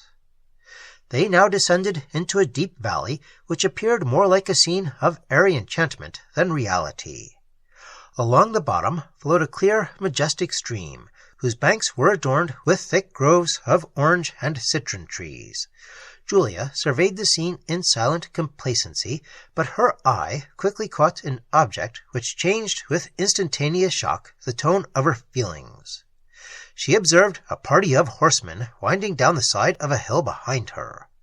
Their uncommon speed alarmed her, and she pushed her horse into a gallop. On looking back, Madame de Menon clearly perceived they were in pursuit. Soon after, the men suddenly appeared from behind a dark grove within a small distance of them, and upon their nearer approach, Julia, overcome with fatigue and fear, sunk breathless from her horse. She was saved from the ground by one of the pursuers, who caught her in his arms. Madame, with the rest of the party, were quickly overtaken, and as soon as Julia revived, they were bound and reconducted to the hill from whence they had descended. Imagination only can paint the anguish of Julia's mind when she saw herself thus delivered up to the power of her enemy. Madame, in the surrounding troop, discovered none of the Marquis's people, and they were therefore evidently in the hands of the Duke. After travelling for some hours, they quitted the main road and turned into a narrow, winding dell, overshadowed by high trees, which almost excluded the light. The gloom of the place inspired terrific images. Julia trembled as she entered, and her emotion was heightened when she perceived at some distance, through the long perspective of the trees, a large ruinous mansion. The gloom of the surrounding shades partly concealed it from her view, but as she drew near, each forlorn and decaying feature of the fabric was gradually disclosed, and struck upon her heart a horror such as she had never before experienced. The broken battlements, enwreathed with ivy, proclaimed the fallen grandeur of the place, while the shattered vacant window frames exhibited its desolation, and the high grass that overgrew the threshold seemed to say how long it was since mortal foot had entered. The place appeared fit only for the purposes of violence and destruction, and the unfortunate captives, when they stopped at its gate, felt the full force of its horrors. They were taken from their horses and conveyed to an interior part of the building, which, if it had once been a chamber, no longer deserved the name. Here the guard said they were directed to detain them till the arrival of their lord, who had appointed this the place of rendezvous. He was expected to meet them in a few hours, and these were hours of indescribable torture to Julia and Madame. From the furious passions of the Duke, exasperated by frequent disappointment, Julia had every evil to apprehend, and the loneliness of the spot he had chosen enabled him to perpetrate any designs, however violent. For the first time she repented that she had ever left her father's house. Madame wept over her, but comfort she had none to give. The day closed. The Duke did not appear, and the fate of Julia yet hung in perilous uncertainty. At length, from a window of the apartment she was in, she distinguished a glimmering of torches among the trees, and presently after, the clattering of hoofs convinced her the Duke was approaching. Her heart sunk at the sound, and throwing her arms round Madame's neck, she resigned herself to despair. She was soon roused by some men who came to announce the arrival of their lord. In a few moments, the place, which had lately been so silent, echoed with tumult, and a sudden blaze of light illumining the fabric served to exhibit more forcefully its striking horrors. Julia ran to the window, and, in a sort of court below, perceived a group of men dismounting from their horses. The torches shed a partial light, and while she anxiously looked round for the person of the Duke, the whole party entered the mansion. She listened to a confused uproar of voices, which sounded from the room beneath, and soon after it sunk into a low murmur, as if some matter of importance was in agitation.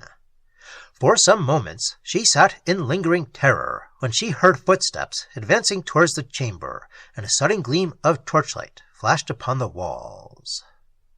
"Wretched girl, I have at last secured you," said a cavalier who now entered the room. He stopped as he perceived Julia, and turning to the men who stood without, "Are these," said he, "the fugitives you have taken?" "Yes, my lord." "Then you have deceived yourselves, and misled me. This is not my daughter." These words struck the sudden light of truth and joy upon the heart of Julia, whom terror had before rendered almost lifeless, and who had not perceived that the person entering was a stranger. Madame now stepped forward, and an explanation ensued, when it appeared that the stranger was the Marquis Morani, the father of the fair fugitive whom the Duke had before mistaken for Julia.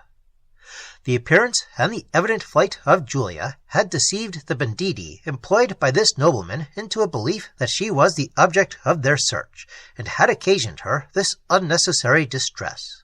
But the joy she now felt, on finding herself thus unexpectedly at liberty, surpassed, if possible, her preceding terrors. The Marquis made Madame and Julia all the reparation in his power, by offering immediately to reconduct them to the main road, and to guard them to some place of safety for the night.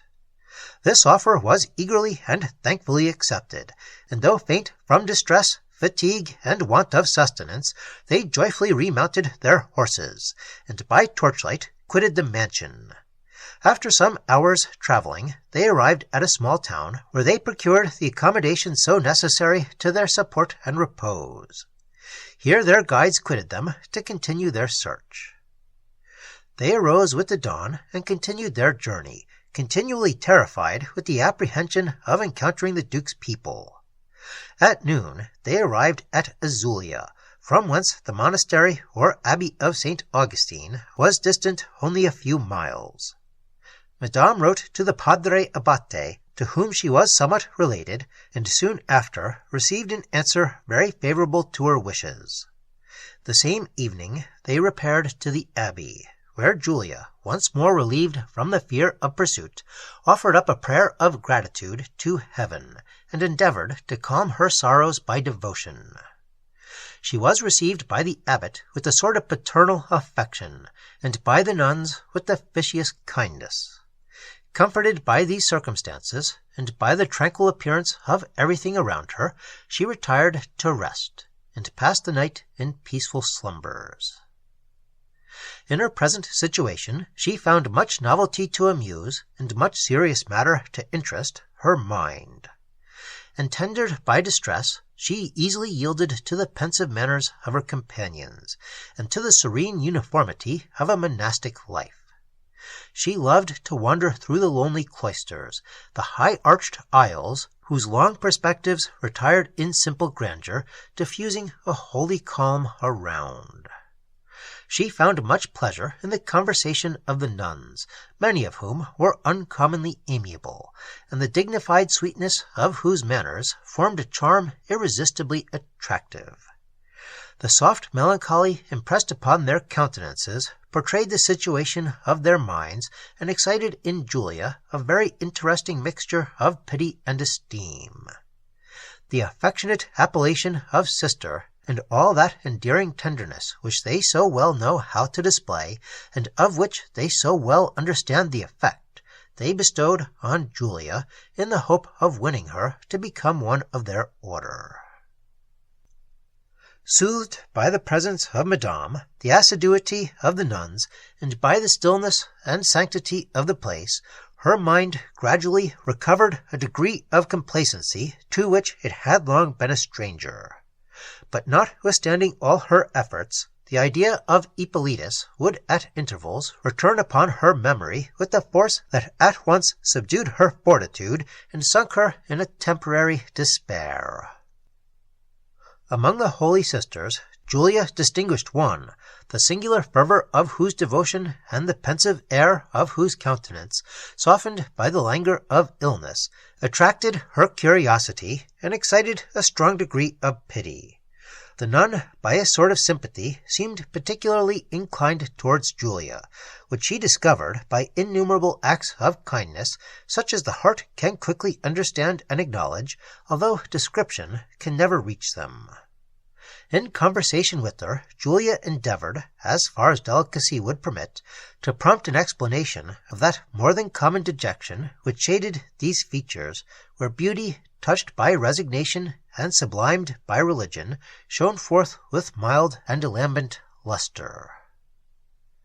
The Duke de Luovo, after having been detained for some weeks by the fever which his wounds had produced, and his irritated passions had much prolonged, arrived at the castle of Mazzini.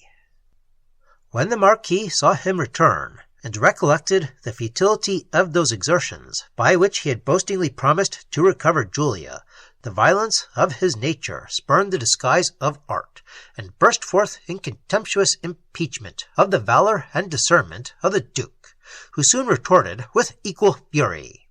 The consequence might have been fatal, had not the ambition of the Marquis subdued the sudden irritation of his inferior passions, and induced him to soften the severity of his accusations by subsequent concessions. The Duke, whose passion for Julia was heightened by the difficulty which opposed it, admitted such concessions as in other circumstances he would have rejected, and thus each, conquered by the predominant passion of the moment, submitted to be the slave of his adversary. Emilia was at length released from the confinement she had so unjustly suffered.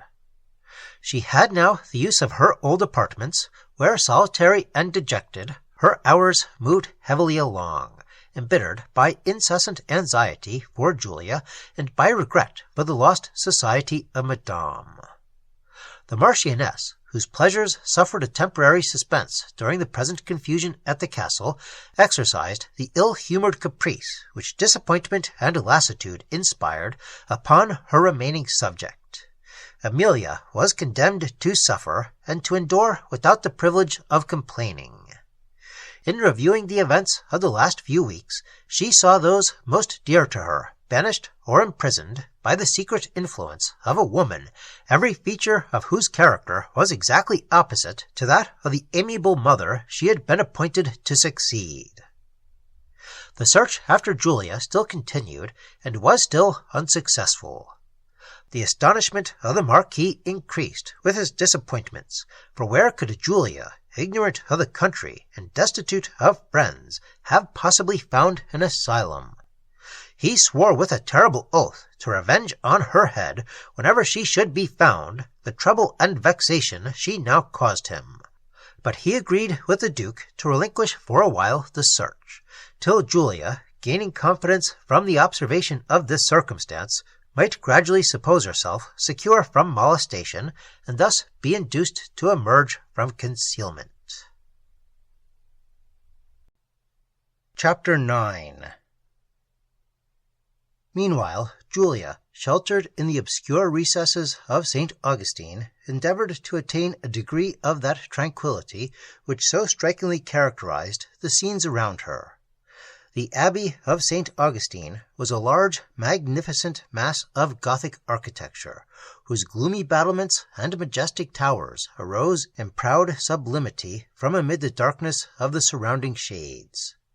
It was founded in the 12th century, and stood a proud monument of monkish superstition and princely munificence. In the times when Italy was agitated by internal commotions, and persecuted by foreign invaders, this edifice afforded an asylum to many noble Italian emigrants, who here consecrated the rest of their days to religion. At their death, they enriched the monastery with the treasures which it had enabled them to secure. The view of this building revived in the mind of the beholder the memory of past ages. The manners and characters which distinguished them arose to his fancy, and through the long lapse of years he discriminated those customs and manners which formed so striking a contrast to the modes of his own times. The rude manners, the boisterous passions, the daring ambition, and the gross indulgences which formerly characterized the priest, the nobleman, and the sovereign, had now begun to yield to learning, the charms of refined conversation, political intrigue, and private artifices. Thus do the scenes of life vary with the predominant passions of mankind, and with the progress of civilization. The dark clouds of prejudice break away before the sun of science, and, gradually dissolving, leave the brightening hemisphere of the influence of his beams. But through the present scene appeared only a few scattered rays, which served to show more forcibly the vast and heavy masses that concealed the form of truth. Here prejudice, not reason, suspended the influence of the passions, and scholastic learning, mysterious philosophy, and crafty sanctity supplied the place of wisdom, simplicity, and pure devotion. At the abbey, solitude and stillness conspired with the solemn aspect of the pile to impress the mind with religious awe. The dim glass of the high-arched windows, stained with the coloring of monkish fictions, and shaded by the thick trees that environed the edifice, spread around a sacred gloom which inspired the beholder with congenial feelings. As Julia mused through the walks, and surveyed the vast monument of barbarous superstition, it brought to her recollection an ode which she often repeated with melancholy pleasure, as the composition of Hippolytus. High mid Alverna's awful steeps, eternal shades and silence dwell, save when the gale resounding sweeps, sad strains are faintly heard to swell. Enthroned amid the wild impending rocks, involved in clouds and brooding future woe, the demon superstition nature shocks, and waves her sceptre o'er the world below. Around her throne, amid the mingling glooms, wild, hideous forms are slowly seen to glide. She bids them fly to shade earth's brightest blooms, and to spread the blast of desolation wide. See, in the darkened air their fiery course, the sweeping ruin settles o'er the land. Terror leads on their steps with maddening force, and death and vengeance close the ghastly band. Mark the purple streams that flow, mark the deep impassioned woe, frantic fury's dying groan, virtue's sigh and sorrow's moan. Wide, wide the phantoms swell the loaded air, with shrieks of anguish, madness, and despair. Cease your ruin, spectres dire, cease your wild, terrific sway, turn your steps and check your ire, yield to peace the morning day. She wept to the memory of times past, and there was a romantic sadness in her feelings, luxurious and indefinable. Madame behaved to Julia with the tenderest affection, and endeavored to withdraw her thoughts from their mournful subject by promoting that taste for literature and music which was so suitable to the powers of her mind. But an object seriously interesting now obtained that regard which those of mere amusement had failed to attract. Her favorite nun, for whom her love and esteem daily increased, seemed declining under the pressure of a secret grief. Julia was deeply affected with her situation, and though she was not empowered to administer consolation to her sorrows, she endeavored to mitigate the sufferings of illness. She nursed her with unremitting care, and seemed to seize with avidity the temporary opportunity of escaping from herself. The nun appeared perfectly reconciled to her fate, and exhibited during her illness so much sweetness, patience, and resignation as affected all around her with pity and love. Her angelic mildness and steady fortitude characterized the beatification of a saint rather than the death of a mortal. Julia watched every turn of her disorder with the utmost solicitude, and her care was at length rewarded by the amendment of Cornelia. Her health gradually improved, and she attributed this circumstance to the assiduity and tenderness of her young friend, to whom her heart now expanded in warm and unreserved affection. At length Julia ventured to solicit what she had so long and so earnestly wished for, and Cornelia unfolded the history of her sorrows. "Of the life which your care has prolonged," said she, "it is but just that you should know the events, though those events are neither new nor striking, and possess little power of interesting persons unconnected with them. To me they have, however, been unexpectedly dreadful in effect, and my heart assures me that to you they will not be indifferent. I am the unfortunate descendant of an ancient and illustrious Italian family. In early childhood I was deprived of a mother's care, but the tenderness of my surviving parent made her loss, as to my welfare, almost unfelt. Suffer me here to do justice to the character of my noble father. He united in an eminent degree the mild virtues of social life with the firm, unbending qualities of the noble Romans, his ancestors, from whom he was proud to trace his descent. Their merit, indeed, continually dwelt on his tongue, and their actions he was always endeavoring to imitate, as far as was consistent with the character of his times and with the limited sphere in which he moved. The recollection of his virtue elevates my mind and fills my heart with a noble pride, which even the cold walls of a monastery have not been able to subdue. My father's fortune was unsuitable to his rank. That his son might hereafter be enabled to support the dignity of his family, it was necessary for me to assume the veil. Alas, that heart was unfit to be offered at a heavenly shrine, which was already devoted to an earthly object. My affections had long been engaged by the younger son of a neighboring nobleman, whose character and accomplishments attracted my early love, and confirmed my latest esteem. Our families were intimate, and our youthful intercourse occasioned an attachment which strengthened and expanded with our years. He solicited me of my father, but there appeared an insuperable barrier to our union. The family of my lover labored under a circumstance of similar distress with that of my own. It was noble, but poor. My father, who was ignorant of the strength of my affection, and who considered a marriage formed in poverty as destructive to happiness, prohibited his suit. Touched with chagrin and disappointment, he immediately entered into the service of his Neapolitan majesty, and sought in the tumultuous scenes of glory a refuge from the pangs of disappointed passion.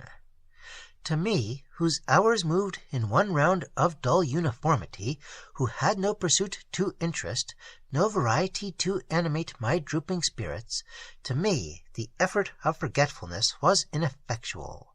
The loved idea of Angelo still rose upon my fancy, and its powers of captivation, heightened by absence, and perhaps even by despair, pursued me with incessant grief.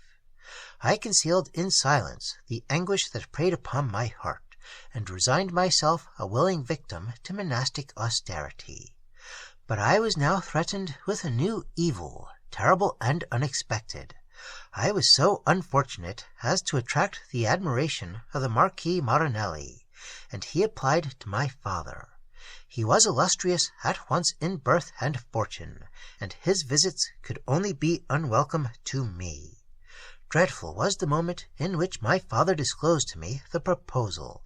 My distress, which I vainly endeavored to command, discovered the exact situation of my heart, and my father was affected. After a long and awful pause, he generously released me from my sufferings by leaving it to my choice to accept the Marquis or to assume the veil. I fell at his feet, overcome by the noble disinterestedness of his conduct, and instantly accepted the latter. This affair removed entirely the disguise with which I had hitherto guarded my heart. My brother, my generous brother, learned the true state of its affections. He saw the grief which preyed upon my health, He observed it to my father, and he nobly, oh, how nobly, to restore my happiness, desired to resign a part of the estate which had already descended to him in right of his mother. Alas, Hippolytus, continued Cornelia, deeply sighing, thy virtues deserved a better fate. Hippolytus, said Julia in a tremulous accent, Hippolytus, Count of Varese. The same, replied the nun in a tone of surprise. Julia was speechless. Tears, however, came to her relief. The astonishment of Cornelia for some moments surpassed expression. At length a gleam of recollection crossed her mind, and she too well understood the scene before her. Julia, after some time, revived, when Cornelia, tenderly approaching her, Do I then embrace my sister? said she. United in sentiment, are we also united in misfortune? Julia answered with her sighs, and their tears flowed in mournful sympathy together. At length Cornelia resumed her narrative. My father, struck with the conduct of Hippolytus, paused upon the offer. The alteration in my health was too obvious to escape his notice. The conflict between pride and parental tenderness held him for some time in indecision, but the latter finally subdued every opposing feeling, and he yielded his consent to my marriage with Angelo. The sudden transition from grief to joy was almost too much for my feeble frame. Judge, then, what must have been the effect of the dreadful reverse, when the news arrived that Angelo had fallen in a foreign engagement. Let me obliterate, if possible, the impression of sensations so dreadful. The sufferings of my brother, whose generous heart could so finely feel for another's woe, were on this occasion inferior only to my own. After the first excess of my grief was subsided, I desired to retire from a world which had tempted me only with illusive visions of happiness, and to remove from those scenes which prompted recollection and perpetuated my distress. My father applauded my resolution, and I immediately was admitted a novitiate into this monastery, with the superior of which my father had in his youth been acquainted. At the expiration of the year I received the veil. Oh, I well remember with what perfect resignation, with what comfortable complacency I took those vows which bound me to a life of retirement and religious rest. The high importance of the moment, the solemnity of the ceremony, the sacred glooms which surrounded me, and the chilling silence that prevailed when I uttered the irrevocable vow, all conspired to impress my imagination and to raise my views to heaven. When I knelt at the altar, the sacred flame of pure devotion glowed in my heart, and elevated my soul to sublimity. The world and all its recollections faded from my mind, and left it to the influence of a serene and holy enthusiasm which no words can describe. Soon after my novitiation, I had the misfortune to lose my dear father. In the tranquillity of this monastery, however, in the soothing kindness of my companions, and in devotional exercises, my sorrows found relief, and the sting of grief was blunted. My repose was of short continuance. A circumstance occurred that renewed the misery, which can now never quit me but in the grave, to which I look with no fearful apprehension, but as a refuge from calamity, trusting that the Power who has seen good to afflict me will pardon the imperfectness of my devotion, and the too frequent wandering of my thoughts to the object once so dear to me. As she spoke, she raised her eyes, which beamed with truth and meek assurance, to heaven, and the fine devotional suffusion of her countenance seemed to characterize the beauty of an inspired saint. One day, never shall I forget it, I went as usual to the confessional to acknowledge my sins. I knelt before the Father with eyes bent towards the earth, and in a low voice proceeded to confess. I had but one crime to deplore, and that was the too tender remembrance of him for whom I mourned, and whose idea, impressed upon my heart, made it a blemished offering to God. I was interrupted in my confession by a sound of deep sobs, and raising my eyes, O God, what were my sensations when in the features of the Holy Father I discovered Angelo! His image faded like a vision from my sight, and I sunk at his feet. On recovering, I found myself on my mattress, attended by a sister who I discovered by her conversation had no suspicion of the occasion of my disorder. Indisposition confined me to my bed for several days. When I recovered, I saw Angelo no more, and would almost have doubted my senses, and believed that an illusion had crossed my sight, till one day I found in my cell a written paper. I distinguished at the first glance the handwriting of Angelo, that well-known hand which had so often awakened me to other emotions. I trembled at the sight. My beating heart acknowledged the beloved characters. A cold tremor shook my frame, and, half breathless, I seized the paper. But recollecting myself, I paused. I hesitated. Duty at length yielded to the strong temptation, and I read the lines.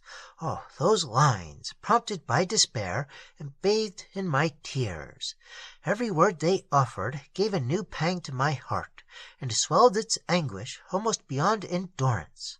I learned that Angelo, severely wounded in a foreign engagement, had been left for dead upon the field, that his life was saved by the humanity of a common soldier of the enemy, who, perceiving signs of existence, conveyed him to a house.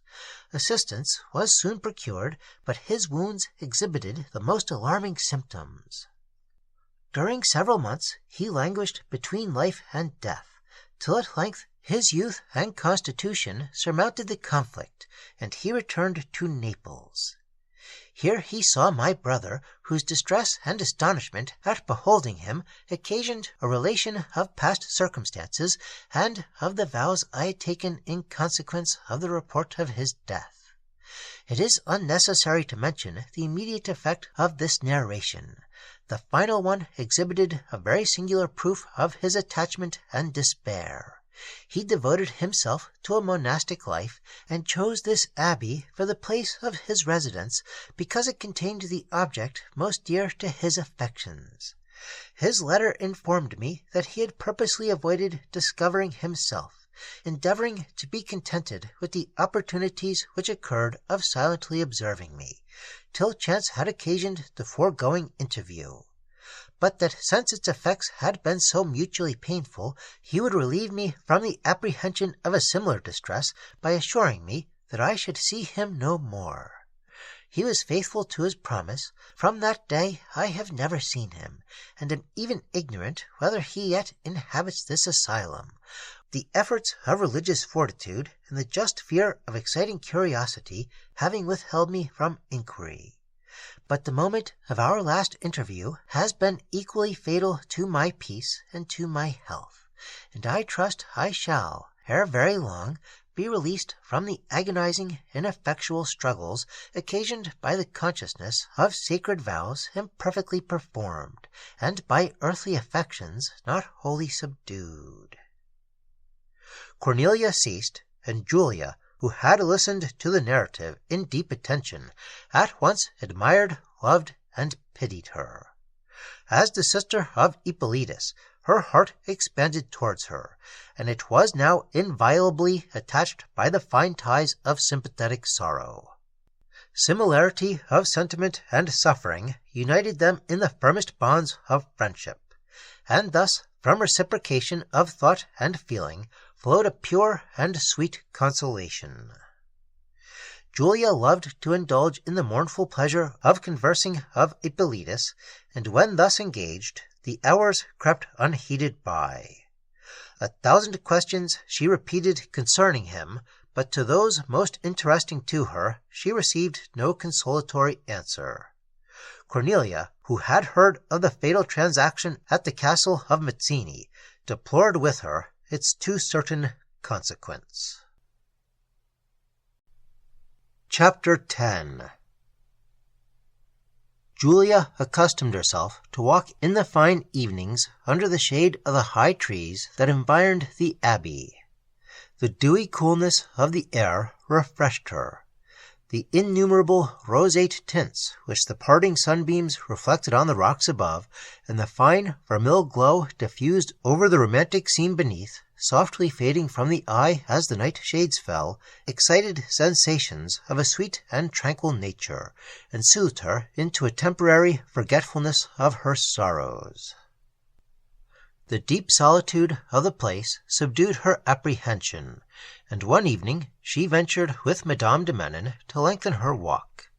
They returned to the abbey without having seen a human being, except a friar of the monastery who had been to a neighboring town to order provision. On the following evening they repeated their walk, and, engaged in conversation, rambled to a considerable distance from the abbey. The distant bell of the monastery, sounding for vespers, reminded them of the hour, and, looking round, they perceived the extremity of the wood. They were returning towards the abbey, when, struck by the appearance of some majestic columns which were distinguishable between the trees, they paused. Curiosity tempted them to examine what edifice pillars of such magnificent architecture could belong in a scene so rude, and they went on. There appeared on a point of rock impending over the valley the relics of a palace, whose beauty time had impaired only to heighten its sublimity. An arch of singular magnificence remained almost entire, beyond which appeared wild cliffs retiring in grand perspective. The sun, which was now setting, threw a trembling lustre upon the ruins, and gave a finishing effect to the scene. They gazed in mute wonder upon the view, but the fast-fading light and the dewy chilliness of the air warned them to return. As Julia gave a last look to the scene, she perceived two men leaning upon a part of the ruin at some distance in earnest conversation. As they spoke, their looks were so attentively bent on her that she could have no doubt she was the subject of their discourse. Alarmed at this circumstance, Madame and Julia immediately retreated towards the abbey. They walked swiftly through the woods, whose shades, deepened by the gloom of evening, prevented their distinguishing whether they were pursued. They were surprised to observe the distance to which they had strayed from the monastery, whose dark towers were now obscurely seen rising among the trees that closed the perspective.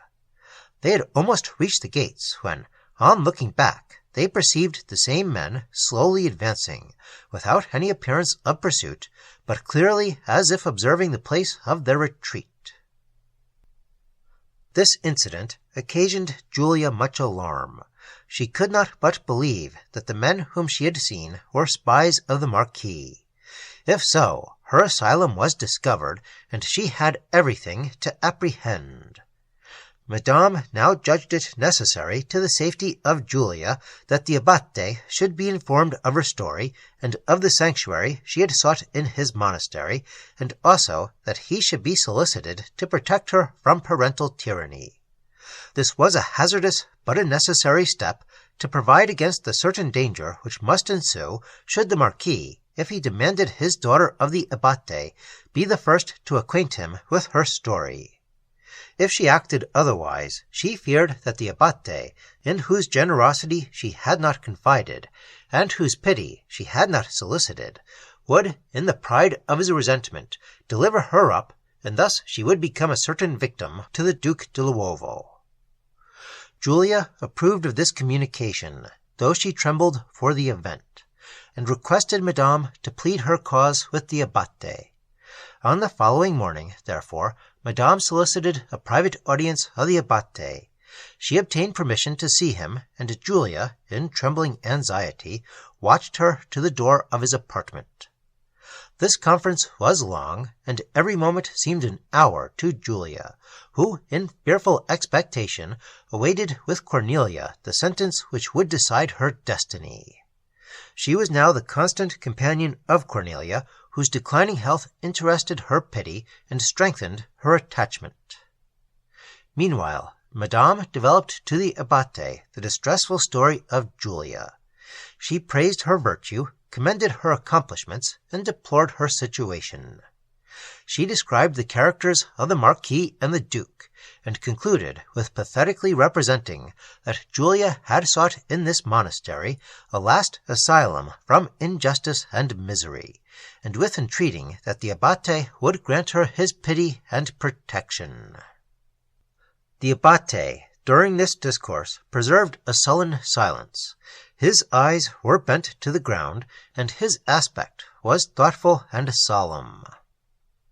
When Madame ceased to speak, a pause of profound silence ensued, and she sat in anxious expectation.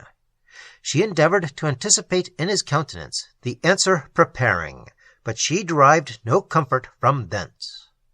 At length, raising his head, and awakening from his deep reverie, he told her that her request required deliberation, and that the protection she solicited for Julia might involve him in serious consequences, since, from a character so determined as the Marquis's, much violence might reasonably be expected. Should his daughter be refused him, concluded the Abate, he may even dare to violate the sanctuary. Madame, shocked by the stern indifference of this reply, was a moment silent. The Abate went on. "Whatever I shall determine upon, the young lady has reason to rejoice that she is admitted into this holy house, for I will even now venture to assure her that if the Marquis fails to demand her, she shall be permitted to remain in this sanctuary unmolested. You, Madame, will be sensible of this indulgence, and of the value of the sacrifice I make in granting it. For, in thus concealing a child from her parent, I encourage her in disobedience, and consequently sacrifice my sense of duty to what may be justly called a weak humanity." Madame listened to this pompous declamation in silent sorrow and indignation. She made another effort to interest the Abate in favor of Julia, but he preserved his stern inflexibility, and repeating that he would deliberate upon the matter and acquaint her with the result, he arose with great solemnity and quitted the room. She now half repented of the confidence she had reposed in him, and of the pity she had solicited, since she discovered a mind incapable of understanding the first, and a temper inaccessible to the influence of the latter. With a heavy heart she returned to Julia, who read in her countenance, at the moment she entered the room, news of no happy import. When Madame related the particulars of the conference, Julia presaged from it only misery, and giving herself up for lost, she burst into tears. She severely deplored the confidence she had been induced to yield, for she now saw herself in the power of a man stern and unfeeling in his nature, and from whom, if he thought it fit to betray her, she had no means of escaping. But she concealed the anguish of her heart, and to console Madame, affected to hope where she could only despair. Several days elapsed, and no answer was returned from the Abate. Julia too well understood this silence. One morning, Cornelia, entering her room with a disturbed and impatient air, informed her that some emissaries from the Marquis were then in the monastery, having inquired at the gate for the Abate, with whom, they said, they had business of importance to transact. The Abate had granted them immediate audience, and they were now in close conference. At this intelligence, the spirits of Julia forsook her. She trembled, grew pale, and stood fixed in mute despair. Madame, though scarcely less distressed, retained a presence of mind. She understood too justly the character of the superior to doubt that he would hesitate in delivering Julia into the hands of the Marquis. On this moment, therefore, turned the crisis of her fate. This moment she might escape. The next she was a prisoner. She therefore advised Julia to seize the instant and fly from the monastery before the conference was concluded, when the gates would most probably be closed upon her, assuring her at the same time she would accompany her in flight. The generous conduct of Madame called tears of gratitude into the eyes of Julia, who now awoke from the state of stupefaction which distress had caused. But before she could thank her faithful friend, a nun entered the room with a summons for Madame to attend the Abate immediately. The distress which this message occasioned cannot easily be conceived. Madame advised Julia to escape while she detained the Abate in conversation, as it was not probable that he had yet issued orders for her detention. Leaving her to this attempt, with an assurance of following her from the abbey as soon as possible, Madame obeyed the summons. The coolness of her fortitude forsook her as she approached the Abate's apartment, and she became less certain as to the occasion of this summons. The Abate was alone. His countenance was pale with anger, and he was pacing the room with slow but agitated steps. The stern authority of his look startled her. "Read this letter," said he, stretching forth his hand, which held the letter, "and tell me what that mortal deserves who dares insult our holy order and sets our sacred prerogative at defiance." Madame distinguished the handwriting of the Marquis, and the words of the superior threw her into the utmost astonishment. She took the letter. It was dictated by that spirit of proud vindictive rage which so strongly marked the character of the Marquis. Having discovered the retreat of Julia, and believing the monastery afforded her a willing sanctuary from his pursuit, he accused the Abate of encouraging his child in open rebellion to his will. He loaded him and his sacred order with opprobrium, and threatened, if she was not immediately resigned to the emissaries in waiting, he would in person lead on a force which should compel the Church to yield to the superior authority of the Father. The spirit of the Abate was roused by this menace, and Julia obtained from his pride that protection which neither his principle nor his humanity would have granted. "The man shall tremble," cried he, "who dares defy our power or question our sacred authority. The Lady Julia is safe.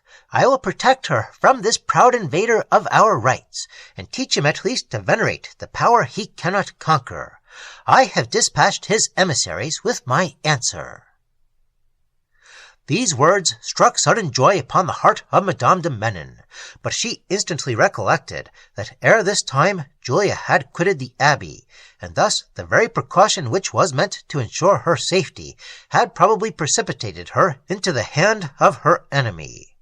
This thought changed her joy to anguish, and she was hurrying from the apartment in a sort of wild hope that Julia might not yet be gone, when the stern voice of the Abate arrested her. "Is it thus," cried he, "that you receive the knowledge of our generous resolution to protect your friend? Does such condescending kindness merit no thanks, demand no gratitude?" Madame returned in an agony of fear, lest one moment of delay might prove fatal to Julia, if haply she had not yet quitted the monastery.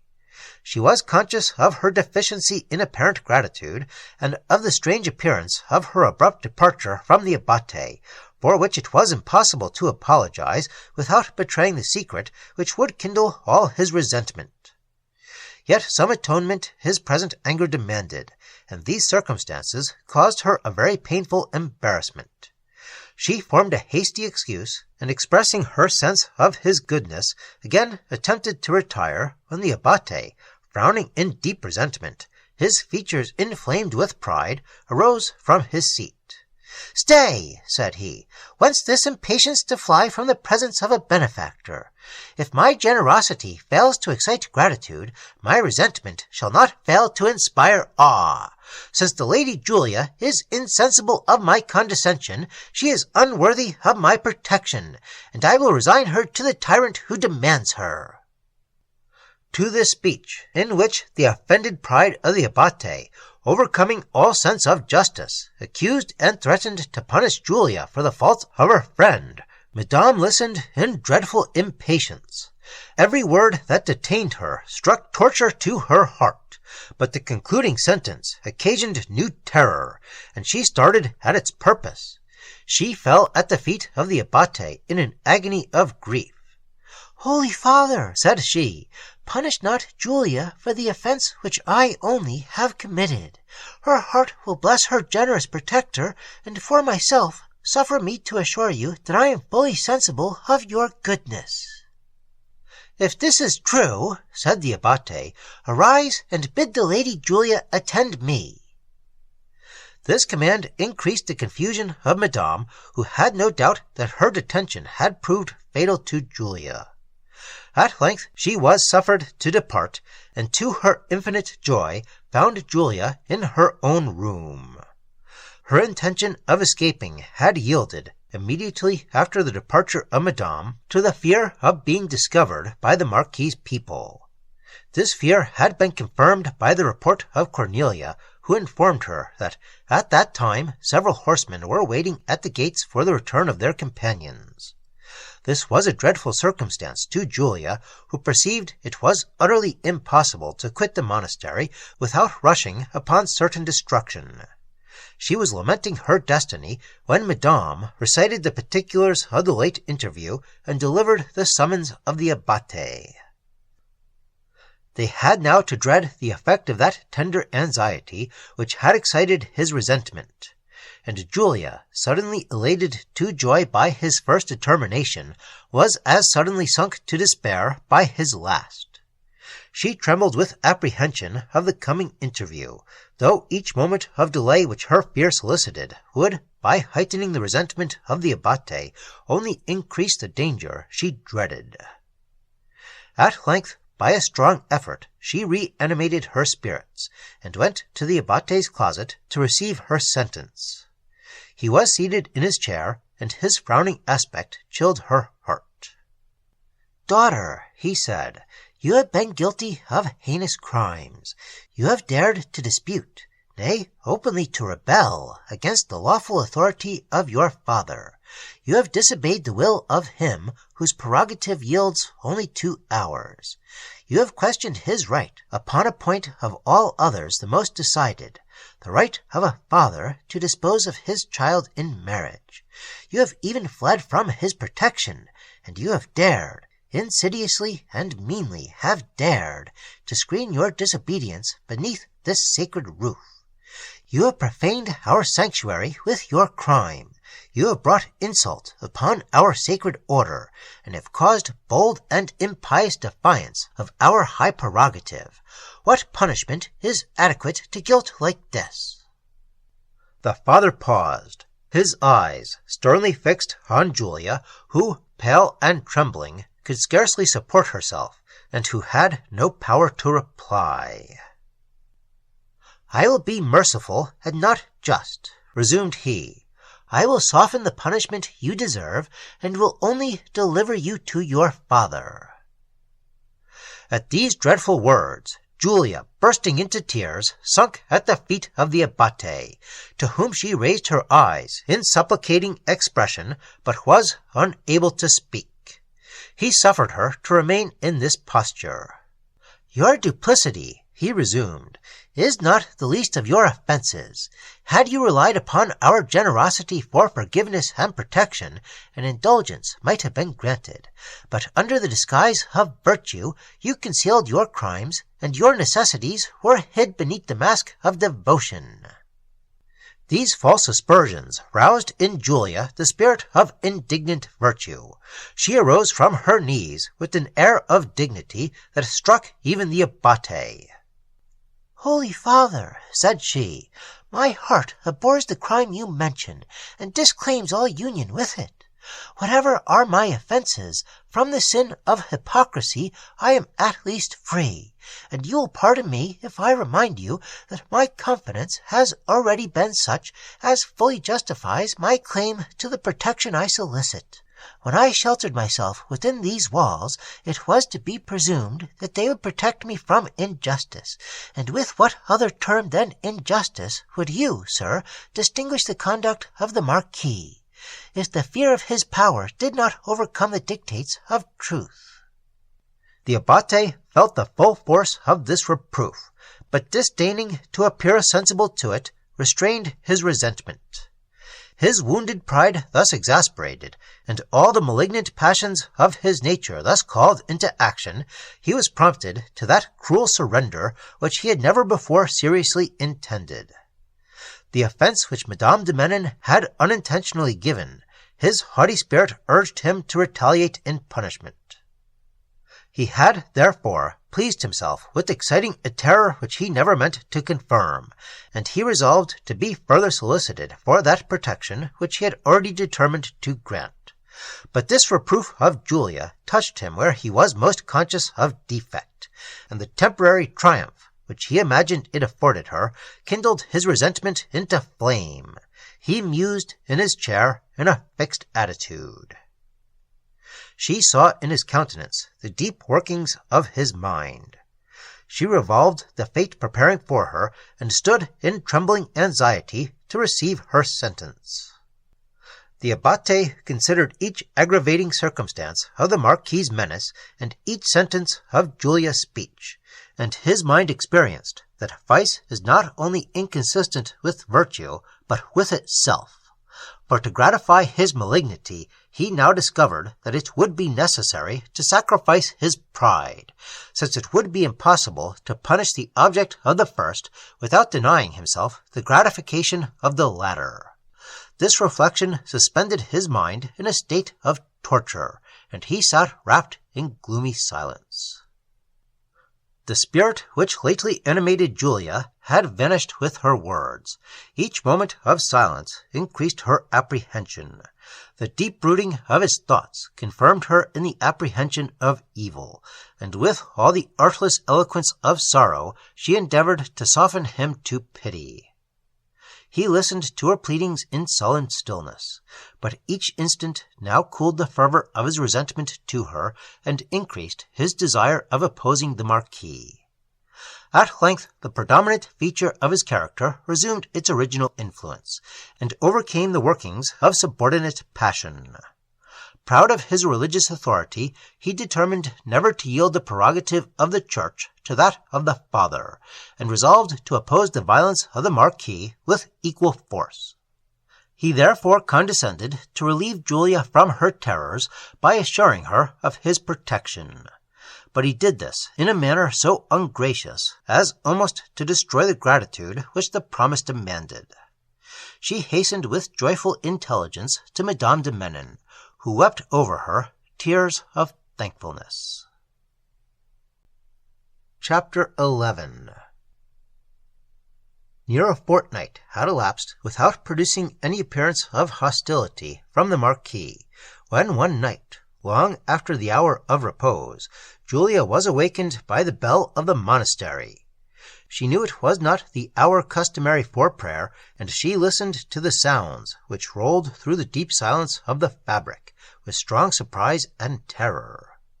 Presently she heard the doors of several cells creak on their hinges, and the sound of quick footsteps in the passages, and through the crevices of her door she distinguished passing lights. The whispering noise of steps increased, and every person of the monastery seemed to have awakened. Her terror heightened. It occurred to her that the Marquis had surrounded the abbey with his people, in the design of forcing her from her retreat, and she arose in haste, with an intention of going to the chamber of Madame de Menon, when she heard a gentle tap at the door.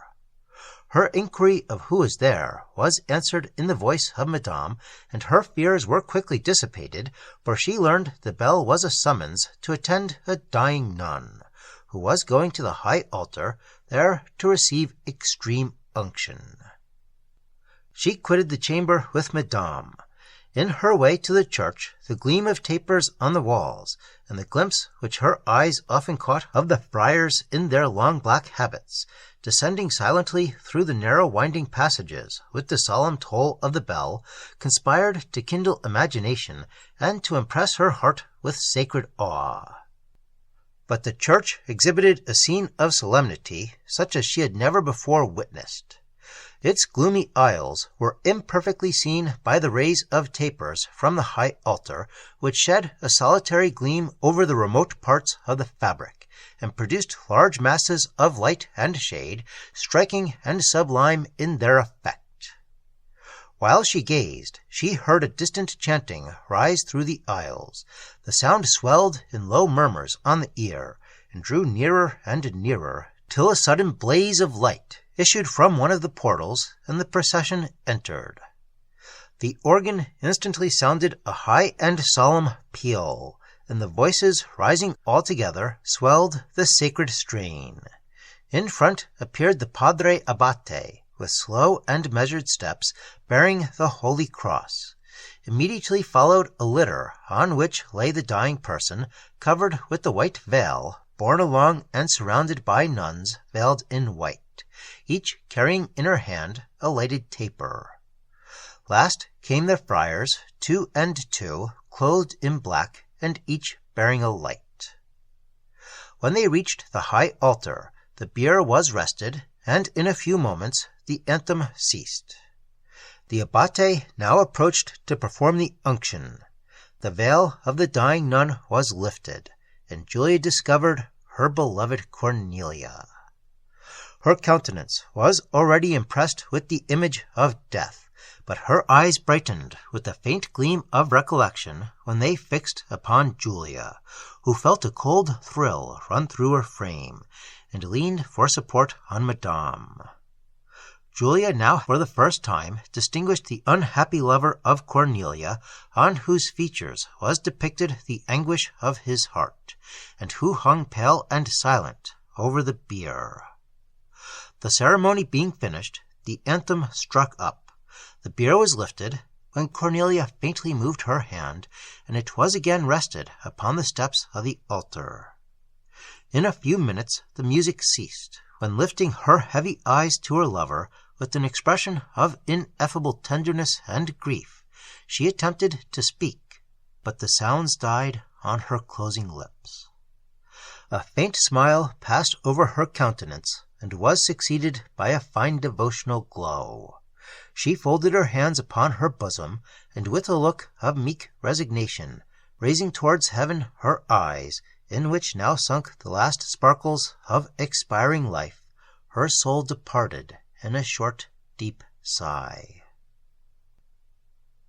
Her lover, sinking back, endeavored to conceal his emotions, but the deep sobs which agitated his breast betrayed his anguish, and the tears of every spectator bedewed the sacred spot where beauty, sense, and innocence expired. The organ now swelled in mournful harmony, and the voices of the assembly chanted in choral strain, a low and solemn requiem to the spirit of the departed. Madame hurried Julia, who was almost as lifeless as her departed friend, from the church. A death so sudden heightened the grief which separation would otherwise have occasioned. It was the nature of Cornelia's disorder to wear a changeful but flattering aspect. Though she had long been declining, her decay was so gradual and imperceptible as to lull the apprehensions of her friends into security. It was otherwise with herself. She was conscious of the change, but forbore to afflict them with the knowledge of the truth. The hour of her dissolution was sudden, even to herself, but it was composed and even happy. In the death of Cornelia, Julia seemed to mourn again that of Ippolitus. Her decease appeared to dissolve the last tie which connected her with his memory. In one of the friars of the convent, Madame was surprised to find the father who had confessed the dying Vincent.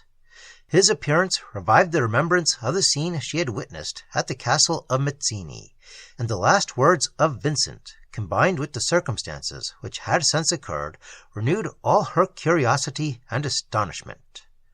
But his appearance excited more sensations than those of wonder. She dreaded lest he should be corrupted by the Marquis, to whom he was known, and thus be induced to use his interest with the Abate for the restoration of Julia.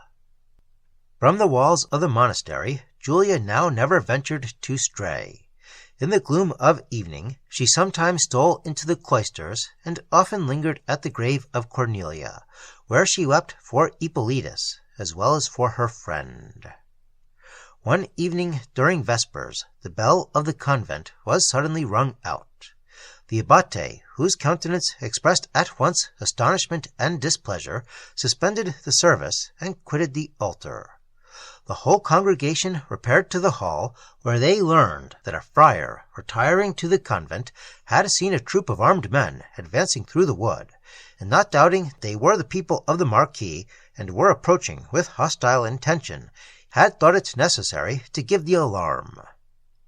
The Abate ascended a turret, and thence discovered through the trees a glittering of arms, and in the succeeding moment a band of men issued from a dark part of the wood into a long avenue which immediately fronted the spot where he stood. The clattering of hoofs was now distinctly heard, and Julia, sinking with terror, distinguished the Marquis heading the troops, which soon after, separating in two divisions, surrounded the monastery. The gates were immediately secured, and the Abate, descending from the turret, assembled the friars in the hall, where his voice was soon heard above every other part of the tumult. The terror of Julia made her utterly forgetful of the Padre's promise, and she wished to fly for concealment to the deep caverns belonging to the monastery which wound under the woods. Madame, whose penetration furnished her with a just knowledge of the Abate's character, founded her security on his pride. She therefore dissuaded Julia from attempting to tamper with the honesty of a servant who had the keys of the vaults, and advised her to rely entirely on the effect of the Abate's resentment towards the Marquis.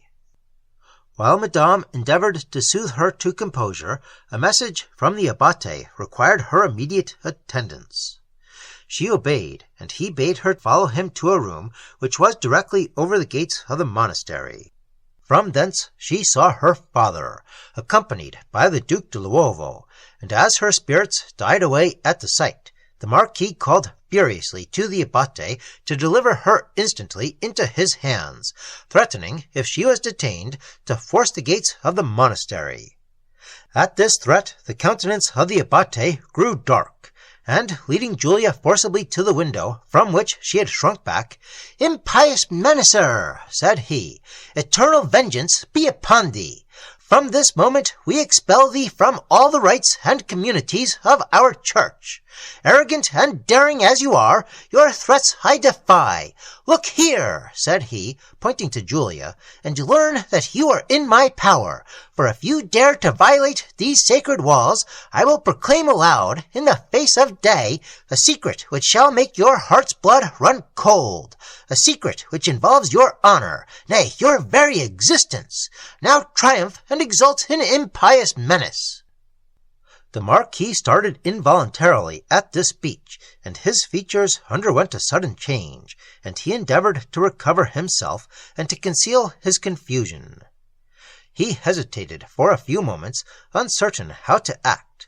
To desist from violence was to confess himself conscious of the threatened secret, yet he dreaded to inflame the resentment of the Abate, whose menaces his own heart too surely seconded. At length, "All that you have uttered," said he, "I despise as the dastardly subterfuge of monkish cunning. Your new insults add to the desire of recovering my daughter that of punishing you. I would proceed to instant violence, but that would now be an imperfect revenge. I shall therefore withdraw my forces and appeal to a higher power. Thus shall you be compelled at once to restore my daughter and retract your scandalous impeachment of my honor." Saying this, he turned his horse from the gates, and his people following him quickly withdrew, leaving the Abate exulting in conquest, and Julia lost in astonishment and doubtful joy. When she recounted to Madame the particulars of the conference, she dwelt with emphasis on the threats of the Abate, but Madame, though her amazement was heightened at every word, very well understood how the secret, whatever it was, had been obtained. The confessor of Vincent she had already observed in the monastery, and there was no doubt that he had disclosed whatever could be collected from the dying words of Vincent. She knew also that the secret would never be published unless as a punishment for immediate violence, it being one of the first principles of monastic duty to observe a religious secrecy upon all matters entrusted to them in confession. when the first tumult of Julia's emotions subsided, the joy which the sudden departure of the Marquis occasioned yielded to apprehension. He had threatened to appeal to a higher power, which would compel the Abate to surrender her. This menace excited a just terror, and there remained no means of avoiding the tyranny of the Marquis but by quitting the monastery. She therefore requested audience with the Abate, and having represented the danger of her present situation, she entreated his permission to depart in quest of a safer retreat. The Abate, who well knew the Marquis was wholly in his power, smiled at the repetition of his menace and denied her request, under pretense of his having now become responsible for her to the Church. He bade her be comforted and promised her his protection, but his assurances were given in so distant and haughty a manner that Julia left him with fears rather increased than subdued. In crossing the hall, she observed a man hastily entering in from an opposite door. He was not in the habit of the order, but was muffled up in a cloak and seemed to wish concealment. As she passed, he raised his head, and Julia discovered her father. He darted at her a look of vengeance, but before she had time even to think, as if suddenly recollecting himself, he covered his face and rushed by her. Her trembling frame could scarcely support her to the apartment of Madame, where she sunk speechless upon a chair, and the terror of her look alone spoke the agony of her mind. When she was somewhat recovered, she related what she had seen, and her conversation with the Abate. But Madame was lost in equal perplexity with herself when she attempted to account for the Marquis's appearance. Why, after his late daring menace, should he come secretly to visit the Abate, by whose connivance alone he could have gained admission to the monastery? And what could have influenced the Abate to such a conduct? These circumstances, though equally inexplicable, united to confirm a fear of treachery and surrender. To escape from the abbey was now impracticable, for the gates were constantly guarded, and even was it possible to pass them, certain detection awaited Julia without from the Marquis's people, who were stationed in the woods. Thus encompassed with danger, she could only await in the monastery the issue of her destiny. While she was lamenting with Madame her unhappy fate, she was summoned once more to attend the Abate. At this moment her spirits entirely forsook her. The crisis of her fate seemed arrived, for she did not doubt that the Abate intended to surrender her to the Marquis, with whom she supposed he had negotiated the terms of accommodation. It was some time before she could recover her composure sufficient to obey the summons, and when she did, every step that bore her towards the Abate's room increased her dread. She paused a moment at the door ere she had courage to open it. The idea of her father's immediate resentment arose to her mind, and she was upon the point of retreating to her chamber when a sudden step within, near the door, destroyed her hesitation, and she entered the closet. The Marquis was not there, and her spirits revived. The flush of triumph was diffused over the features of the Abate, though a shade of unappeased resentment yet remained visible. "Daughter," said he, "the intelligence we have to communicate may rejoice you. Your safety now depends solely on yourself. I give your fate into your own hands, and its issue be upon your head." He paused, and she was suspended in wondering expectation of the coming sentence. "I here solemnly assure you of my protection, but it is upon one condition only, that you renounce the world and dedicate your days to God." Julia listened with a mixture of grief and astonishment. "Without this concession on your part, I possess not the power, had I even the inclination, to protect you. If you assume the veil, you are safe within the pale of the church from temporal violence. If you neglect or refuse to do this, the Marquis may apply to a power from whom I have no appeal, and I shall be compelled at last to resign you. But to ensure your safety, should the veil be your choice, we will procure a dispensation from the usual forms of novitiation, and a few days shall confirm your vows."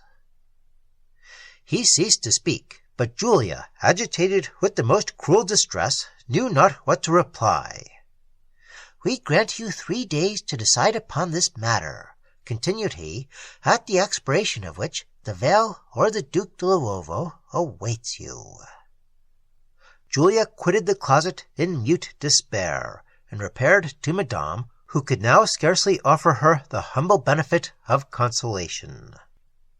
Meanwhile, the Abate exulted in successful vengeance, and the Marquis smarted beneath the stings of disappointment. The menace of the former was too seriously alarming to suffer the Marquis to prosecute violent measures, and he had therefore resolved, by opposing avarice to pride, to soothe the power which he could not subdue. But he was unwilling to entrust the Abate with the proof of his compliance and his fears, by offering a bribe in a letter, and preferred the more humiliating but safer method of a private interview. His magnificent offers created a temporary hesitation in the mind of the Abate, who, secure of his advantage, showed at first no disposition to be reconciled, and suffered the Marquis to depart in anxious uncertainty. After maturely deliberating upon the proposals, the pride of the Abate surmounted his avarice, and he determined to prevail upon Julia effectually to destroy the hopes of the Marquis by consecrating her life to religion. Julia passed the night and the next day in a state of mental torture exceeding all description. The gates of the monastery, beset with guards, and the woods surrounded by the Marquis's people, made escape impossible. From a marriage with the Duke, whose late conduct had confirmed the odious idea which his character had formerly impressed, her heart recoiled in horror, and to be immured for life within the walls of a convent was a fate little less dreadful. Yet such was the effect of that sacred love she bore the memory of Hippolytus, and such her aversion to the Duke, that she soon resolved to adopt the veil. On the following evening she informed the Abate of her determination. His heart swelled with secret joy, and even the natural severity of his manner relaxed at the intelligence. He assured her of his approbation and protection with a degree of kindness which he had never before manifested, and told her the ceremony should be performed on the 2nd day from the present. Her emotion scarcely suffered her to hear his last words. Now that her fate was fixed beyond recall, she almost repented of her choice.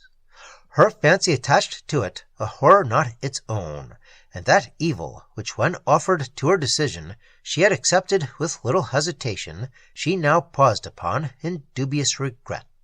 So apt we are to imagine that the calamity most certain is also the most intolerable. When the Marquis read the answer of the Abate, all the baleful passions of his nature were roused and inflamed to a degree which bordered upon distraction. In the first impulse of his rage, he would have forced the gates of the monastery and defied the utmost malice of his enemy. But a moment's reflection revived his fear of the threatened secret, and he saw that he was still in the power of the superior. The Abate procured the necessary dispensation, and preparations were immediately begun for the approaching ceremony. Julia watched the departure of those moments which led to her fate with the calm fortitude of despair. She had no means of escaping from the coming evil without exposing herself to a worse. She surveyed it, therefore, with a steady eye, and no longer shrunk from its approach. On the morning preceding the day of her consecration, she was informed that a stranger inquired for her at the grate. Her mind had been so long accustomed to the vicissitudes of apprehension that fear was the emotion which now occurred. She suspected, yet scarcely knew why, that the Marquis was below, and hesitated whether to descend. A little reflection determined her, and she went to the parlour, where, to her equal joy and surprise, she beheld Ferdinand. During the absence of the Marquis from his castle, Ferdinand, who had been informed of the discovery of Julia, effected his escape from imprisonment, and had hastened to the monastery in the design of rescuing her. He had passed the woods in disguise, with much difficulty eluding the observation of the Marquis's people, who were yet dispersed round the abbey. To the monastery, as he came alone, he had been admitted without difficulty. When he learned the conditions of the abbate's protection, and that the following day was appointed for the consecration of Julia, he was shocked, and paused in deliberation. A period so short as was this interval afforded little opportunity for contrivance, and less for hesitation. The night of the present day was the only time that remained for the attempt and execution of a plan of escape, which, if it then failed of success, Julia would not only be condemned for life to the walls of a monastery, but would be subjected to whatever punishment the severity of the abbate, exasperated by the detection, should think fit to inflict. The danger was desperate, but the occasion was desperate also. The nobly disinterested conduct of her brother struck Julia with gratitude and admiration, but despair of success made her now hesitate whether she should accept his offer. She considered that his generosity would most probably involve him in destruction with herself, and she paused in deep deliberation when Ferdinand informed her of a circumstance which, till now, he had purposely concealed, and which at once dissolved every doubt and every fear. "Hippolytus," said Ferdinand, "yet lives." "Lives," repeated Julia faintly. "Lives. Oh, tell me where, how?"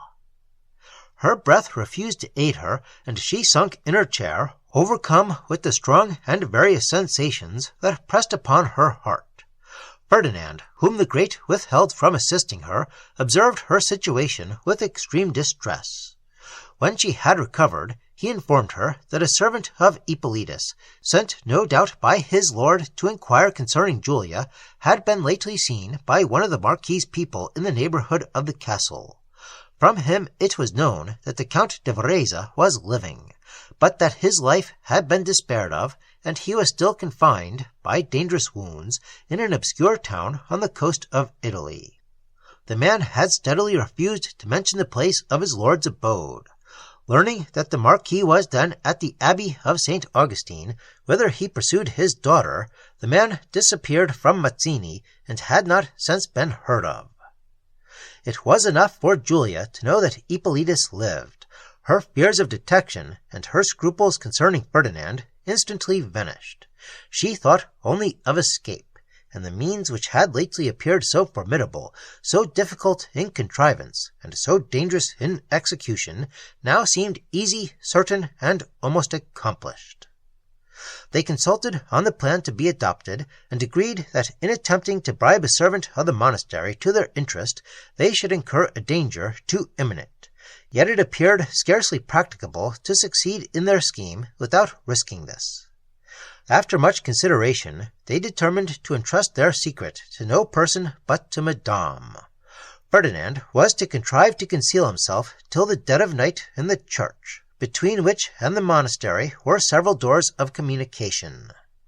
When the inhabitants of the abbey were sunk in repose, Julia might without difficulty pass to the church, where Ferdinand awaiting her, they might perhaps escape either through an outer door of the fabric, or through a window, for which latter attempt Ferdinand was to provide ropes. A couple of horses were to be stationed among the rocks beyond the woods to convey the fugitives to a seaport, whence they would easily pass over to Italy. Having arranged this plan, they separated in the anxious hope of meeting on the ensuing night. Madame warmly sympathized with Julia in her present expectations, and was now somewhat relieved from the pressure of that self-reproach with which the consideration of having withdrawn her young friend from a secure asylum had long tormented her. In learning that Hippolytus lived, Julia experienced a sudden renovation of life and spirits. From the languid stupefaction which despair had occasioned, she revived as from a dream, and her sensations resembled those of a person suddenly awakened from a frightful vision, whose thoughts are yet obscured in the fear and uncertainty which the passing images have impressed on his fancy. She emerged from despair. Joy illumined her countenance. Yet she doubted the reality of the scene which now opened to her view. The hours rolled heavily along till the evening, when expectation gave way to fear, for she was once more summoned by the Abate. He sent for her to administer the usual necessary exhortation on the approaching solemnity, and having detained her a considerable time in tedious and severe discourse, dismissed her with the formal benediction. Chapter 12. The evening now sunk in darkness, and the hour was fast approaching which would decide the fate of Julia. Trembling anxiety subdued every other sensation, and as the minutes passed, her fears increased. At length she heard the gates of the monastery fastened for the night.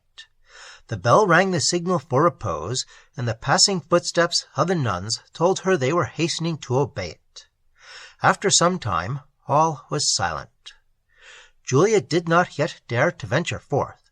She employed the present interval in interesting and affectionate conversation with Madame de Menin, to whom, notwithstanding her situation, her heart bade a sorrowful adieu. The clock struck 12 when she arose to depart.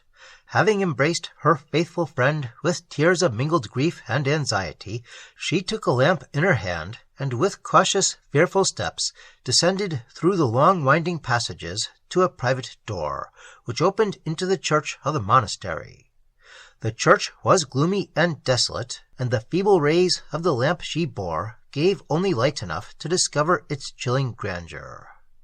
As she passed silently along the aisles, she cast a look of anxious examination around, but Ferdinand was nowhere to be seen. She paused in timid hesitation, fearful to penetrate the gloomy obscurity which lay before her, yet dreading to return. As she stood examining the place, vainly looking for Ferdinand, yet fearing to call, lest her voice should betray her, a hollow groan arose from a part of the church very near her. It chilled her heart, and she remained fixed to the spot. She turned her eyes a little to the left, and saw light appear through the chinks of a sepulchre at some distance. The groan was repeated, a low murmuring succeeded, and while she yet gazed, an old man issued from the vault with a lighted taper in his hand. Terror now subdued her, and she uttered an involuntary shriek. In the succeeding moment a noise was heard in a remote part of the fabric, and Ferdinand, rushing forth from his concealment, ran to her assistance. The old man, who appeared to be a friar, and who had been doing penance at the monument of a saint, now approached. His countenance expressed a degree of surprise and terror almost equal to that of Julia's, who knew him to be the confessor of Vincent. Ferdinand seized the father, and laying his hand upon his sword, threatened him with death if he did not instantly swear to conceal forever his knowledge of what he then saw, and also assist them to escape from the abbey. "Ungracious boy," replied the father in a calm voice, "desist from this language, nor add to the follies of youth the crime of murdering or terrifying a defenseless old man. Your violence would urge me to become your enemy, did not previous inclination tempt me to be your friend. I pity the distresses of the Lady Julia, to whom I am no stranger, and will cheerfully give her all the assistance in my power." At these words Julia revived, and Ferdinand, reproved by the generosity of the father, and conscious of his own inferiority, shrunk back. "I have no words to thank you," said he, "or to entreat your pardon for the impetuosity of my conduct. Your knowledge of my situation must plead my excuse." "It does," replied the father, "but we have no time to lose. Follow me." They followed him through the church to the cloisters, at the extremity of which was a small door, which the friar unlocked. It opened upon the woods. "This path," said he, "leads through an intricate part of the woods, to the rocks that rise on the right of the abbey. In their recesses you may secret yourselves till you are prepared for a longer journey, but extinguish your light. It may betray you to the Marquis's people, who are dispersed about this spot. Farewell, my children, and God's blessing be upon ye." Julia's tears declared her gratitude. She had no time for words. They stepped into the path, and the father closed the door. They were now liberated from the monastery, but danger awaited them without, which it required all their caution to avoid. Ferdinand knew the path which the friar had pointed out to be the same that led to the rocks where his horses were stationed, and he pursued it with quick and silent steps. Julia, whose fears conspired with the gloom of night to magnify and transform every object around her, imagined at each step that she took she perceived the figures of men, and fancied every whisper of the breeze the sound of pursuit. They proceeded swiftly till Julia, breathless and exhausted, could go no further. They had not rested many minutes when they heard a rustling among the bushes at some distance, and soon after distinguished a low sound of voices. Ferdinand and Julia instantly renewed their flight, and thought they still heard voices advance upon the wind. This thought was soon confirmed, for the sounds now gained fast upon them, and they distinguished words which served only to heighten their apprehensions when they reached the extremity of the woods. The moon, which was now up, suddenly emerging from a dark cloud, discovered to them several men in pursuit, and also showed to the pursuers the course of the fugitives. They endeavored to gain the rocks where the horses were concealed, and which now appeared in view. These they reached when the pursuers had almost overtaken them, but their horses were gone. Their only remaining chance of escape was to fly into the deep recesses of the rock. They, therefore, entered a winding cave, from whence branched several subterraneous avenues, at the extremity of one of which they stopped. The voices of men now vibrated in tremendous echoes through the various and secret caverns of the place, and the sound of footsteps seemed fast approaching. Julia trembled with terror, and Ferdinand drew his sword, determined to protect her to the last. A confused volley of voices now sounded up that part of the cave where Ferdinand and Julia lay concealed. In a few moments the steps of the pursuers suddenly took a different direction, and the sounds sunk gradually away, and were heard no more. Ferdinand listened attentively for a considerable time, but the stillness of the place remained undisturbed.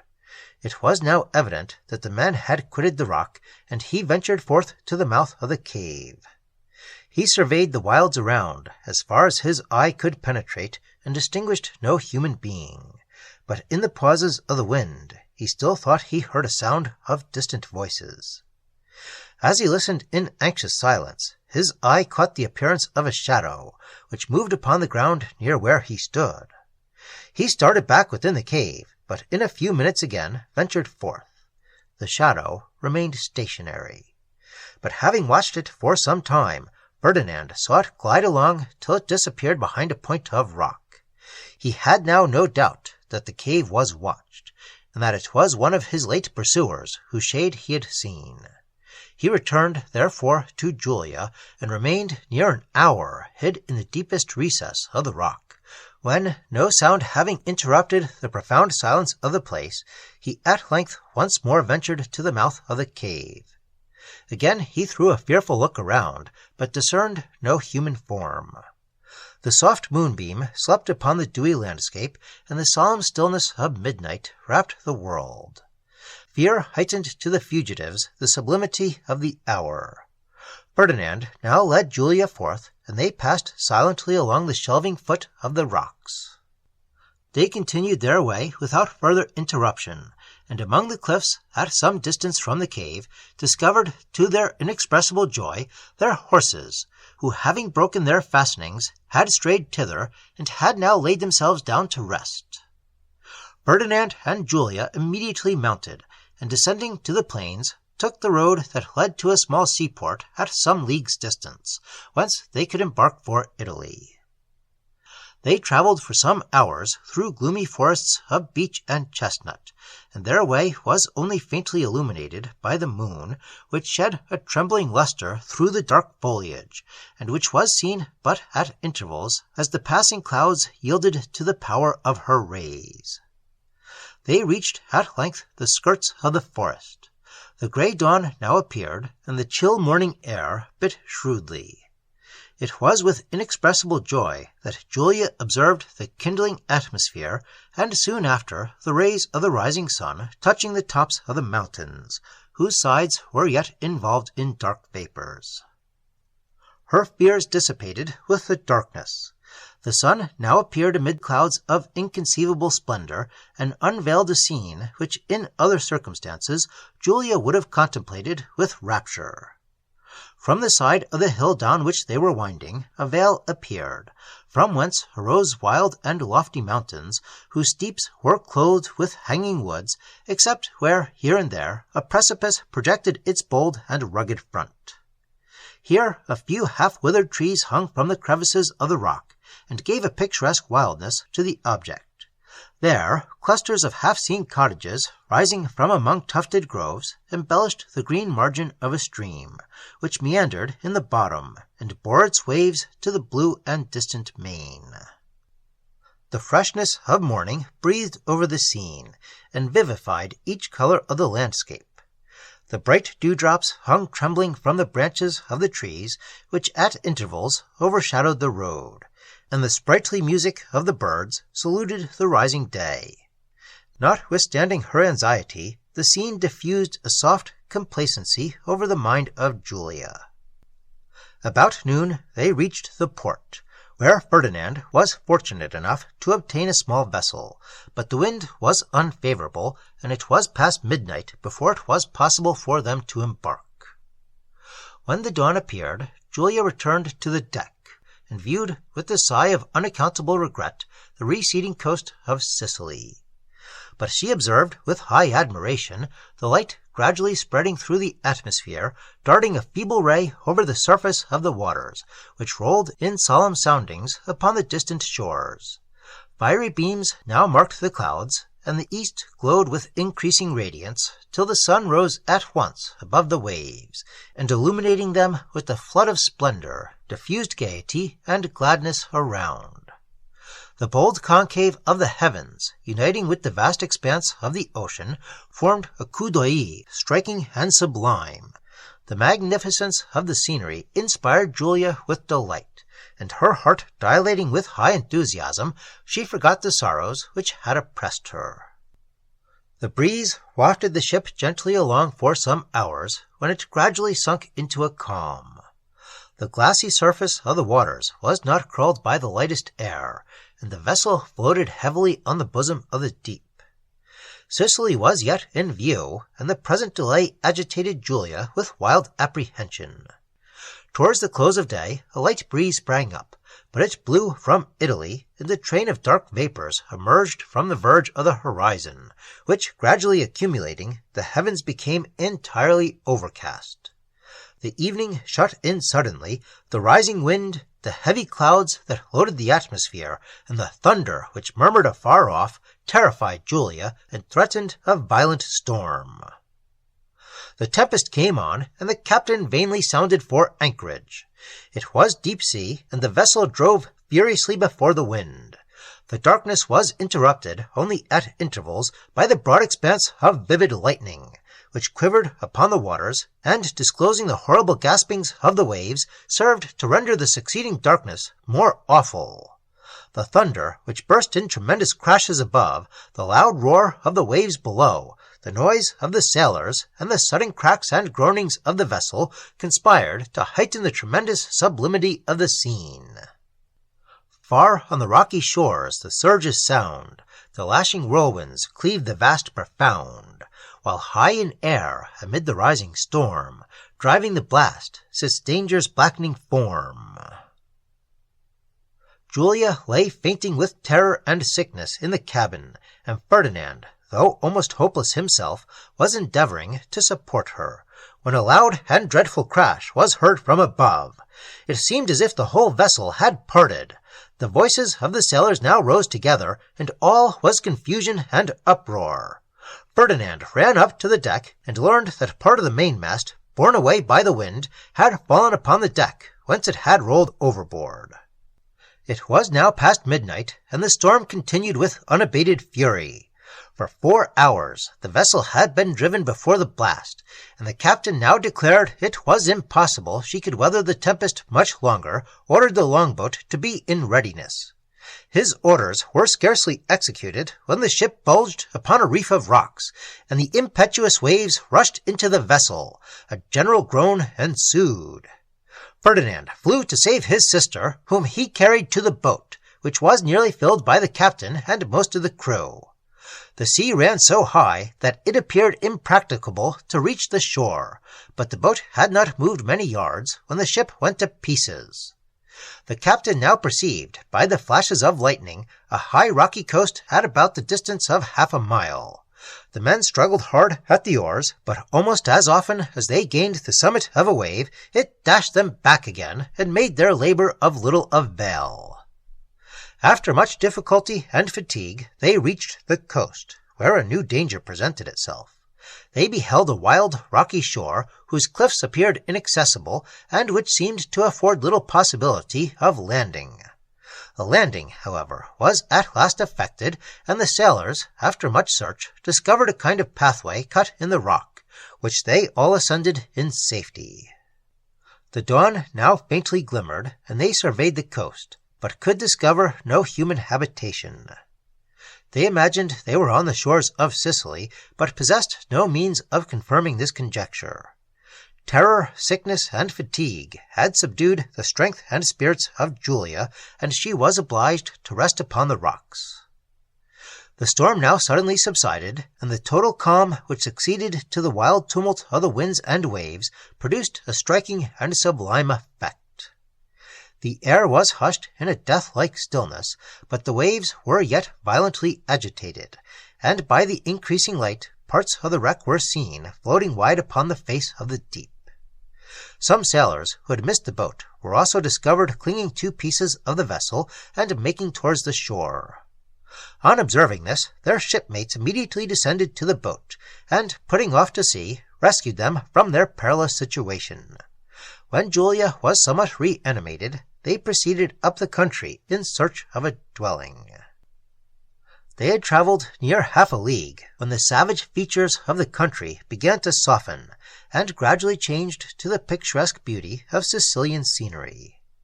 They now discovered at some distance a villa, seated on a gentle eminence, crowned with woods. It was the first human habitation they had seen since they had embarked for Italy, and Julia, who was almost sinking with fatigue, beheld it with delight. The captain and his men hastened towards it, to make known their distress, while Ferdinand and Julia slowly followed. They observed the men enter the villa, one of whom quickly returned to acquaint them with the hospitable reception his comrades had received. Julia, with difficulty, reached the edifice, at the door of which she was met by a young cavalier whose pleasing and intelligent countenance immediately interested her in his favor. He welcomed the strangers with a benevolent politeness that dissolved at once every uncomfortable feeling which their situation had excited, and produced an instantaneous easy confidence. Through a light and elegant hall, rising into a dome supported by pillars of white marble and adorned with busts, he led them to a magnificent vestibule which opened upon a lawn. Having seated them at a table spread with refreshments, he left them, and they surveyed with surprise the beauty of the adjacent scene. The lawn, which was on each side bounded by hanging woods, descended in gentle declivity to a fine lake, whose smooth surface reflected the surrounding shades. Beyond appeared the distant country, arising on the left into bold romantic mountains, and on the right exhibiting a soft and glowing landscape whose tranquil beauty formed a striking contrast to the wild sublimity of the opposite craggy heights. The blue and distant ocean terminated the view. In a short time the cavalier returned, conducting 2 ladies of a very engaging appearance, whom he presented as his wife and sister. They welcomed Julia with graceful kindness, but fatigue soon obliged her to retire to rest, and a consequent indisposition increased so rapidly as to render it impracticable for her to quit her present abode on that day. The captain and his men proceeded on their way, leaving Ferdinand and Julia at the villa, where she experienced every kind and tender affection. The day which was to have devoted Julia to a cloister was ushered in at the abbey with the usual ceremonies. The church was ornamented, and all the inhabitants of the monastery prepared to attend. The Padre Abate now exulted in the success of his scheme, and anticipated, in imagination, the rage and vexation of the Marquis, when he should discover that his daughter was lost to him for ever. The hour of celebration arrived, and he entered the church with the proud, firm step, and with the countenance which depictured his inward triumph. He was proceeding to the high altar when he was told that Julia was nowhere to be found. Astonishment for a while suspended other emotions. He yet believed it impossible that she could have effected an escape, and ordered every part of the abbey to be searched, not forgetting the secret caverns belonging to the monastery which wound beneath the woods. When the search was over, and he became convinced she was fled, the deep workings of his disappointed passions fermented into rage which exceeded all bounds. He denounced the most terrible judgments upon Julia, and calling for Madame de Menin, charged her with having insulted her holy religion, in being accessory to the flight of Julia. Madame endured these reproaches with calm dignity, and preserved a steady silence, but she secretly determined to leave the monastery, and seek in another the repose which she could never hope to find in this. The report of Julia's disappearance spread rapidly beyond the walls, and soon reached the ears of the Marquis, who rejoiced in the circumstance, believing that she must now inevitably fall into his hands. After his people, in obedience to his orders, had carefully searched the surrounding woods and rocks, he withdrew them from the abbey, and, having dispersed them various ways in search of Julia, he returned to the castle of Mazzini. Here new vexation awaited him, for he now first learned that Ferdinand had escaped from confinement. The mystery of Julia's flight was now dissolved, for it was evident by whose means she had effected it, and the Marquis issued orders to his people to secure Ferdinand wherever he should be found. Chapter 13. Ippolitus, who had languished under a long and dangerous illness occasioned by his wounds, but heightened and prolonged by the distress of his mind, was detained in a small town on the coast of Calabria, and was yet ignorant of the death of Cornelia. He scarcely doubted that Julia was now devoted to the Duke, and this thought was at times poison to his heart. After his arrival in Calabria, immediately on the recovery of his senses, he dispatched a servant back to the castle of Mazzini to gain secret intelligence of what had passed after his departure. The eagerness with which we endeavor to escape from misery taught him to encourage a remote and romantic hope that Julia yet lived for him. Yet even this hope at length languished into despair, as the time elapsed which should have brought his servant from Sicily.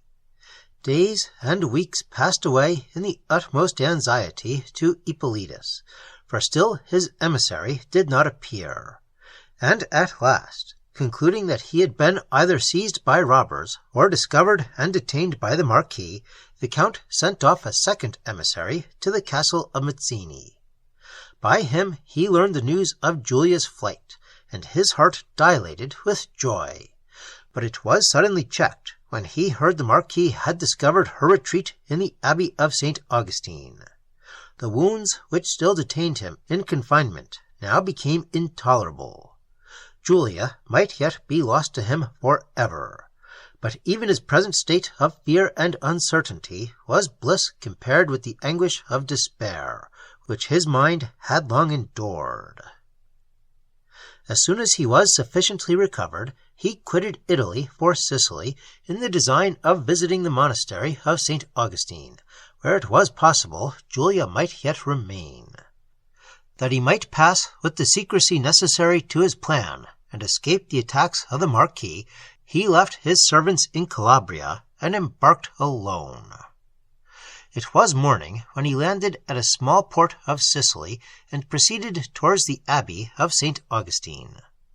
As he traveled, his imagination revolved the scenes of his early love, the distress of Julia, and the sufferings of Ferdinand, and his heart melted at the retrospect. He considered the probabilities of Julia having found protection from her father in the pity of the Padre Abate, and even ventured to indulge himself in a flattering fond anticipation of the moment when Julia should again be restored to his sight. He arrived at the monastery, and his grief may easily be imagined when he was informed of the death of his beloved sister, and of the flight of Julia. He quitted St. Augustine's immediately, without even knowing that Madame de Menin was there, and set out for a town at some leagues' distance, where he designed to pass the night. Absorbed in the melancholy reflections which the late intelligence excited, he gave the reins to his horse, and journeyed on unmindful of his way. The evening was far advanced when he discovered that he had taken a wrong direction, and that he was bewildered in a wild and solitary scene. He had wandered too far from the road to hope to regain it, and he had beside no recollection of the objects left behind him. A choice of errors only lay before him. The view on his right hand exhibited high and savage mountains, covered with heath and black fir, and the wild desolation of their aspect, together with the dangerous appearance of the path that wound up their sides, and which was the only apparent track they afforded, determined Hippolytus not to attempt their ascent. On his left lay a forest, to which the path he was then in led. Its appearance was gloomy, but he preferred it to the mountains, and since he was uncertain of its extent, there was a possibility that he might pass it and reach a village before the night was set in. At the worst, the forest would afford him a shelter from the winds, and, however he might be bewildered in its labyrinths, he could ascend a tree and rest in security till the return of light should afford him an opportunity of extricating himself. Among the mountains there was no possibility of meeting with other shelter than what the habitation of man afforded, and such a shelter there was little probability of finding. Innumerable dangers also threatened him here, from which he would be secure on level ground. Having determined which way to pursue, he pushed his horse into a gallop, and entered the forest as the last rays of the sun trembled on the mountains. The thick foliage of the trees threw a gloom around, which was every moment deepened by the shades of evening. The path was uninterrupted, and the Count continued to follow it till all distinction was confounded in the veil of night. Total darkness now made it impossible for him to pursue his way. He dismounted, and, fastening his horse to a tree, climbed among the branches, purposing to remain there till morning. He had not been long in this situation when a confused sound of voices from a distance roused his attention. The sound returned at intervals for some time, but without seeming to approach. He descended from the tree that he might the better judge of the direction whence it came, but before he reached the ground the noise was ceased, and all was profoundly silent. He continued to listen, but the silence remaining undisturbed, he began to think he had been deceived by the singing of the wind among the leaves, and was preparing to reascend, when he perceived a faint light glimmer through the foliage from afar. The sight revived a hope that he was near some place of human habitation. He therefore unfastened his horse, and led him towards the spot whence the ray issued. The moon was now risen, and threw a checkered gleam over his path sufficient to direct him. Before he had proceeded far, the light disappeared. He continued, however, his way, as nearly as he could guess, towards the place whence it had issued, and, after much toil, found himself in a spot where the trees formed a circle around a kind of rude lawn. The moonlight discovered to him an edifice which appeared to have been formerly a monastery, but which now exhibited a pile of ruins whose grandeur, heightened by decay, touched the beholder with reverential awe. Hippolytus paused to gaze upon the scene. The sacred stillness of night increased its effect, and a secret dread, he knew not wherefore, stole upon his heart. The silence and the character of the place made him doubt whether this was the spot he had been seeking, and as he stood hesitating whether to proceed or to return, he observed a figure standing under an archway of the ruin. It carried a light in its hand, and passing silently along, disappeared in a remote part of the building. The courage of Hippolytus for a moment deserted him. An invincible curiosity, however, subdued his terror, and he determined to pursue, if possible, the way the figure had taken. He passed over loose stones through a sort of court, till he came to the archway. Here he stopped, for fear returned upon him. Resuming his courage, however, he went on, still endeavoring to follow the way the figure had passed, and suddenly found himself in an enclosed part of the ruin, whose appearance was more wild and desolate than any he had yet seen. Seized with unconquerable apprehension, he was retiring, when the low voice of a distressed person struck his ear. His heart sunk at the sound, his limbs trembled, and he was utterly unable to move. The sound, which appeared to be the last groan of a dying person, was repeated. Hippolytus made a strong effort and sprang forward, when a light burst upon him from a shattered casement of the building, and at the same instant he heard the voices of men. He advanced softly to the window, and beheld in a small room, which was less decayed than the rest of the edifice, a group of men who, from the savageness of their looks and from their dress, appeared to be banditti. They surrounded a man who lay on the ground wounded, and bathed in blood, and who it was very evident had uttered the groans heard by the Count. The obscurity of the place prevented Hippolytus from distinguishing the features of the dying man. From the blood which covered him, and from the surrounding circumstances, he appeared to be murdered, and the Count had no doubt that the men he beheld were the murderers. The horror of the scene entirely overcame him. He stood rooted to the spot, and saw the assassins rifle the pockets of the dying person, who, in a voice scarcely articulate, but which despair seemed to aid, supplicated for mercy. The ruffians answered him only with execrations, and continued their plunder. His groans and his sufferings served only to aggravate their cruelty. They were proceeding to take from him a miniature picture, which was fastened round his neck, and had been hitherto concealed in his bosom, when, by a sudden effort, he half raised himself from the ground, and attempted to save it from their hands. The effort availed him nothing. A blow from one of the villains laid the unfortunate man on the floor without motion. The horrid barbarity of the act seized the mind of Hippolytus so entirely that, forgetful of his own situation, he groaned aloud, and started with an instantaneous design of avenging the deed. The noise he made alarmed the banditti, who, looking whence it came, discovered the Count through the casement.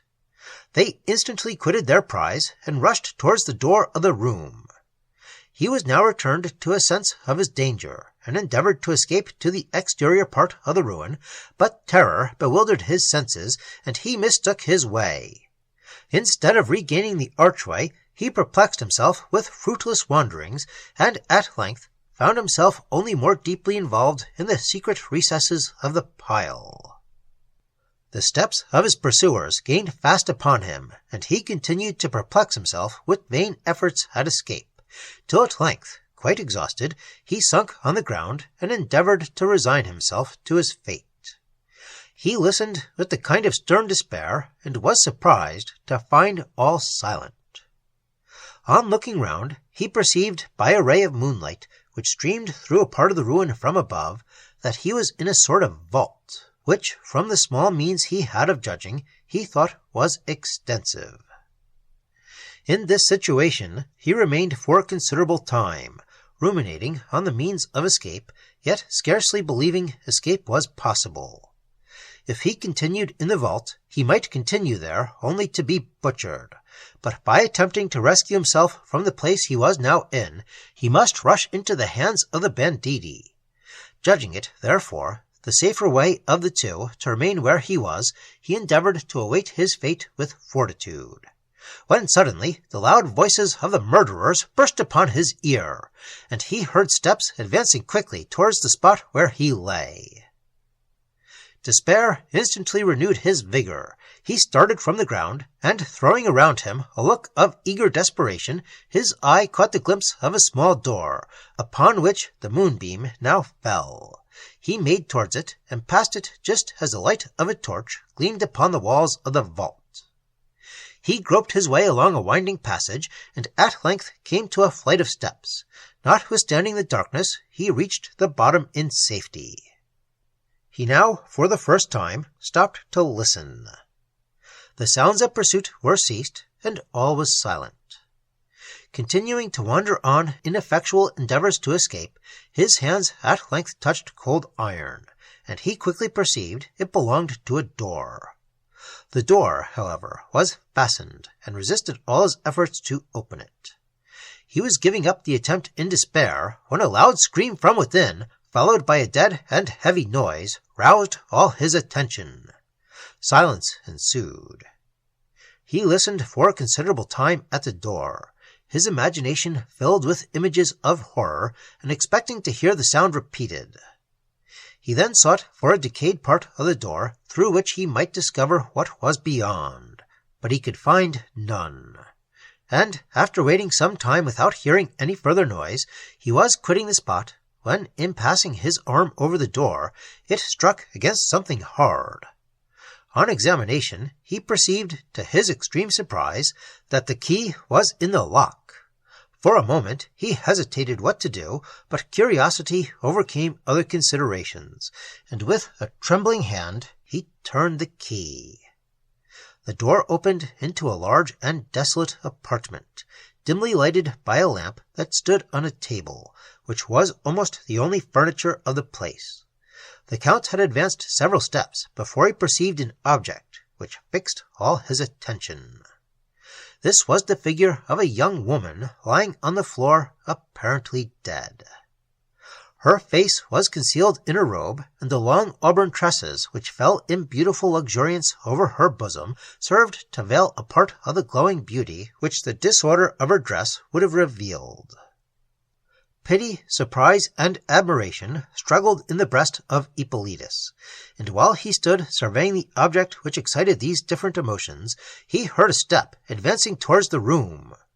He flew to the door by which he had entered, and was fortunate enough to reach it before the entrance of the persons whose steps he heard. Having turned the key, he stopped at the door to listen to their proceedings. He distinguished the voices of two men, and knew them to be those of the assassins. Presently he heard a piercing shriek, and at the same instant the voices of the ruffians grew loud and violent. One of them exclaimed that the lady was dying, and accused the other of having frightened her to death, swearing with horrid imprecations that she was his, and he would defend her to the last drop of his blood. The dispute grew higher, and neither of the ruffians would give up his claim to the unfortunate object of their altercation. The clashing of swords was soon after heard, together with the violent noise. The screams were repeated, and the oaths and execrations of the disputants redoubled. They seemed to move towards the door, behind which Ippolitus was concealed.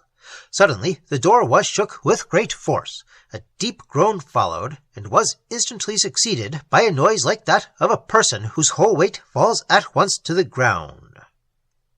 For a moment all was silent. Ippolitus had no doubt that one of the ruffians had destroyed the other, and was soon confirmed in the belief, for the survivor triumphed with brutal exultation over his fallen antagonist. The ruffian hastily quitted the room, and Ippolitus soon after heard the distant voices of several persons in loud dispute. The sounds seemed to come from a chamber over the place where he stood. He also heard a trampling of feet from above, and could even distinguish at intervals the words of the disputants. From these he gathered enough to learn that the affray which had just happened, and the lady who had been the occasion of it, were the subjects of discourse. The voices frequently rose together and confounded all distinction. At length the tumult began to subside, and Ippolitus could distinguish what was said. The ruffians agreed to give up the lady in question to him who had fought for her, and, leaving him to his prize, they all went out in quest of further prey. The situation of the unfortunate lady excited a mixture of pity and indignation in Ippolitus, which for some time entirely occupied him. He revolved the means of extricating her from so deplorable a situation, and in these thoughts almost forgot his own danger. He now heard her sighs, and while his heart melted to the sounds, the farther door of the apartment was thrown open, and the wretch to whom she had been allotted rushed in. Her screams now redoubled, but they were of no avail with the ruffian, who had seized her in his arms, when the Count, who was unarmed, insensible to every impulse but that of a generous pity, burst into the room, but became fixed like a statue when he beheld his Julia struggling in the grasp of the ruffian. On discovering Ippolitus, she made a sudden spring and liberated herself, when running to him she sunk lifeless in his arms.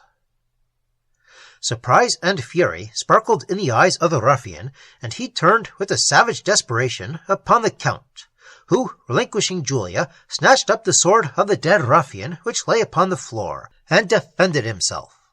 The combat was furious, but Ippolitus laid his antagonist senseless at his feet. He flew to Julia, who now revived, but who for some time could speak only by her tears. The transitions of various and rapid sensations which her heart experienced, and the strangely mingled emotions of joy and terror that agitated Ippolitus, can only be understood by experience. He raised her from the floor, and endeavored to soothe her to composure, when she called wildly upon Ferdinand. At his name the Count started, and he instantly remembered the dying cavalier, whose countenance the glooms had concealed from his view. His heart thrilled with secret agony, yet he resolved to withhold his terrible conjectures from Julia, of whom he learned that Ferdinand, with herself, had been taken by banditti in the way from the villa which had offered them so hospitable a reception after the shipwreck. They were on the road to a port, whence they designed again to embark for Italy, when this misfortune overtook them. Julia added that Ferdinand had been immediately separated from her, and that for some hours she had been confined in the apartment where Ippolitus found her. The Count with difficulty concealed his terrible apprehensions for Ferdinand, and vainly strove to soften Julia's distress. But there was no time to be lost. They had yet to find a way out of the edifice, and before they could accomplish this, the banditti might return. It was also possible that some of the party were left to watch this, their abode, during the absence of the rest, and this was another circumstance of reasonable alarm. After some little consideration, Ippolitus judged it most prudent to seek an outlet through the passage by which he entered. He therefore took the lamp and led Julia to the door. They entered the avenue, and locking the door after them, sought the flight of steps down which the Count had before passed. But having pursued the windings of the avenue a considerable time without finding them, he became certain he had mistaken the way. They, however, found another flight, which they descended, and entered upon a passage so very narrow and low as not to admit of a person walking upright. This passage was closed by a door, which, on examination, was found to be chiefly of iron. Ippolitus was startled at the sight, but on applying his strength found it gradually yield, when the imprisoned air rushed out, and had nearly extinguished the light. They now entered upon a dark abyss, and the door, which moved upon a spring, suddenly closed upon them. On looking round, they beheld a large vault, and it is not easy to imagine their horror on discovering they were in a receptacle for the murdered bodies of the unfortunate people who had fallen into the hands of the banditti. The Count could scarcely support the fainting spirits of Julia. He ran to the door, which he endeavored to open, but the lock was so constructed that it could only be moved on the other side, and all his efforts were useless. He was constrained, therefore, to seek for another door, but could find none. Their situation was the most deplorable that can be imagined, for they were now enclosed in a vault strewn with the dead bodies of the murdered, and must there become the victims of famine or of the sword. The earth was in several places thrown up, and marked the boundaries of new-made graves. The bodies which remained unburied were probably left either from hurry or negligence, and exhibited a spectacle too shocking for humanity. The sufferings of Ippolitus were increased by those of Julia, who was sinking with horror, and who he endeavored to support to a part of the vault which fell into a recess where stood a bench. They had not been long in this situation when they heard a noise which approached gradually, and which did not appear to come from the avenue they had passed. The noise increased, and they could distinguish voices. Ippolitus believed the murderers were returned, that they had traced his retreat, and were coming towards the vault by some way unknown to him. He prepared for the worst, and, drawing his sword, resolved to defend Julia to the last. Their apprehension, however, was soon dissipated by the trampling of horses, which sound had occasioned his alarm, and which now seemed to come from a courtyard above, extremely near the vault. He distinctly heard the voices of the banditti, together with the moans and supplications of some person whom it was evident they were about to plunder. The sound appeared so very near that Ippolitus was both shocked and surprised, and, looking round the vault, he perceived a small grated window placed very high in the wall, which he concluded overlooked the place where the robbers were assembled. He recollected that his light might betray him, and horrible as was the alternative, he was compelled to extinguish it. He now attempted to climb to the grate, through which he might obtain a view of what was passing without. This at length he effected, for the ruggedness of the wall afforded him a footing. He beheld in a ruinous court, which was partially illuminated by the glare of torches, a group of banditti surrounding two persons who were bound on horseback, and who were supplicating for mercy. One of the robbers, exclaiming with an oath that this was a golden night, bade his comrades dispatch, adding he would go to find Paolo and the lady. The effect which the latter part of this sentence had upon the prisoners in the vault may be more easily imagined than described. They were now in total darkness in this mansion of the murdered, without means of escape, and in momentary expectation of sharing a fate similar to that of the wretched objects around them.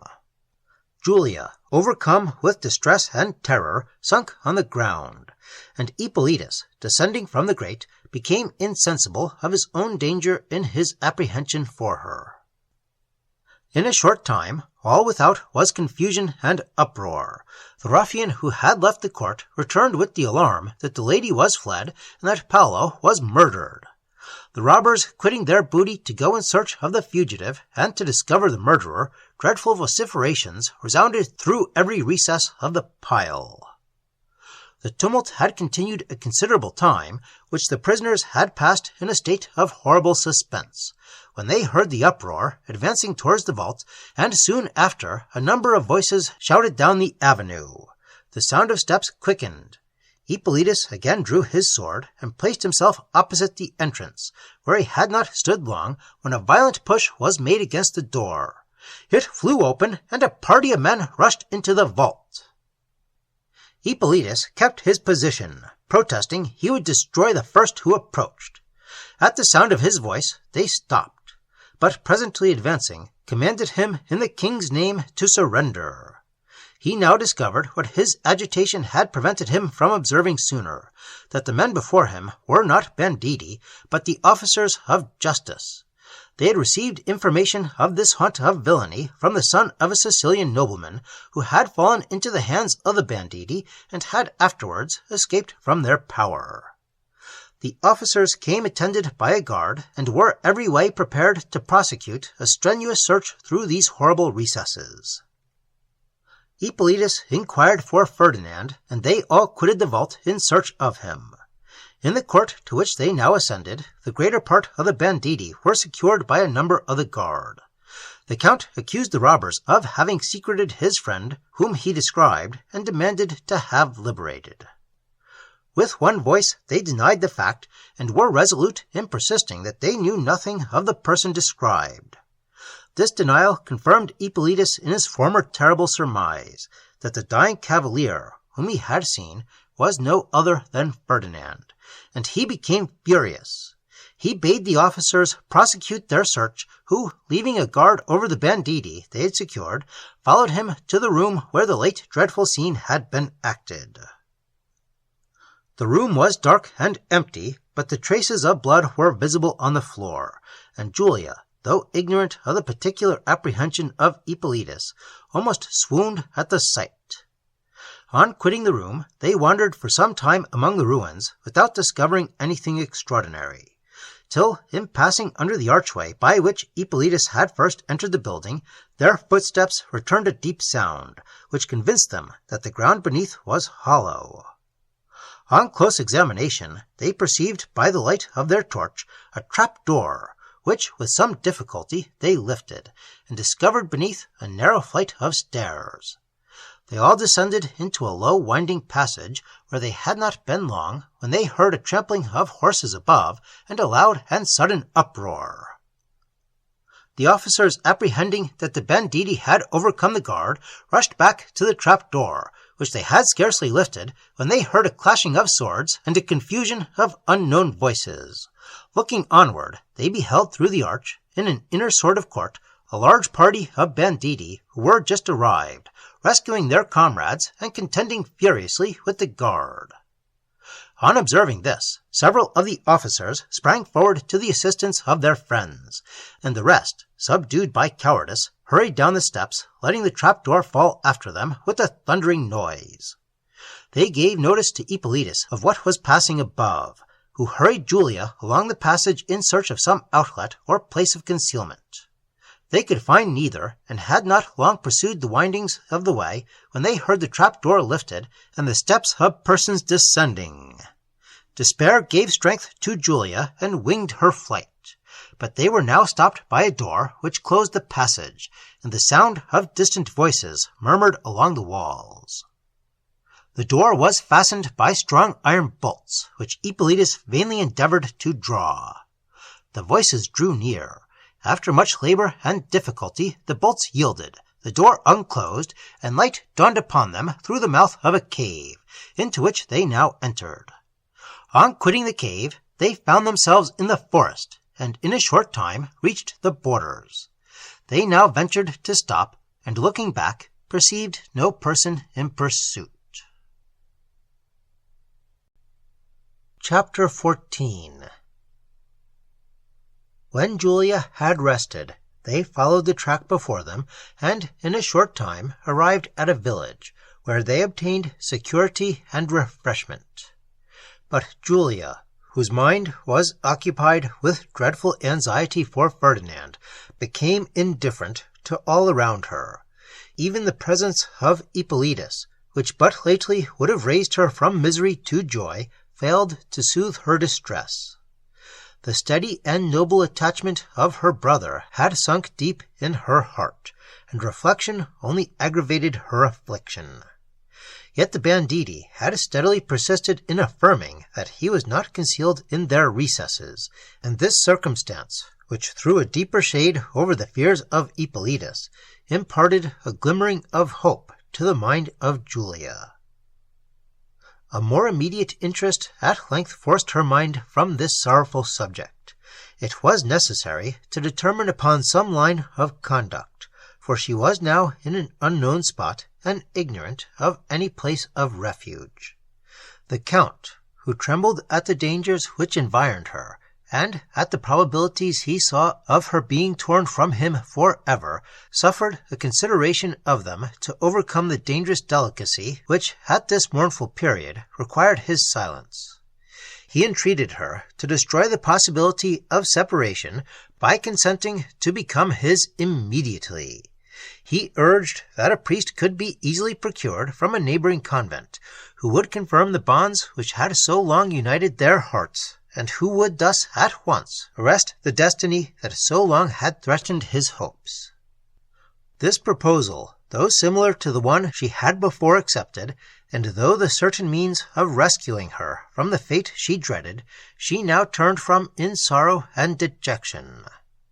She loved Ippolitus with a steady and tender affection, which was still heightened by the gratitude he claimed as her deliverer, but she considered it a profanation of the memory of that brother who had suffered so much for her sake, to mingle joy with the grief which her uncertainty concerning him occasioned. She softened her refusal with a tender grace, that quickly dissipated the jealous doubt arising in the mind of Ippolitus, and increased his fond admiration of her character. She desired to retire for a time to some obscure convent, there to await the issue of the event which at present involved her in perplexity and sorrow. Ippolitus struggled with his feelings, and forbore to press further the suit on which his happiness, and almost his existence, now depended. He inquired at the village for a neighboring convent, and was told that there was none within 12 leagues, but that near the town of Pollini, about at that distance, were 2. He procured horses, and leaving the officers to return to Palermo for a stronger guard, he, accompanied by Julia, entered on the road to Pollini. Julia was silent and thoughtful. Ippolitus gradually sunk into the same mood, and he often cast a cautious look around as they travelled for some hours along the feet of the mountains. They stopped to dine under the shade of some beech trees, for, fearful of discovery, Ippolitus had provided against the necessity of entering many inns. Having finished their repast, they pursued their journey, but Ippolitus now began to doubt whether he was in the right direction. Being destitute, however, of the means of certainty upon this point, he followed the road before him, which now wound up the side of a steep hill, whence they descended into a rich valley, where the shepherd's pipe sounded sweetly from afar among the hills. The evening sun shed a mild and mellow lustre over the landscape, and softened each feature with a vermil glow that would have inspired a mind less occupied than Julia's with sensations of congenial tranquillity. The evening now closed in, and as they were doubtful of the road, and found it would be impossible to reach Pollini that night, they took the way to a village which they perceived at the extremity of the valley. They had proceeded about half a mile when they heard a sudden shout of voices echoed from among the hills behind them, and looking back perceived faintly through the dusk a party of men on horseback making towards them. As they drew nearer, the words they spoke were distinguishable, and Julia heard her own name sounded. Shocked at this circumstance, she had now no doubt that she was discovered by a party of her father's people, and she fled with Ippolitus along the valley. The pursuers, however, were almost come up with them when they reached the mouth of a cavern, into which she ran for concealment. Ippolitus drew his sword, and awaiting his enemies, stood to defend the entrance. In a few moments, Julia heard the clashing of swords. Her heart trembled for Ippolitus, and she was upon the point of returning to resign herself at once to the power of her enemies, and thus avert the danger that threatened him, when she distinguished the loud voice of the Duke. She shrunk involuntarily at the sound, and pursuing the windings of the cavern, fled into its inmost recesses. Here she had not been long when the voices sounded through the cave and drew near. It was now evident that Ippolitus was conquered, and that her enemies were in search of her. She threw round a look of unutterable anguish, and perceived very near, by a sudden gleam of torchlight, a low and deep recess in the rock. The light, which belonged to her pursuers, grew stronger, and she entered the rock on her knees, for the overhanging crags would not suffer her to pass otherwise, and, having gone a few yards, perceived that it was terminated by a door. The door yielded to her touch, and she suddenly found herself in a highly vaulted cavern, which received a feeble light from the moonbeams that streamed through an opening in the rock above. She closed the door and paused to listen. The voices grew louder and more distinct, and at last approached so near that she distinguished what was said. Above the rest she heard the voice of the Duke. "It is impossible she can have quitted the cavern," said he, "and I will not leave it till I have found her. Seek to the left of that rock, while I examine beyond this point." These words were sufficient for Julia. She fled from the door across the cavern before her, and having run a considerable way, without coming to a termination, stopped to breathe.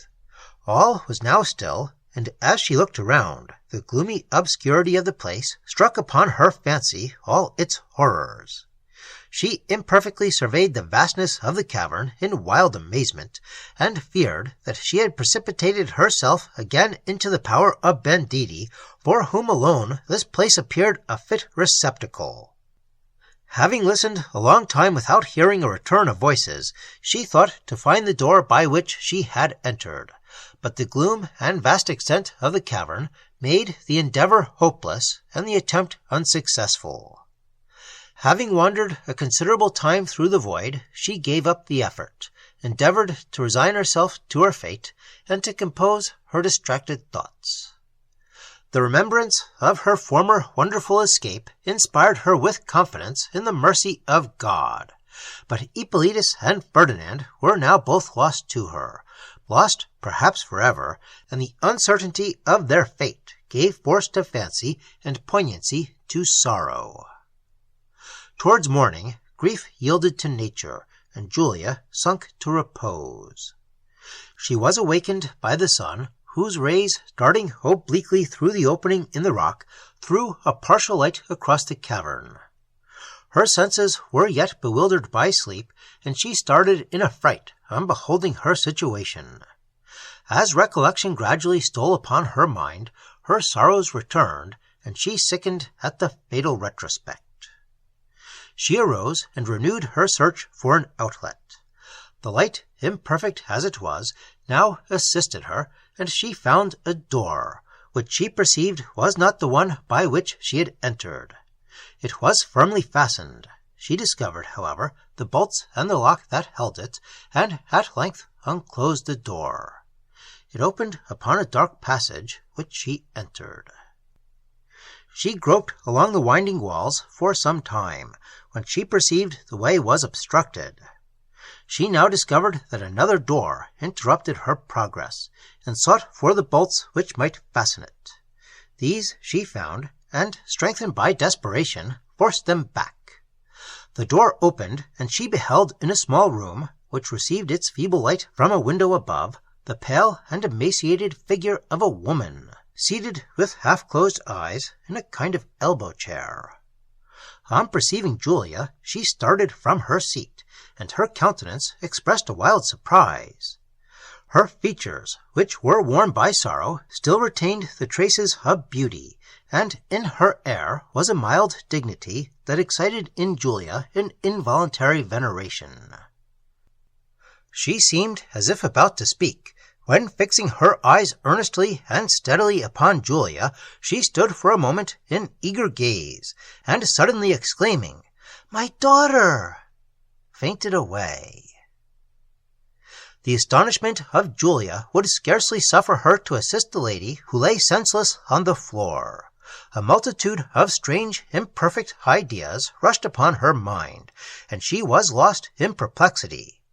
But as she examined the features of the stranger, which were now rekindling into life, she thought she discovered the resemblance of Amelia.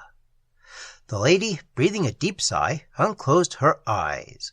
She raised them to Julia, who hung over her in speechless astonishment, and, fixing them upon her with a tender, earnest expression, they filled with tears. She pressed Julia to her heart, and a few moments of exquisite, unutterable emotion followed. When the lady became more composed, "Thank heaven," said she, "my prayer is granted. I am permitted to embrace one of my children before I die.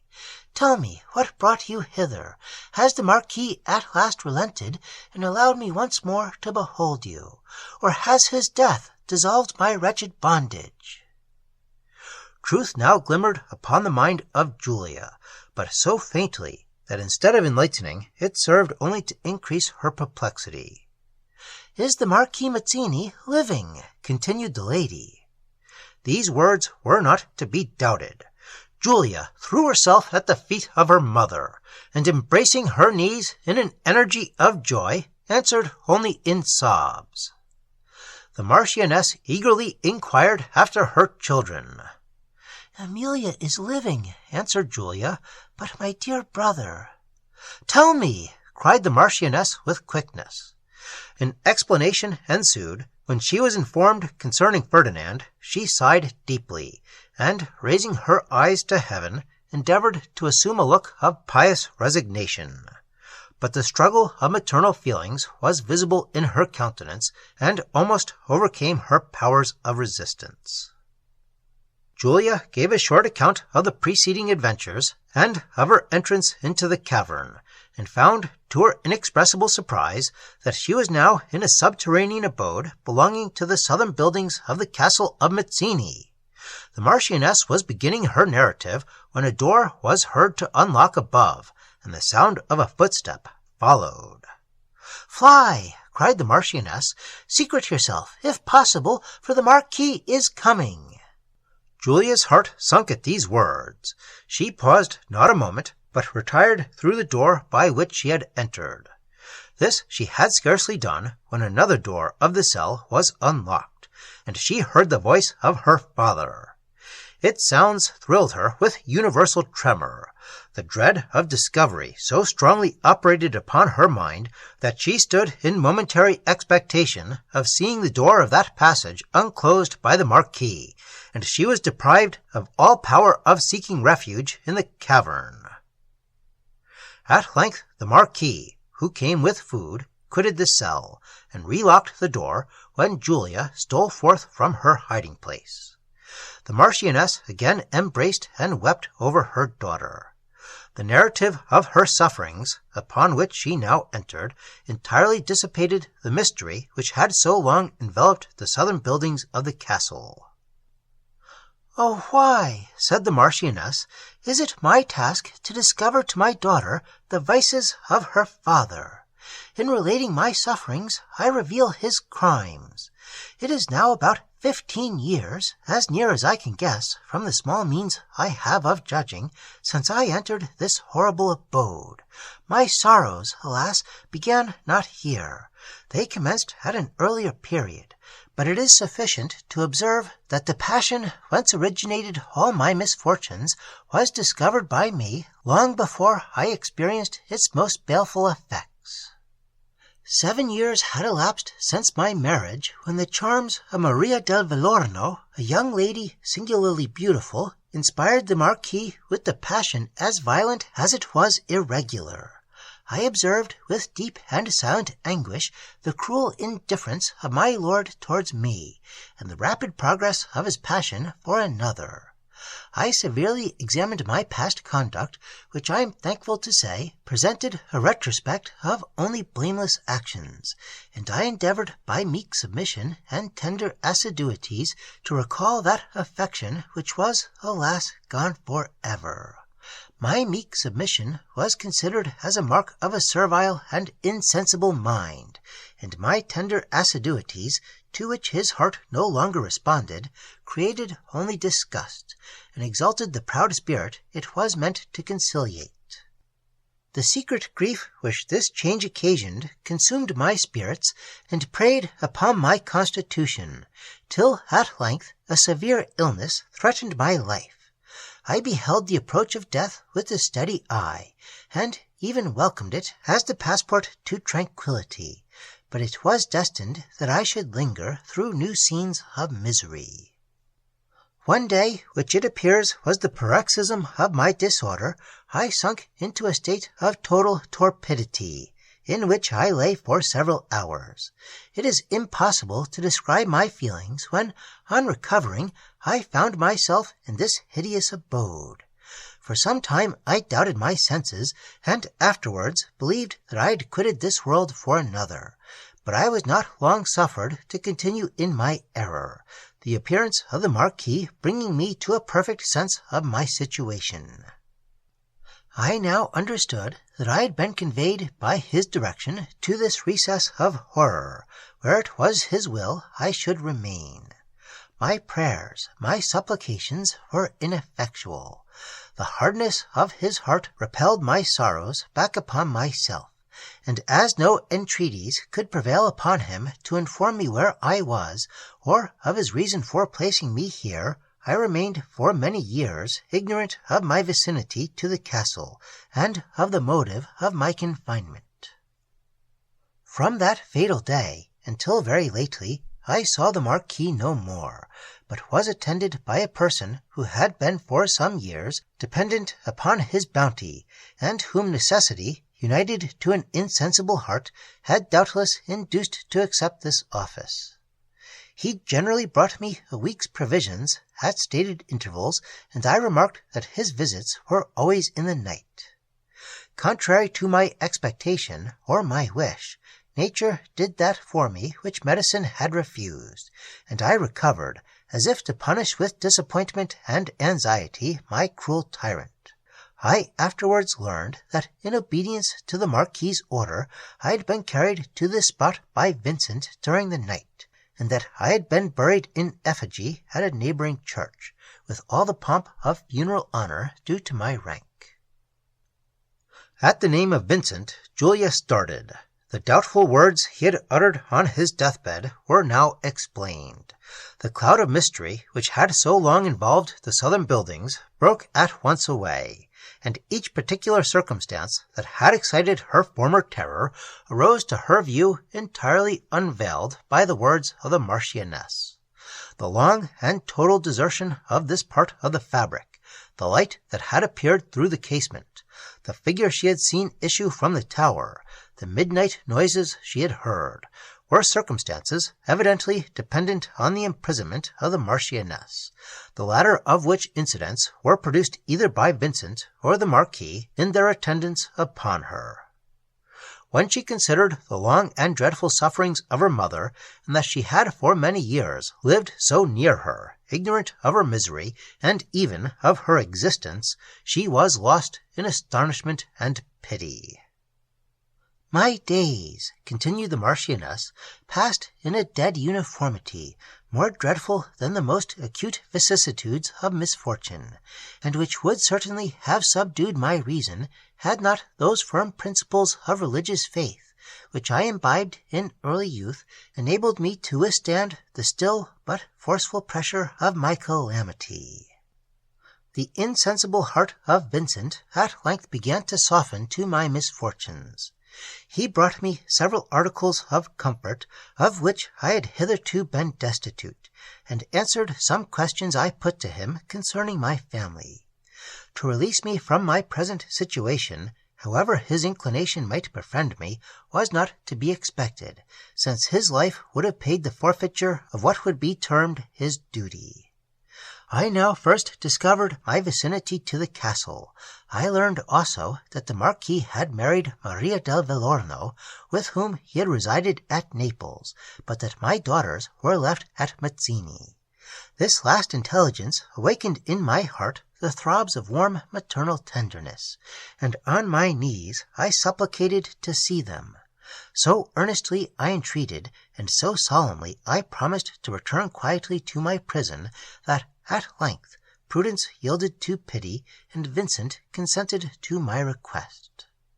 On the following day he came to the cell, and informed me that my children were going into the woods, and that I might see them from a window near which they would pass. My nerves thrilled at these words, and I could scarcely support myself to the spot I so eagerly sought.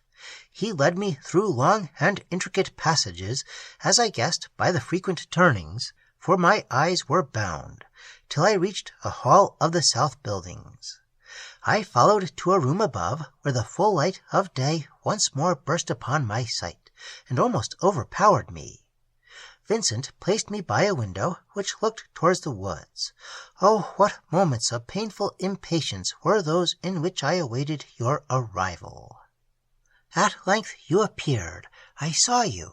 I saw my children, and I was neither permitted to clasp them to my heart nor to speak to them. You were leaning on the arm of your sister, and your countenance spoke the sprightly happy innocence of youth. Alas, you knew not the wretched fate of your mother, who then gazed upon you. Although you were at too great a distance for my weak voice to reach you, with the utmost difficulty I avoided throwing open the window and endeavoring to discover myself. The remembrance of my solemn promise, and that the life of Vincent would be sacrificed by the act, alone restrained me. I struggled for some time with emotions too powerful for my nature, and fainted away. On recovering, I called wildly for my children, and went to the window, but you were gone. Not all the entreaties of Vincent could for some time remove me from this station, where I waited in the fond expectation of seeing you again. But you appeared no more. At last I returned to my cell in an ecstasy of grief which I tremble even to remember. This interview, so eagerly sought and so reluctantly granted, proved a source of new misery. Instead of calming, it agitated my mind with a restless wild despair, which bore away my strongest powers of resistance. I raved incessantly of my children, and incessantly solicited to see them again. Vincent, however, had found but too much cause to repent of his first indulgence to grant me a second. About this time a circumstance occurred which promised me a speedy release from calamity. About a week elapsed, and Vincent did not appear. My little stock of provision was exhausted, and I had been 2 days without food, when I again heard the doors that led to my prison creak on their hinges. An unknown step approached, and in a few minutes the Marquis entered my cell. My blood was chilled at the sight, and I closed my eyes, as I hoped for the last time. The sound of his voice recalled me. His countenance was dark and sullen, and I perceived that he trembled. He informed me that Vincent was no more, and that henceforward his office he should take upon himself. I forbore to reproach, where reproach would only have produced new sufferings, and withheld supplication, where it would have exasperated conscience and inflamed revenge. My knowledge of the Marquis's second marriage I concealed. He usually attended me when night might best conceal his visits, though these were irregular in their return. Lately, from what motive I cannot guess, he has ceased his nocturnal visits, and comes only in the day. Once, when midnight increased the darkness of my prison, and seemed to render silence even more awful, touched by the sacred horrors of the hour, I poured forth my distress in loud lamentation. Oh, never can I forget what I felt when I heard a distant voice answer to my moan. A wild surprise, which was strangely mingled with hope, seized me, and in my first emotion I should have answered the call, had not a recollection crossed me which destroyed at once every half-raised sensation of joy.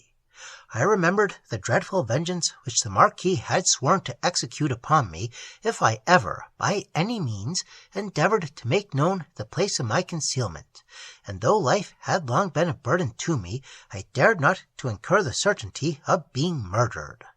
I also well knew that no person who might discover my situation could effect my enlargement, for I had no relations to deliver me by force, and the Marquis, you know, has not only power to imprison, but also the right of life and death in his own domains. I, therefore, forbore to answer the call, though I could not entirely repress my lamentation. I long perplexed myself with endeavoring to account for this strange circumstance, and am to this moment ignorant of its cause. Julia, remembering that Ferdinand had been confined in a dungeon of the castle, it instantly occurred to her that his prison and that of the Marchioness were not far distant, and she scrupled not to believe that it was his voice which her mother had heard. She was right in this belief, and it was indeed the Marchioness whose groans had formerly caused Ferdinand so much alarm, both in the marble hall of the South Buildings and in his dungeon. When Julia communicated her opinion, and the Marchioness believed that she had heard the voice of her son, her emotion was extreme, and it was some time before she could resume her narration. "A short time since," continued the Marchioness, "the Marquis brought me a fortnight's provision, and told me that I should probably see him no more till the expiration of that term. His absence at this period you have explained in your account of the transactions at the Abbey of St. Augustine. How can I ever sufficiently acknowledge the obligations I owe to my dear and invaluable friend, Madame de Menin? Oh, that it might be permitted me to testify my gratitude."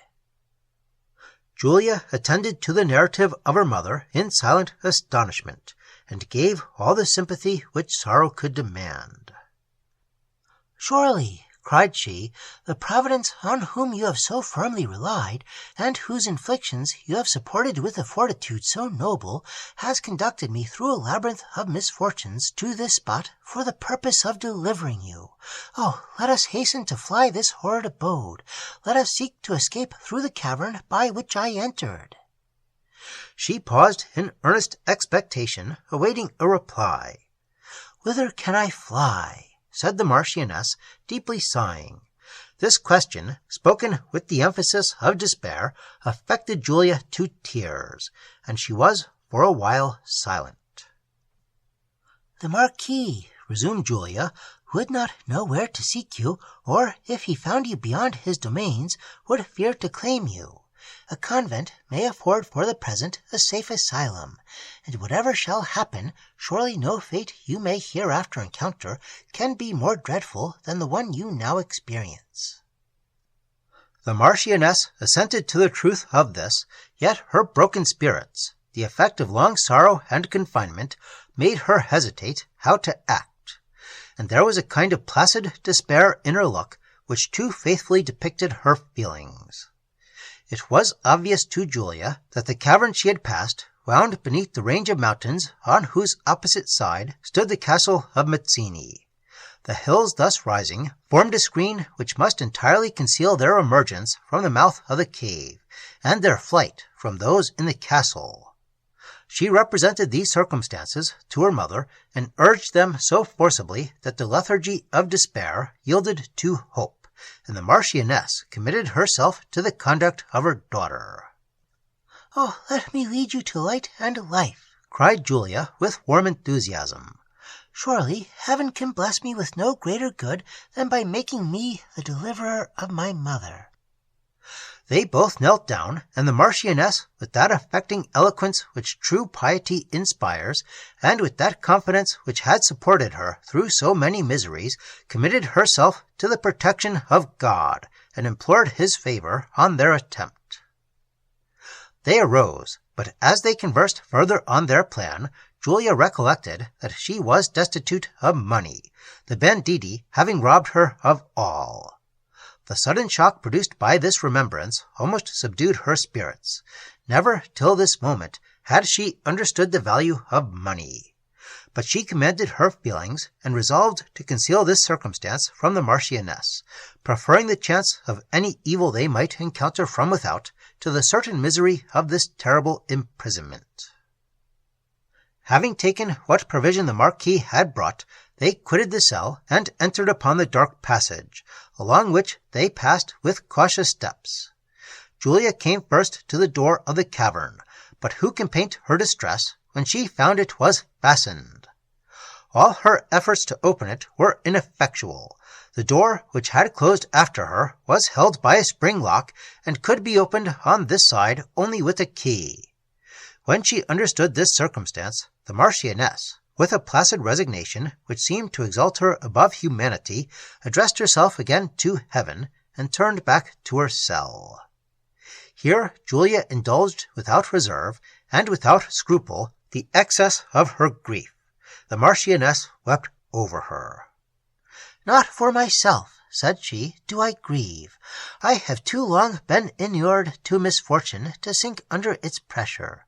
This disappointment is intrinsically perhaps little, for I had no certain refuge from calamity, and had it even been otherwise, a few years only of suffering would have been spared me. It is for you, Julia, who so much lament my fate, and who, in being thus delivered to the power of your father, are sacrificed to the Duke de Luovo, that my heart swells. Julia could make no reply, but by pressing to her lips the hand which was held forth to her. She saw all the wretchedness of her situation, and her fearful uncertainty concerning Ippolitus and Ferdinand formed no inferior part of her affliction. If, resumed the Marchioness, you prefer imprisonment with your mother to a marriage with the Duke, you may still secret yourself in the passage we have just quitted, and partake of the provision which is brought me. Oh, talk not, madame, of a marriage with the Duke, said Julia. Surely any fate is preferable to that. But when I consider that in remaining here I am condemned only to the sufferings which my mother has so long endured, and that this confinement will enable me to soften by tender sympathy the asperity of her misfortunes, I ought to submit to my present situation with complacency, even did a marriage with the Duke appear less hateful to me. Excellent girl, exclaimed the Marchioness, clasping Julia to her bosom. The sufferings you lament are almost repaid by this proof of your goodness and affection. Alas, that I should have been so long deprived of such a daughter. Julia now endeavored to imitate the fortitude of her mother, and tenderly concealed her anxiety for Ferdinand and Ippolitus, the idea of whom incessantly haunted her imagination. When the Marquis brought food to the cell, she retired to the avenue leading to the cavern, and escaped discovery. Chapter 15. The Marquis, meanwhile, whose indefatigable search after Julia failed of success, was successively the slave of alternate passions, and he poured forth the spleen of disappointment on his unhappy domestics.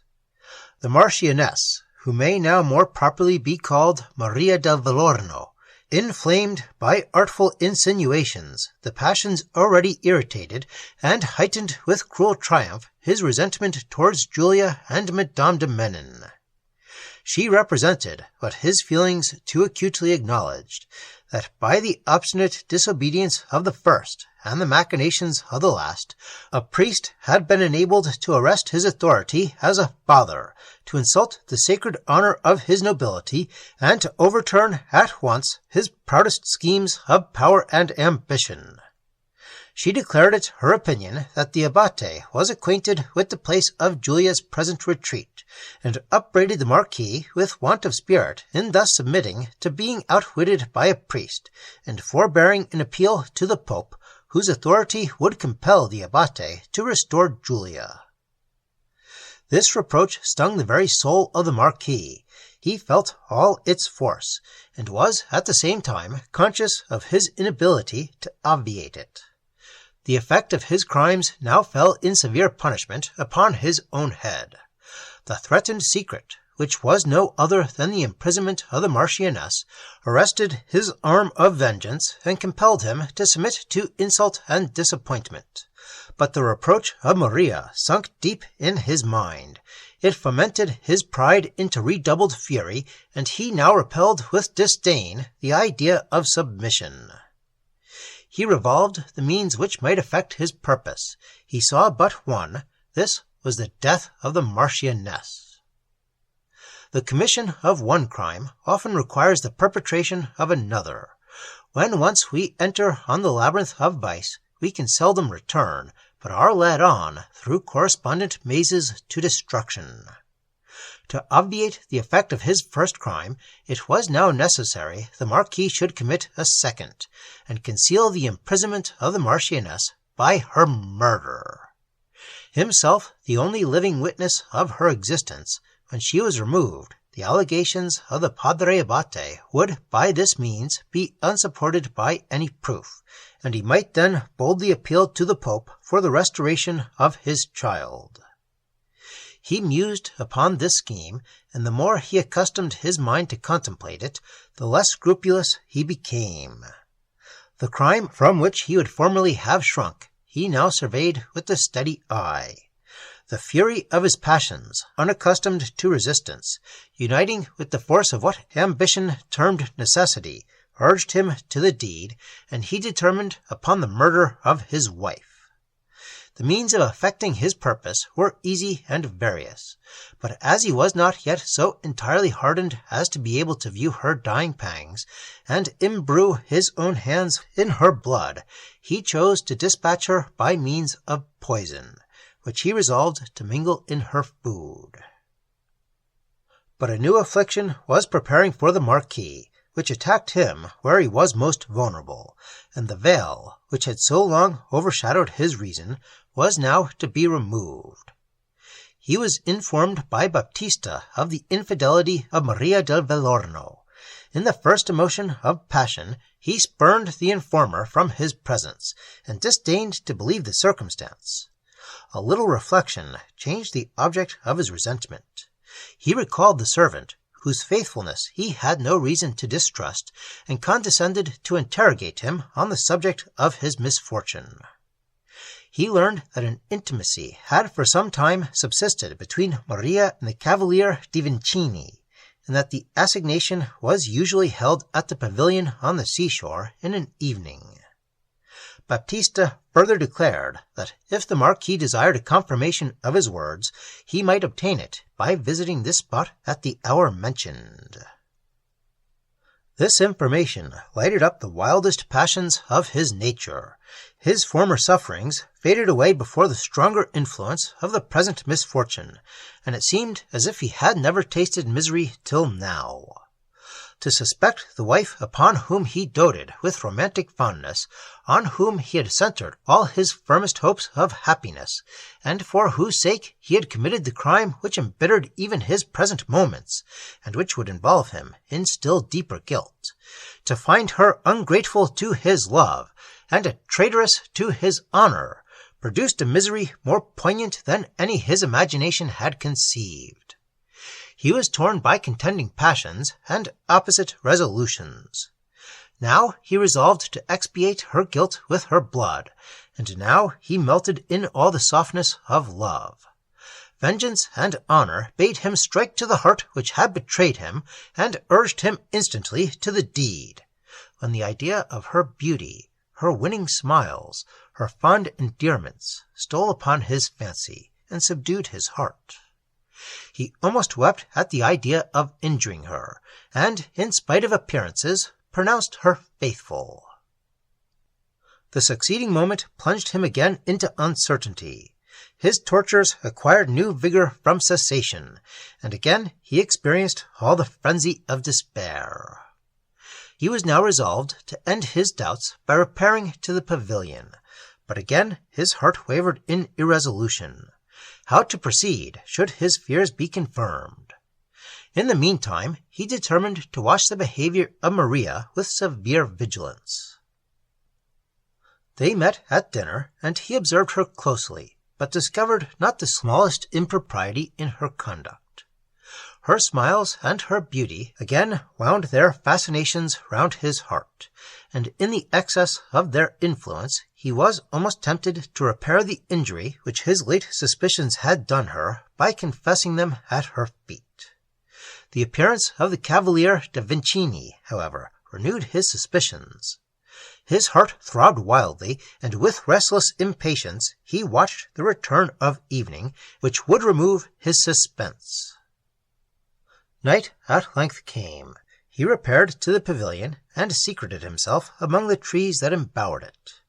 Many minutes had not passed when he heard a sound of low whispering voices steal from among the trees, and footsteps approaching down the alley. He stood almost petrified with terrible sensations, and presently heard some persons enter the pavilion. The Marquis now emerged from his hiding-place. A faint light issued from the building. He stole to the window and beheld within Maria and the Cavalier de Vincini. Fired at the sight, he drew his sword and sprang forward. The sound of his step alarmed the Cavalier, who, on perceiving the Marquis, rushed by him from the pavilion and disappeared among the woods. The Marquis pursued, but could not overtake him, and he returned to the pavilion with an intention of plunging his sword in the heart of Maria, when he discovered her senseless on the ground.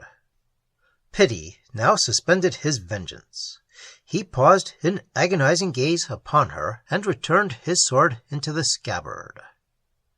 She revived, but on observing the Marquis, screamed and relapsed.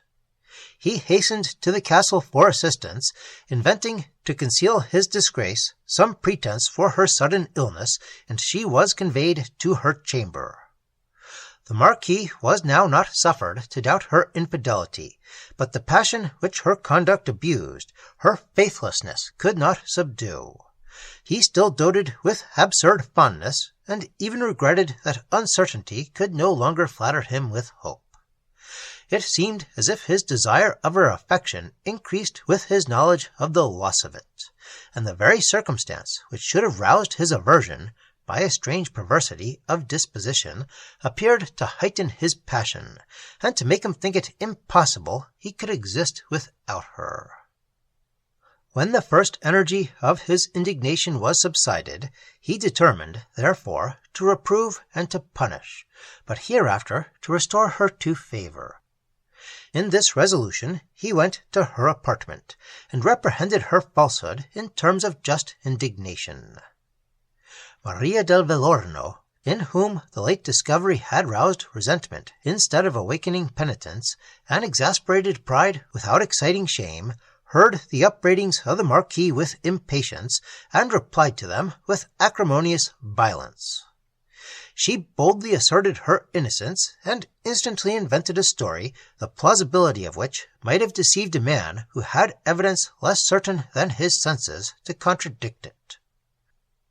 She behaved with the haughtiness the most insolent, and when she perceived that the Marquis was no longer to be misled, and that her violence failed to accomplish its purpose, she had recourse to tears and supplications.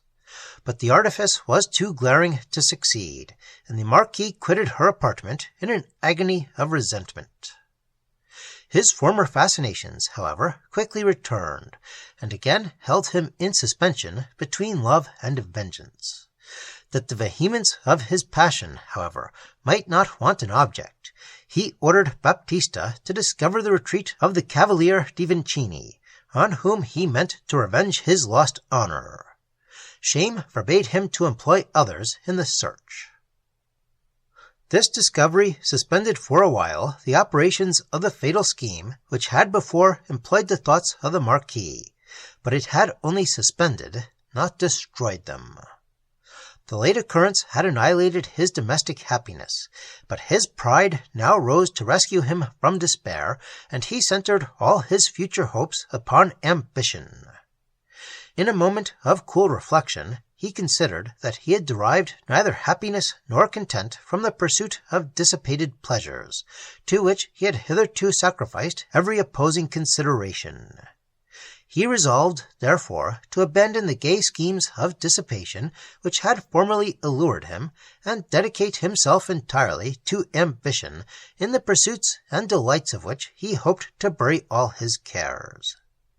He therefore became more earnest than ever for the marriage of Julia with the Duke de Luovo, through whose means he designed to involve himself in the interests of the state, and determined to recover her at whatever consequence.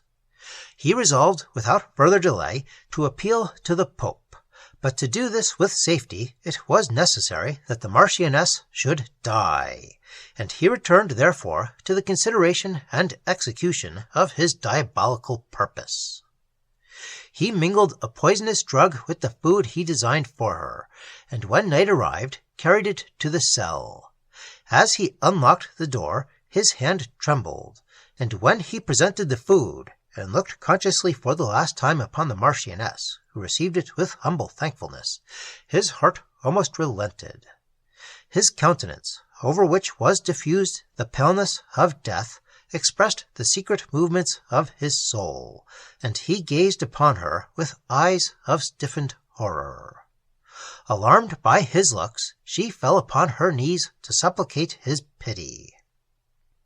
Her attitude recalled his bewildered senses, and endeavoring to assume a tranquil aspect, he bade her rise, and instantly quitted the cell, fearful of the instability of his purpose. His mind was not yet sufficiently hardened by guilt to repel the arrows of conscience, and his imagination responded to her power. As he passed through the long dreary passages from the prison, solemn and mysterious sounds seemed to speak in every murmur of the blast which crept along their windings, and he often started and looked back. He reached his chamber, and having shut the door, surveyed the room in fearful examination. Ideal forms flitted before his fancy, and for the first time in his life he feared to be alone. Shame only withheld him from calling Baptista. The gloom of the hour and the death-like silence that prevailed assisted the horrors of his imagination. He half repented of the deed, yet deemed it now too late to obviate it, and threw himself on his bed in terrible emotion. His head grew dizzy, and a sudden faintness overcame him. He hesitated, and at length arose to ring for assistance, but found himself unable to stand. In a few moments he was somewhat revived, and rang his bell, but before any person appeared, he was seized with terrible pains, and staggering to his bed, sunk senseless upon it. Here Baptista, who was the first person that entered his room, found him struggling, seemingly in the agonies of death. The whole castle was immediately roused, and the confusion may be more easily imagined than described. Amelia, amid the general alarm, came to her father's room, but the sight of him overcame her, and she was carried from his presence. By the help of proper applications, the Marquis recovered his senses, and his pains had a short cessation. "I am dying," said he, in a faltering accent. "Send instantly for the Marchioness and my son." Ferdinand, in escaping from the hands of the banditti, it was now seen, had fallen into the power of his father. He had been since confined in an apartment of the castle, and was now liberated to obey the summons. The countenance of the Marquis exhibited a ghastly image. Ferdinand, when he drew near the bed, suddenly shrunk back, overcome with horror. The Marquis now beckoned his attendants to quit the room, and they were preparing to obey, when a violent noise was heard from without. Almost in the same instant the door of the apartment was thrown open, and the servant, who had been sent for the Marchioness, rushed in. His look alone declared the horror of his mind. For words he had none to utter. He stared wildly, and pointed to the gallery he had quitted. Ferdinand, seized with new terror, rushed the way he pointed to the apartment of the Marchioness. A spectacle of horror presented itself. Maria lay on a couch lifeless and bathed in blood. A poniard, the instrument of her destruction, was on the floor, and it appeared from a letter which was found on the couch beside her that she had died by her own hand.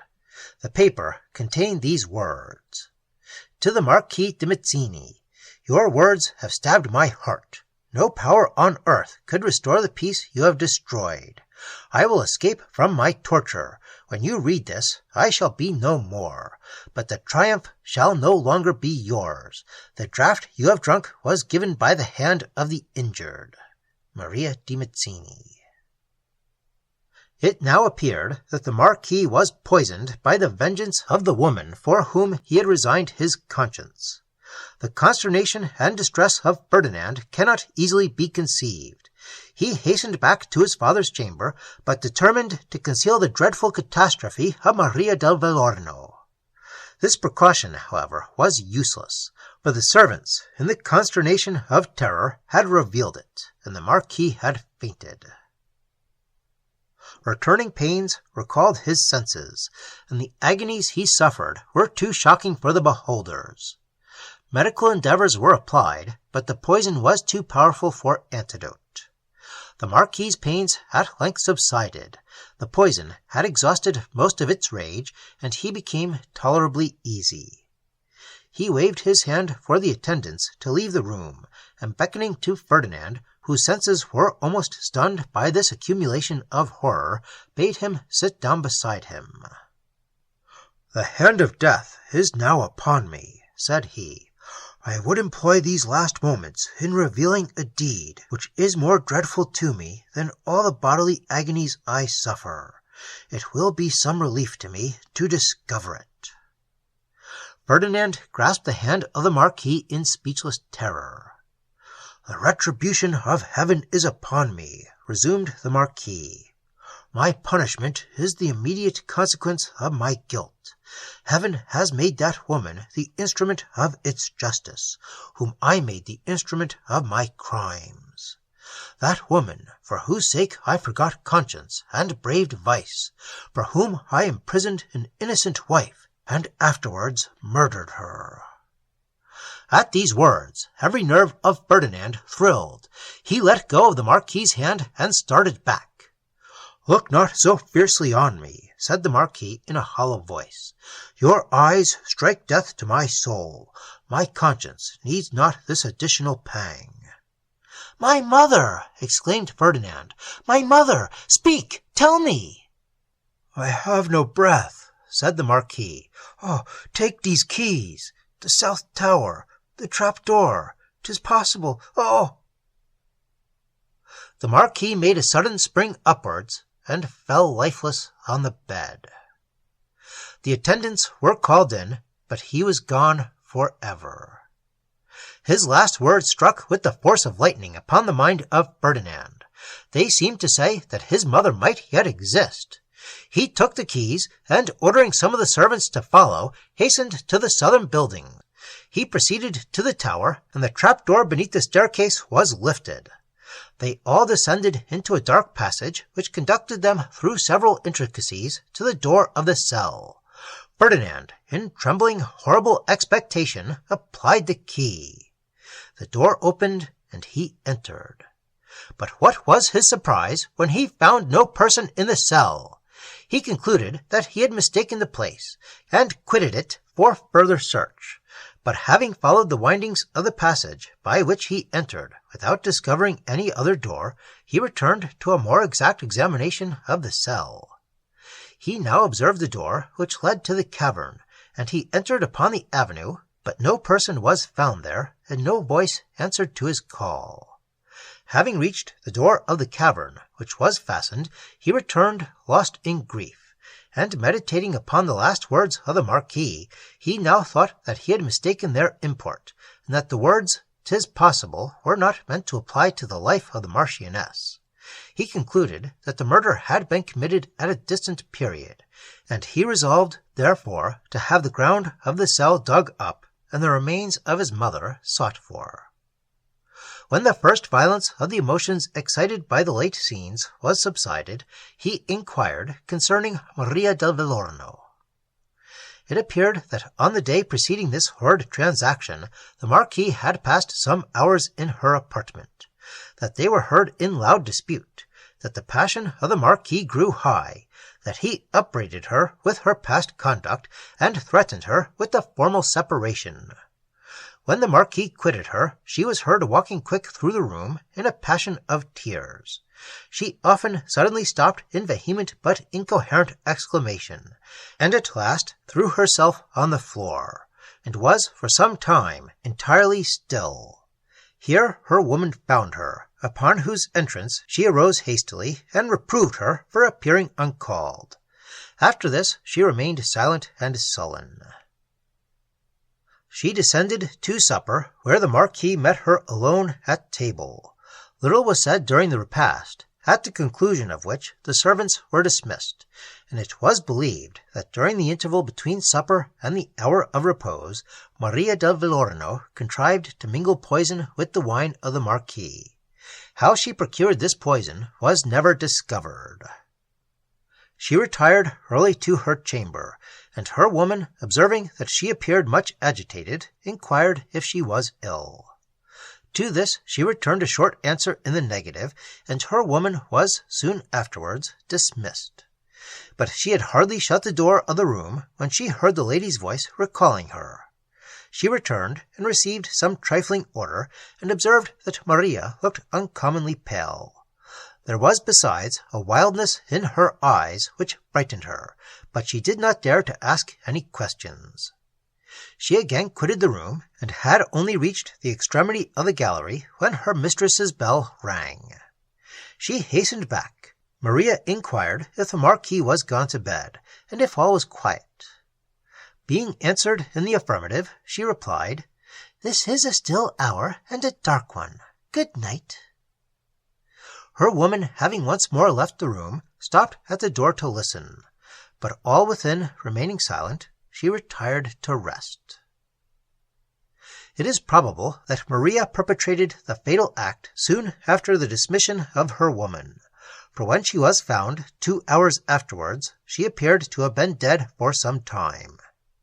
On examination, a wound was discovered on her left side, which had doubtless penetrated to the heart from the suddenness of her death and from the effusion of blood which had followed.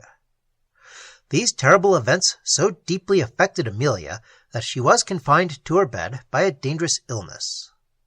Ferdinand struggled against the shock with manly fortitude, but amid all the tumult of the present scenes, his uncertainty concerning Julia, whom he had left in the hands of banditti, and whom he had been withheld from seeking or rescuing, formed perhaps the most affecting part of his distress. The late Marquis de Mazzini and Maria del Vellorno were interred with the honours due to their rank in the church of the convent of St. Nicolo. Their lives exhibited a boundless indulgence of violent and luxurious passions, and their deaths marked the consequences of such indulgence, and held forth to mankind a singular instance of divine vengeance. Chapter 16. In turning up the ground of the cell, it was discovered that it communicated with the dungeon in which Ferdinand had been confined, and where he had heard those groans which had occasioned him so much terror. The story which the Marquis formerly related to his son concerning the southern buildings, it was now evident, was fabricated for the purpose of concealing the imprisonment of the Marchioness. In the choice of his subject, he certainly discovered some art, for the circumstance related was calculated by impressing terror to prevent further inquiry into the recesses of these buildings. It served also to explain by supernatural evidence the cause of those sounds, and of that appearance which had been there observed, but which were in reality occasioned only by the Marquis.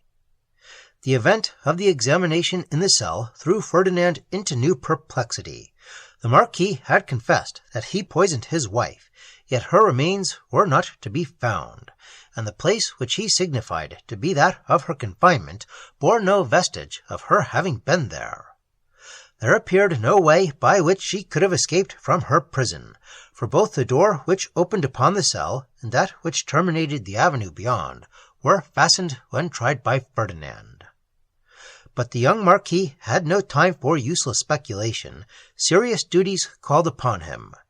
He believed that Julia was still in the power of banditti, and on the conclusion of his father's funeral, he set forward himself to Palermo, to give information of the abode of the robbers, and to repair with the officers of justice, accompanied by a party of his own people, to the rescue of his sister. On his arrival at Palermo, he was informed that a banditti whose retreat had been among the ruins of a monastery situated in the forest of Marentino was already discovered, that their abode had been searched and themselves secured for the examples of public justice, but that no captive lady had been found amongst them. This latter intelligence excited in Ferdinand a very serious distress, and he was wholly unable to conjecture her fate. He obtained leave, however, to interrogate those of the robbers who were imprisoned at Palermo, but could draw from them no satisfactory or certain information. At length he quitted Palermo for the forest of Marentino, thinking it possible that Julia might be heard of in its neighborhood. He travelled on in melancholy and dejection, and evening overtook him long before he reached the place of his destination.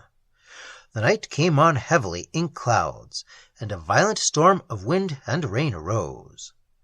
The road lay through a wild and rocky country, and Ferdinand could obtain no shelter. His attendants offered him their cloaks, but he refused to expose a servant to the hardship he would not himself endure.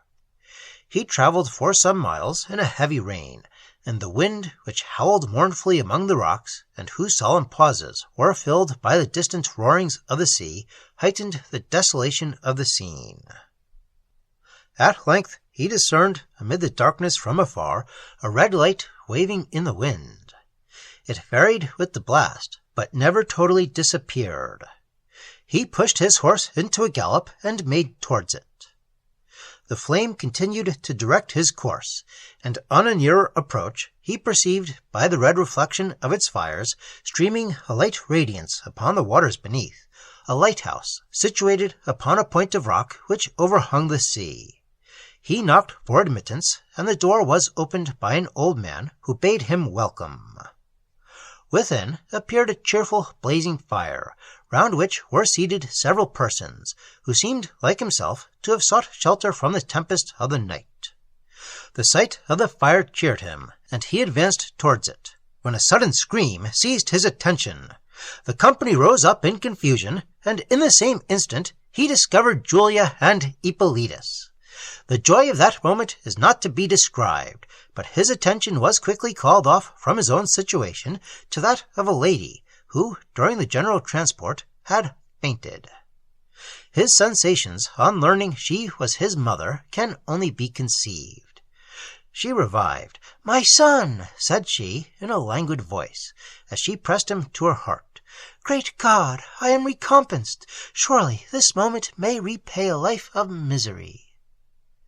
He could only receive her caresses in silence, but the sudden tears which started in his eyes spoke a language too expressive to be misunderstood. When the first emotion of the scene was past, Julia inquired by what means Ferdinand had come to this spot. He answered her generally, and avoided for the present entering upon the affecting subject of the late events at the castle of Mazzini. Julia related the history of her adventures since she had parted with her brother. In her narration it appeared that Ippolitus, who was taken by the Duke de Luovo at the mouth of the cave, had afterwards escaped, and returned to the cavern in search of Julia. The low recess in the rock, through which Julia had passed, he perceived by the light of his flambeau. He penetrated to the cavern beyond, and from thence to the prison of the Marchioness. No colour of language can paint the scene which followed. It is sufficient to say that the whole party agreed to quit the cell at the return of night. But this being a night on which it was known the Marquis would visit the prison, they agreed to defer their departure till after his appearance, and thus elude the danger to be expected from an early discovery of the escape of the Marchioness. At the sounds of footsteps above, Ippolitus and Julia had secreted themselves in the avenue, and immediately on the Marquis's departure they all repaired to the cavern, leaving in the hurry of their flight untouched the poisonous food he had brought. Having escaped from thence, they proceeded to a neighbouring village, where horses were procured to carry them towards Palermo. Here, after a tedious journey, they arrived in the design of embarking for Italy. Contrary winds had detained them till the day on which Ferdinand left that city, when, apprehensive and wary of delay, they hired a small vessel and determined to brave the winds. They had soon reason to repent their temerity, for the vessel had not been long at sea when the storm arose which threw them back upon the shores of Sicily, and brought them to the lighthouse, where they were discovered by Ferdinand. On the following morning, Ferdinand returned with his friends to Palermo, where he first disclosed the late fatal events of the castle.